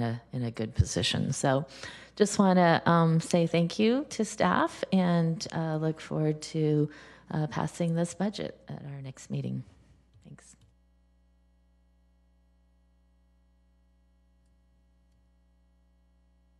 Okay. Vice Mayor Matichak. Thank you. And yeah, thanks for having a balanced budget and all the work that went into this. I did spend a lot of time going through it, as you could tell. And like I said before, there is a lot of great information in here, so I hope others take the opportunity to peruse it. I know we're talking about the budget for next year, but I just want to add one thing about this year. It says that we would be making a contribution to the Open Space Acquisition Reserve. And I actually would like to put I think it was $3 million into the Strategic Property Acquisition Reserve instead. That one is more flexible as a reserve. We can still purchase land for open space with it, but I don't think it works in the reverse. So I would like to put the money in the SPAR rather than the open space. So I am very comfortable with the budget that you've put together for 24-25. The general fund is basically balanced, and we have a track record of being very mindful of how we're doing throughout the course of the year and making adjustments. And so while we are showing a deficit in outer years, I have confidence that we will address those and take care of them, and we'll still have a balanced budget in the outgoing years. I do have a couple of suggestions that I would like to see. I would like to see larger contributions to the sea level rise reserve in the Shoreline Regional Park Community budget. We increased the funding from $3 million to $6 million. That's what's proposed. But given the cost of all of the projects, over $122 million, at least currently, I'm sure it will escalate. I feel like I'd like to put more money into that sea level reserve. So that's maybe an item we want to take a straw poll on. I also would like us to, at every opportunity, if there is an opportunity, put money into the Strategic Property Acquisition Reserve next year. We don't have it planned right now, but as we go through the year, I'd like us to look for opportunities to put money into that reserve. As the mayor said, I so appreciate previous city managers, finance directors, everyone, council members who had the foresight to purchase property, because it really differentiates Mountain View. And it has been very good for our fiscal health. So I want to make sure we keep on doing that, because it is so valuable. Plus, we can purchase property for affordable housing and for parks and other things that benefit our community. I am concerned about the neighborhood grants that are proposed. For me, when I look back at all the years that I've been tracking that, we haven't provided grants for neighborhood groups that overlap each other.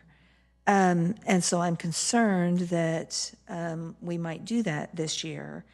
And typically, if a new group is formed, they check with an existing group and try to coordinate their boundaries so there isn't overlap.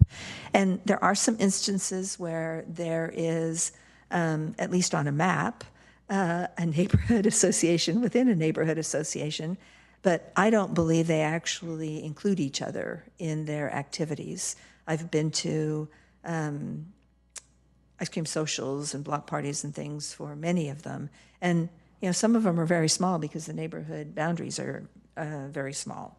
So I actually am concerned about doing that, especially if we take a look at the policy or the rules for the program, the guidelines, and we change them, and then the overlapping neighborhood association or group does not get funded the next year. I feel like, it's hard to give them money one year and then take it away the next year. So I kind of feel like I'd rather be more thoughtful about what we do this year so that doesn't happen. So I would ask that we take another look at that. Maybe there's another solution. I was speaking to someone else here about this, and they suggested, well, maybe we take the money and just divide it in half between the two groups. I think there might be creative ways to address this, but I do have the concern about it. I also have concerns about the steady growth of the rent stabilization division. And I really want to make sure that the RHC is really digging into the activities of the division, and they're really striking a balance between tenants and the housing providers. Those are my comments on the budget. In terms of the metrics, I really appreciate the revamping of the metrics.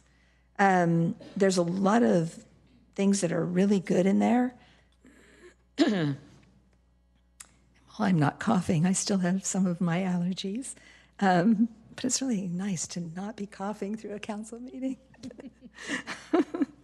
I would suggest a few tweaks to the metrics. First, I feel like the planning division, I was kind of surprised at how few metrics there were, and there were some questions sent in about it. And while I understand the responses that, there are state rules that we have to meet, do we always meet them? I don't know that we do. And so I think they're still worth putting in. And then there's a lot of new things that the planning department is doing, like, our ADUs approved really quickly, like on the first application. Our solar installations improved really quickly on, say, the first application. Things that I feel like the planning department has spent a ton of time addressing. It feels like we should be seeing more about how those are going and the improvements we're seeing as a result of all this activity that's been happening. So I'm not an expert on what the metrics should be, but I think I would like to see some others included for the planning division. And I also, I sort of hesitate to say this, but I would like to see for the parks and open space metrics, while we have one in there about the open space acres per 1,000 people, including North Bay Shore, I think our community really watches for other things, like excluding North Bay Shore and excluding the school property that we have a joint use agreement now for. And while I know we're going to revisit these for the parks as part of the Parks and Open Space Plan, I don't think it hurts to include them now and change them later. But those are things that I think people are very much focused on that I would include in this one. I also would include, if not the response time for Ask Mountain View requests, the number of Mountain View requests for each of the different divisions and departments. I know Public Works gets a ton of them, but, and I see them nodding yes. But I think it would be helpful for us to know if other departments are getting them and how many are they getting.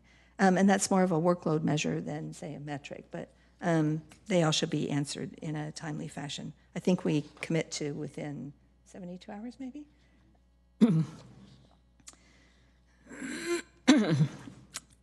So in terms of the format of the report, a lot changed this year.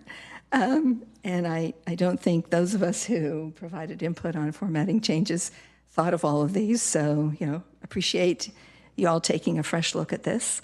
It was still a lot of information. Yeah, 655 pages of information. I feel like I'm always going to remember that number.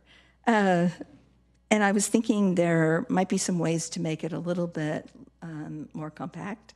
And there are some things that were repeated, like there's 3 paragraphs about new performance metrics. And I thought, oh gosh, I would put that in the general notes section and just put a footnote in all the divisions and departments so it's not repeated. Because I get that somebody might not read the entire document, but I just didn't think that needed to be repeated everywhere. I was also looking for other areas where it could be consolidated.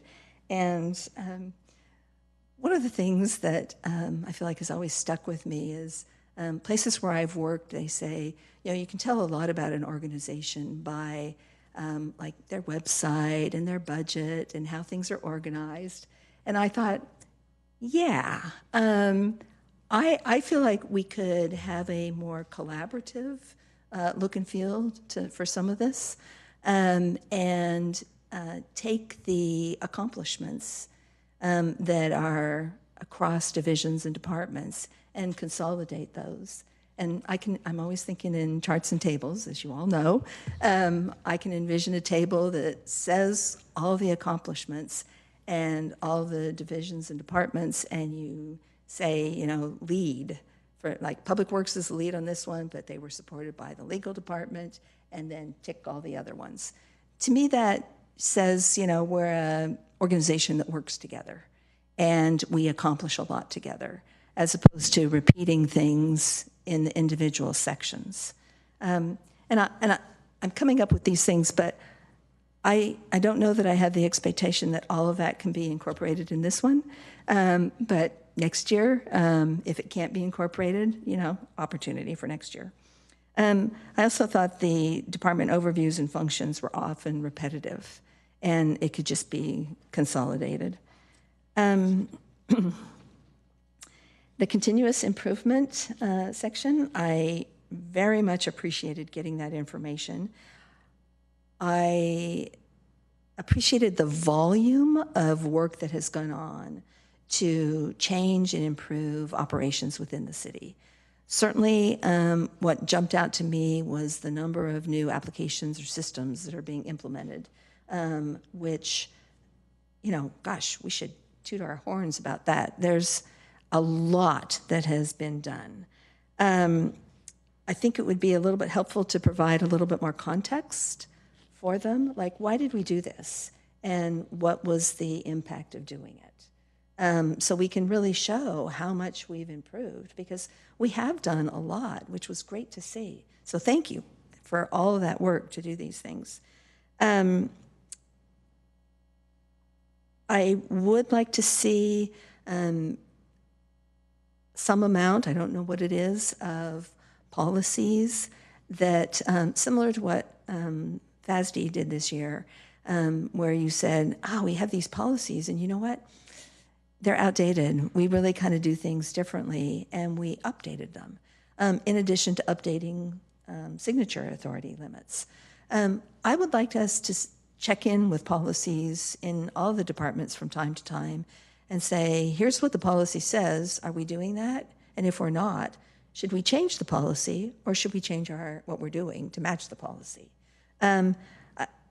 We've got a lot, so it will take a long time to get through all of those. But I think it's important to see, are we doing what we say we're doing? And you know what? I forgot to say one thing when we were talking about the metrics. I had a great conversation with our fire chief today, and I really appreciated the discussion we had about how the metrics came about and what they really represented and what our actuals are.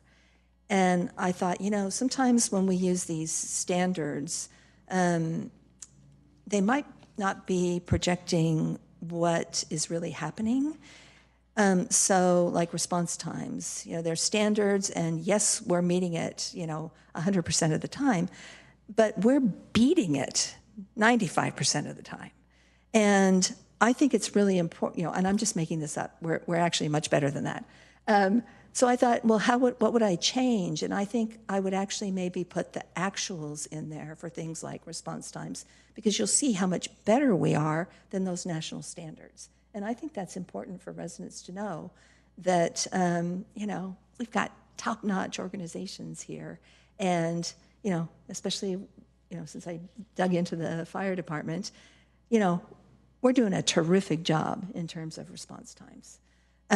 We should highlight that so people see.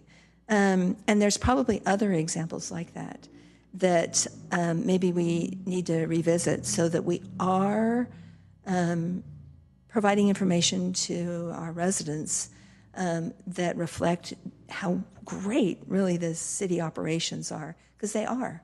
I often say, you know, I never intended to get involved in local government, but oh my gosh, I'm so glad I did it here, because this is an incredible city with an incredible organization.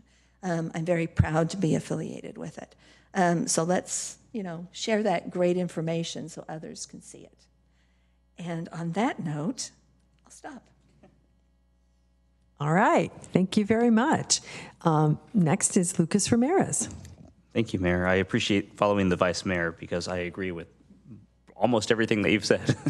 And we'll start also with appreciation and gratitude for staff for the immense amount of work that is often invisible to the council that was put into preparing the document.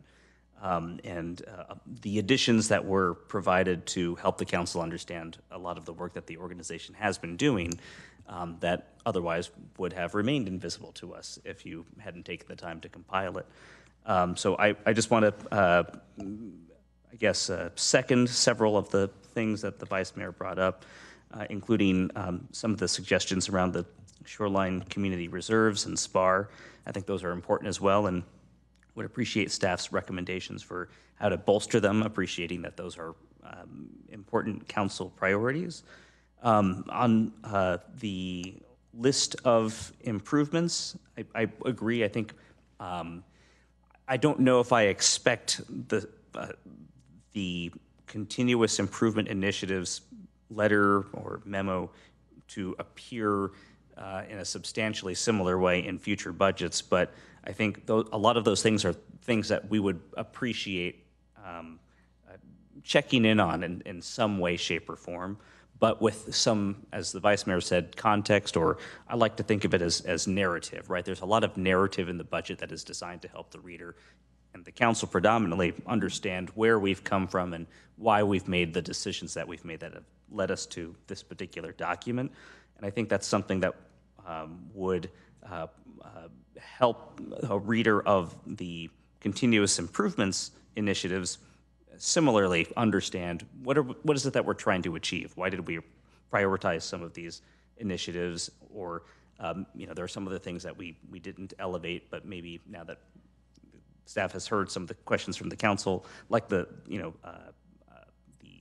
City Hall space survey. That's one that's important to us because I think many of us, understanding that we need to be fiscally prudent and may need to pause growth, nevertheless would like to see the organization continue to function well and be able to respond effectively to emerging community needs. And that means we'll have to be thoughtful about space. And that means there's going to be future financial impacts as we try to accommodate the growth that we are planning for. So some not as robust as this list, but maybe some progress report similar to this in future budgets would be extremely valuable. And I'm very open to staff suggestions for how to achieve that goal. I like the idea of including a informational measure of Ask Mountain View inquiries, or maybe it doesn't have to be just Mountain View, Ask Mountain View, but we know that staff respond to a tremendous number of inquiries from the community, and that's a workload impact. Most of those, I think, are good and time well spent responses, but oftentimes I think you get dragged down into neighborhood concerns and things that we're often copied on by email, where it's helpful for us to understand that there is a significant resource implication to the constituent service that the organization provides. And I think just even a measure of, here are the number of things that we've responded to over the past year would be a very valuable reminder for the council, or I'll speak for myself. I would find it useful. And I agree with the Vice Mayor's recommendations around planning measures. I also felt that compared to building and some of the other departments and divisions, we're comparatively few measures, but there are some really important things that we should be tracking. So I think the Vice Mayor brought up comment letters, for instance, and the council, the staff response to the council questions reminded us that there are strict state laws that we have to adhere to, but there are grave consequences when we don't. And the example that comes to mind is 570 South Ringsdorf, where we did not respond in time at the end of 2019, and so consequently that application was deemed complete, and the replacement requirements in SB 330 consequently did not apply. And so we had a very difficult vote that resulted in the displacement of the folks who live there now, and that was because we didn't submit our comment letter in time. So I do think that's an important metric. Are we now, following that example, meeting the state requirements 100% of the time, or if we're not, then what can we do to ensure that we do? And then I'm also, I don't know if there's an easy way to do this, but I think rounds of review would be an important measure because it's something that we hear very frequently as council members. And maybe there are things that, a lot of it, understandably, is on the applicant side. They need to provide us the information that we need to be able to respond. But maybe there are things that we can do procedurally or clarify in regulations to help reduce the number of rounds of review. And then the last, there weren't too many with economic vitality or economic development, but my understanding is the economic vitality strategy included the measures that we're likely to use moving forward. Is that right? I'm seeing a gentle head nod. Thank you. So that list will become much more robust. I think that was everything on my list, and likewise, I look forward to approving the budget when it comes back to us. Thank you. Councilmember Ramos. Thank you, Mayor. Okay. So I'm gonna just respond to most of the stuff that was said before. I really.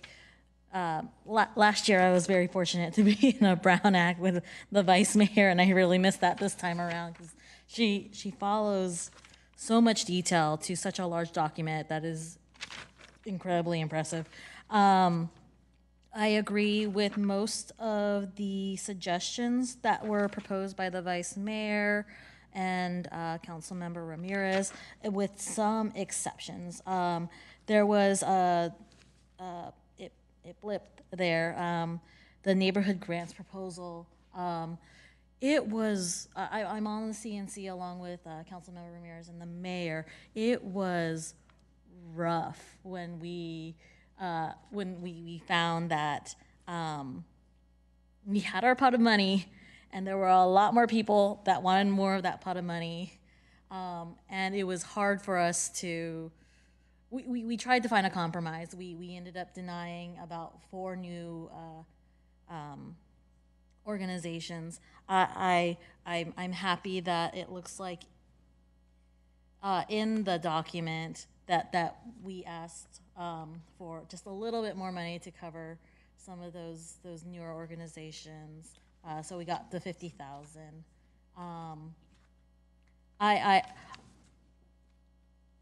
We should rethink how we do those neighborhoods as we've seen that they have gotten more popular. It's kind of like one of those, yay, we're successful, oh no, we're successful kind of moments. So I would love for us to obviously look into that, but obviously fully fund what the CNC recommendations were.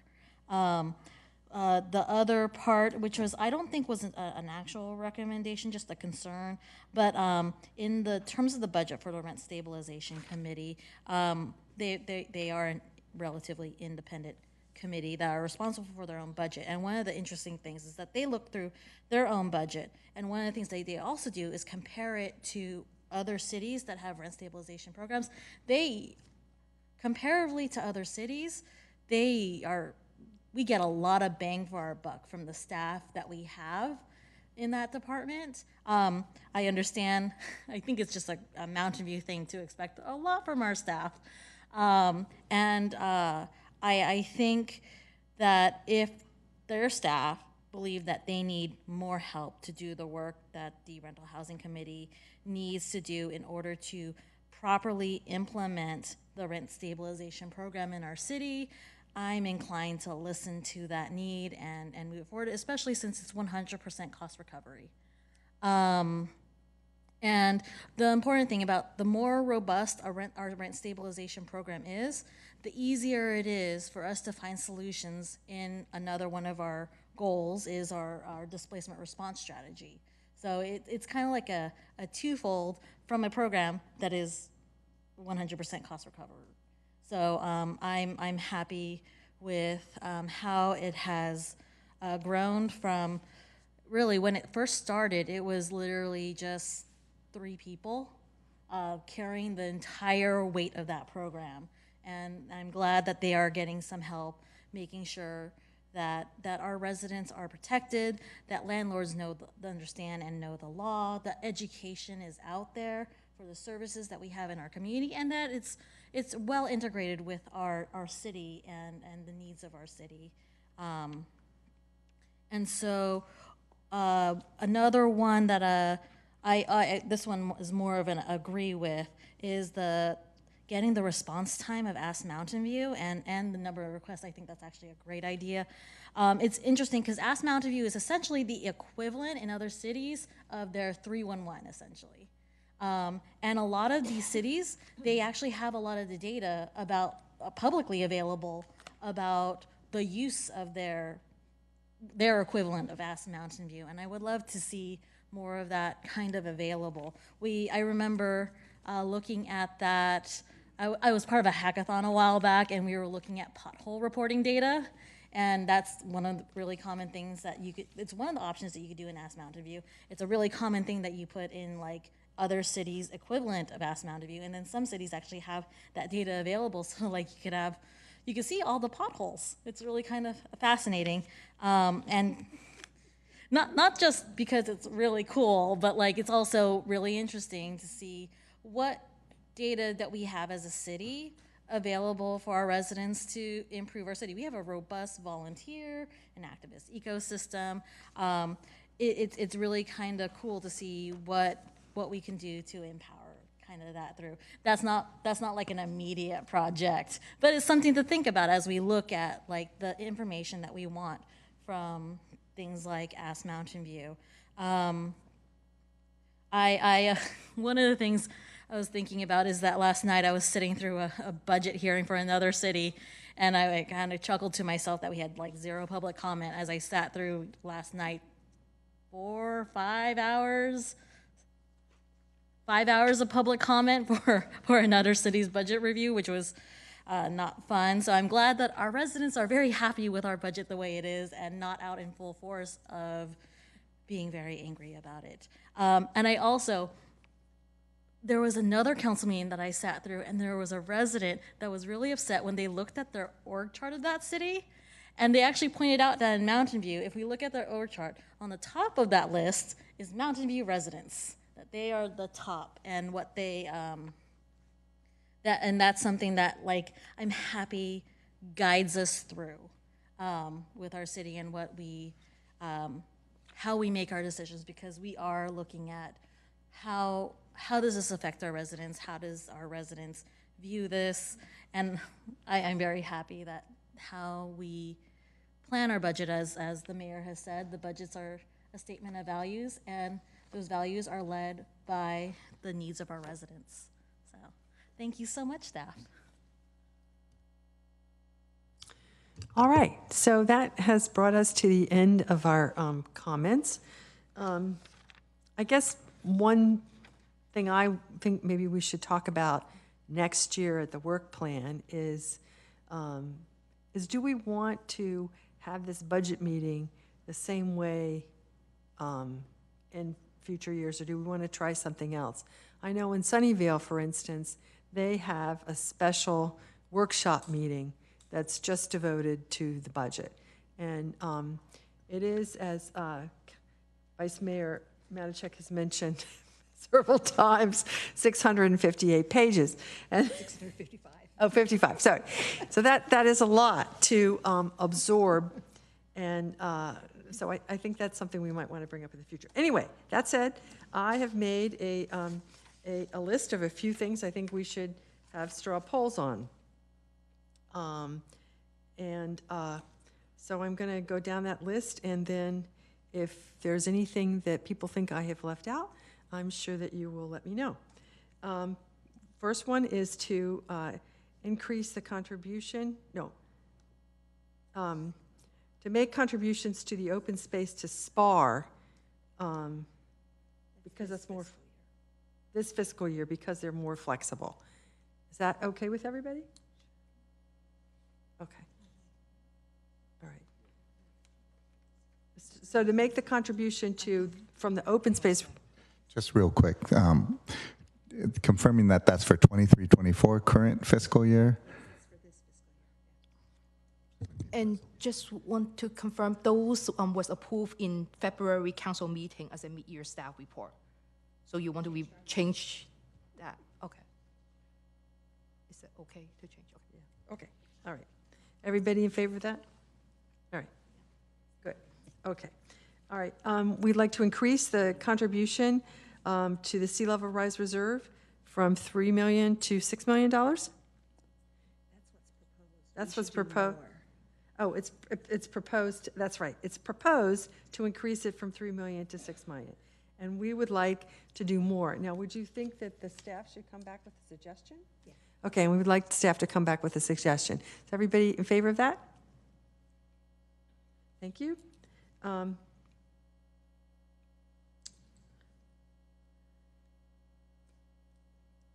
And then we would like to have staff put as much money as possible during the year into the Strategic Property Acquisition Reserve to enable us to purchase property as much as we can, because that's just such a good, it's a flexible reserve, and it's powerful to be able to purchase land.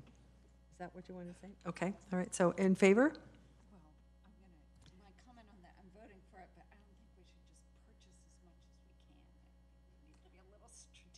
Well, that's true. We have to be very strategic. That's right. Putting it in there, yes. Putting it in there. Okay.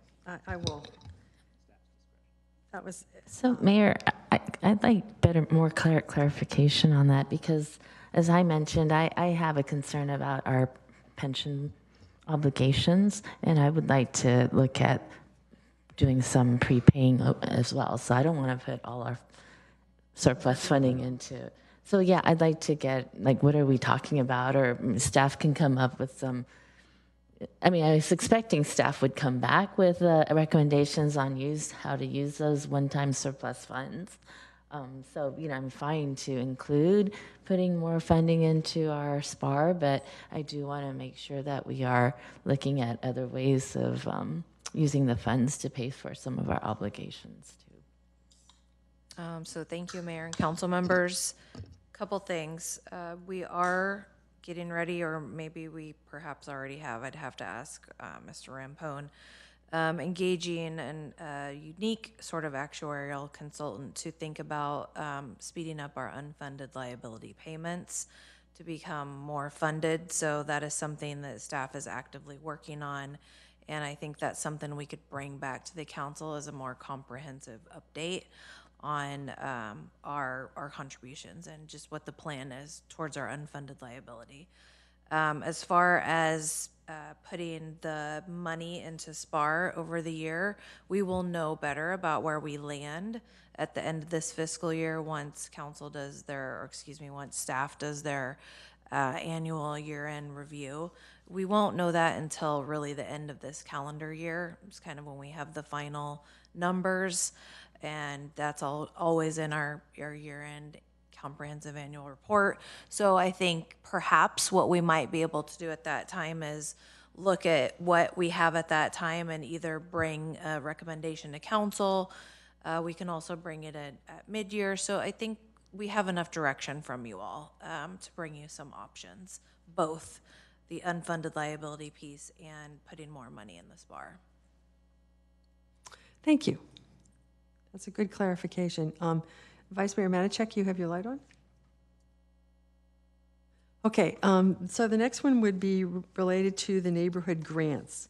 And really two concepts have been put forward. One is going forward with the staff recommendation, and the other one is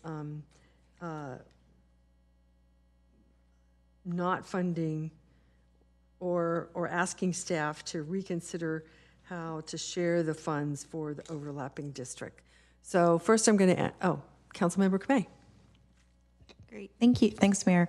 So from my reading of the budget, it sounds like the grant program is transitioning from a different department. It sounds like I'd prefer maybe not to be prescriptive, and I know as it's evolving and changing, perhaps this is the feedback that we can say is if there's any overlap, see if there's potential consolidation. I think the other thing that stood out to me was there's neighborhoods I see missing.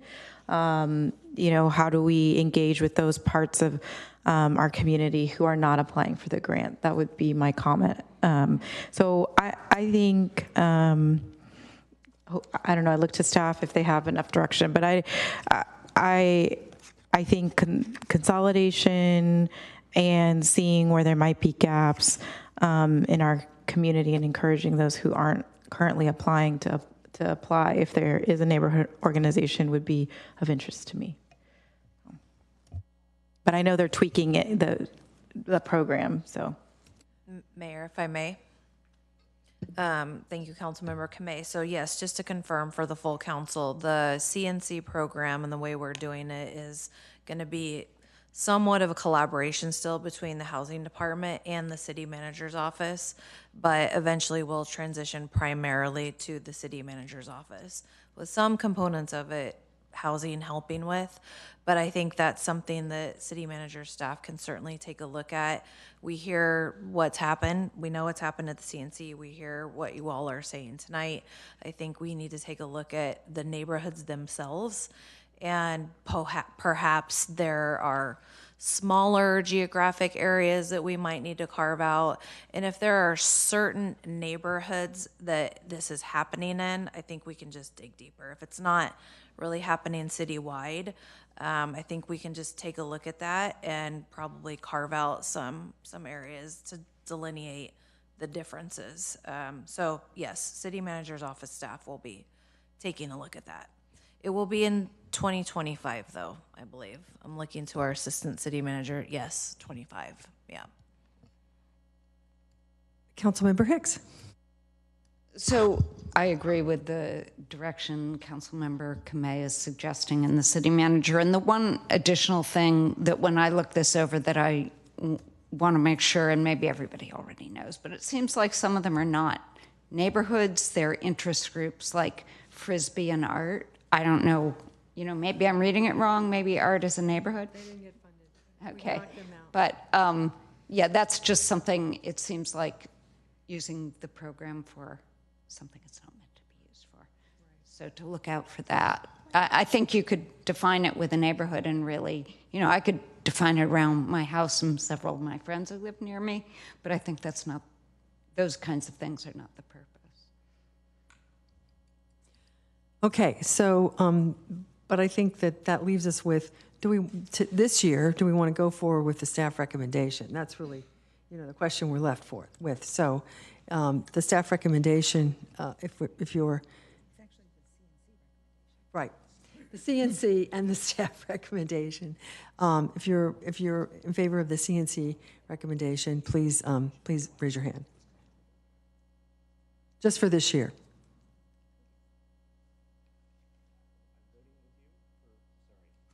What was recommendation? CNC recommendation? Okay, we have 4. Thank you.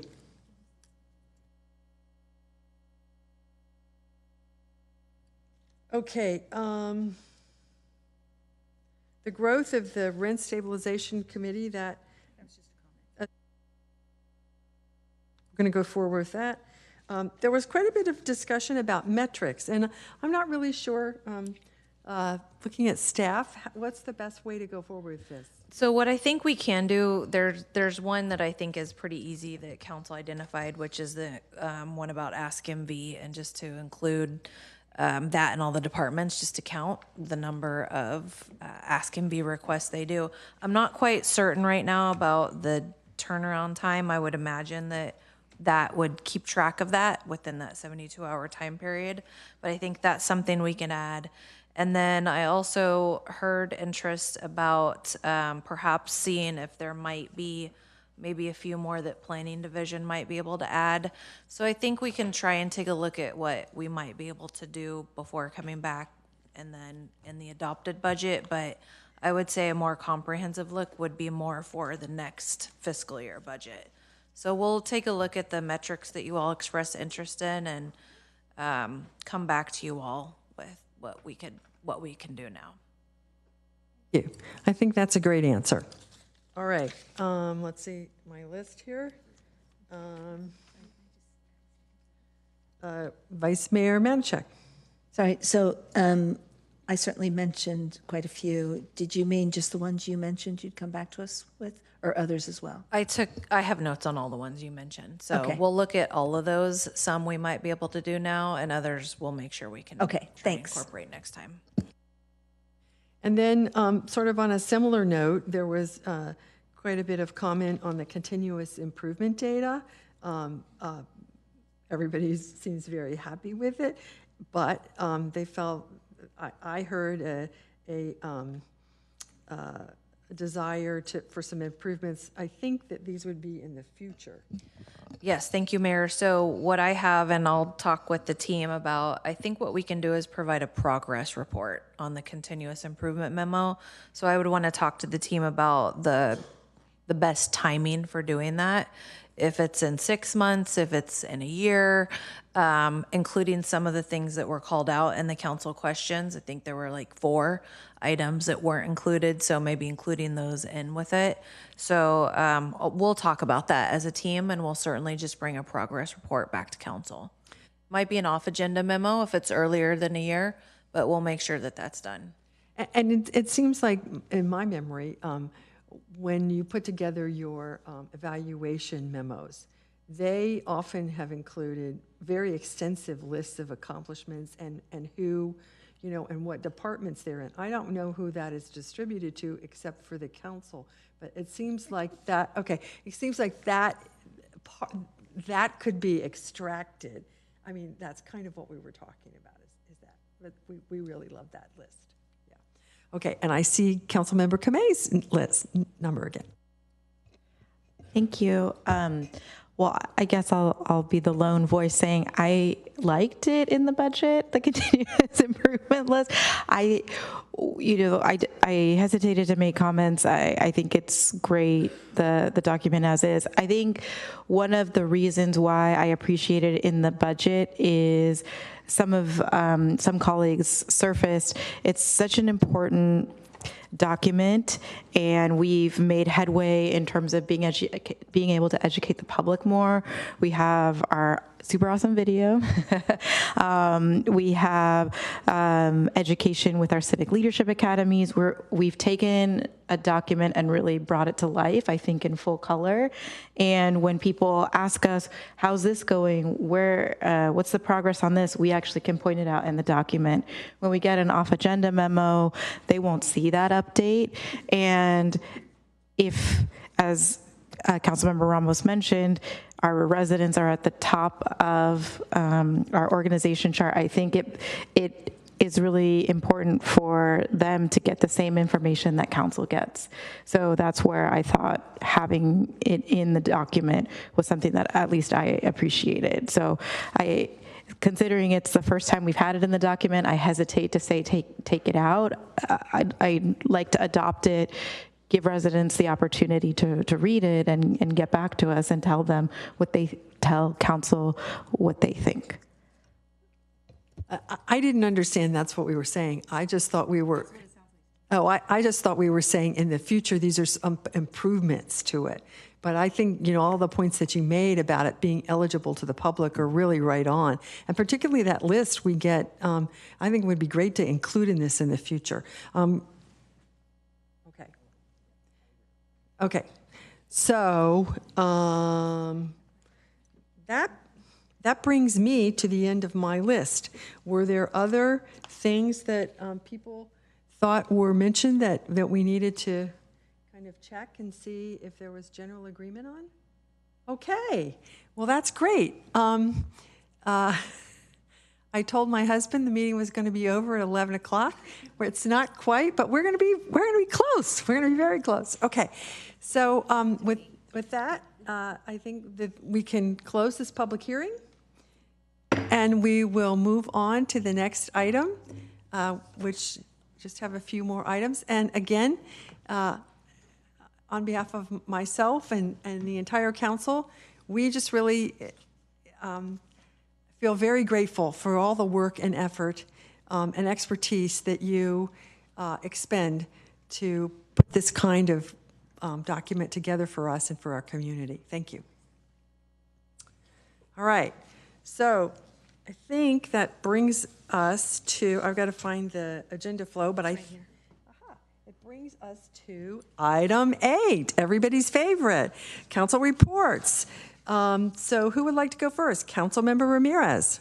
Thank you, Mayor. I don't have any reports, but I do have 2 quick referrals. I had discussed these with staff earlier, and I'll look to them for any corrections. But the first would be to actually bypass CPPC, but bring to council a revision to council policy K2 that would empower the council appointments review committee to interview and make recommendations for PSAB applicants rather than have the full council interview.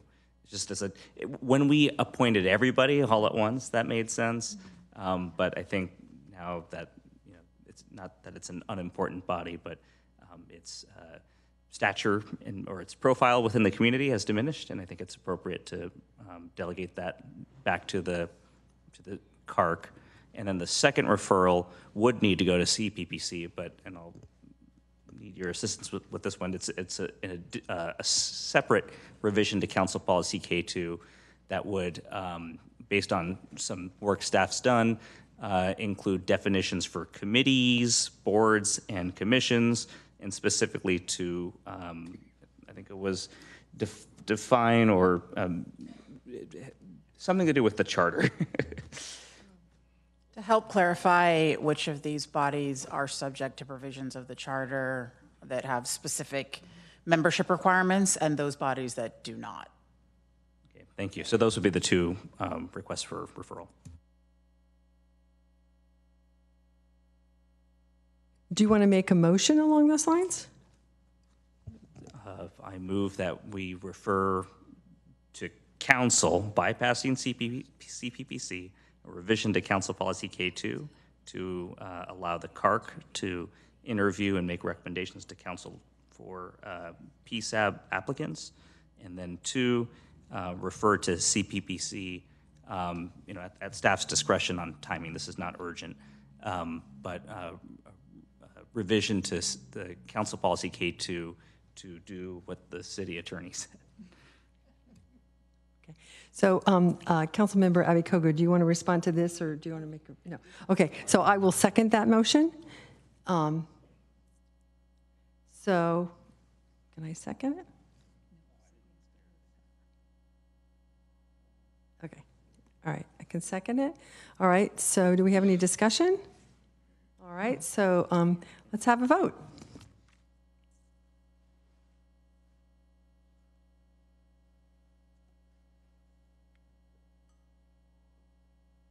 Great, that passes unanimously. Thank you, Councilmember Ramirez.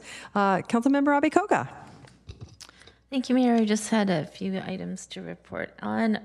Wasn't sure if someone else was going to do it, but I'll do it with the Council Sustainability Committee. I want to thank staff for coming back quickly with options in light of the REACH code's suspension on all electric buildings. I don't know when that's going to be coming to the full council, but I appreciate the options that we came up with there.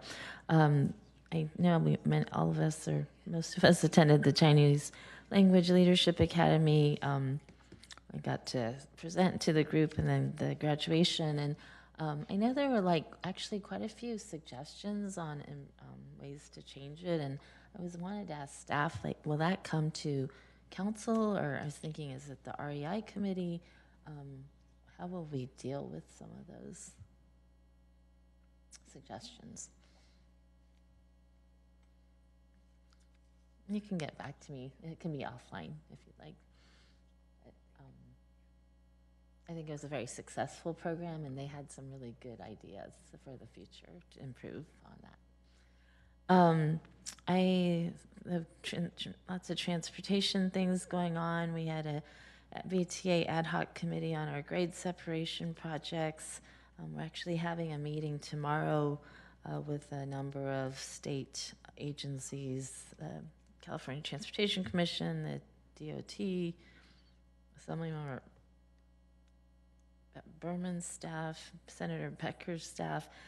This was spearheaded by Carl Gardino, who's the chair of our CTC. I'd mentioned to him our challenge with the funding for Ringsdorf grade separation project being taken out of the budget, so we're trying to come up with alternatives, and I want to just thank staff. We've been working very quickly to try to make this happen and find a way to save our funding, and that was awarded to us by the state.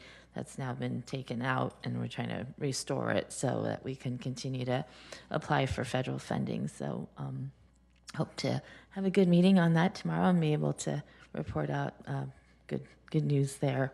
And then you may have heard SB 1031 at the MTC level was a legislation to try to create a regional transportation measure.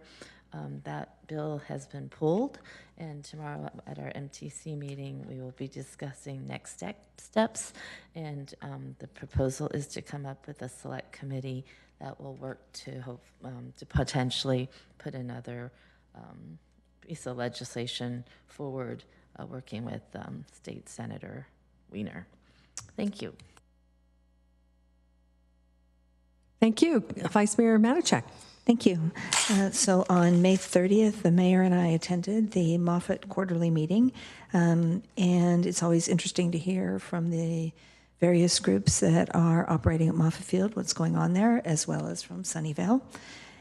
On May 30th, I attended a board meeting for the Silicon Valley Regional Interoperability Authority, and we always cover a lot of topics, but the one that was pretty interesting was all the planning that is going on for the major events that are going to happen at Levi Stadium, such as Super Bowl and World Cup.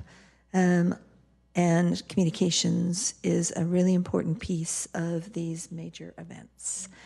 And then on June 4th, we had a Council Transportation Committee meeting that I participated in, and we discussed the personal delivery device pilot program, as well as what is now combined, the Vision Zero Action Plan and the Local Road Safety Plan, and how those in together, but also how it fits in with the Active Transportation Plan. That's it. Thanks. Thank you. Councilmember Kamei. Great, thank you. So yesterday I attended a special board meeting for CHAC. I think many of us received the email from CHAC talking about their looking into acquisition with an organization called Pacific Clinics.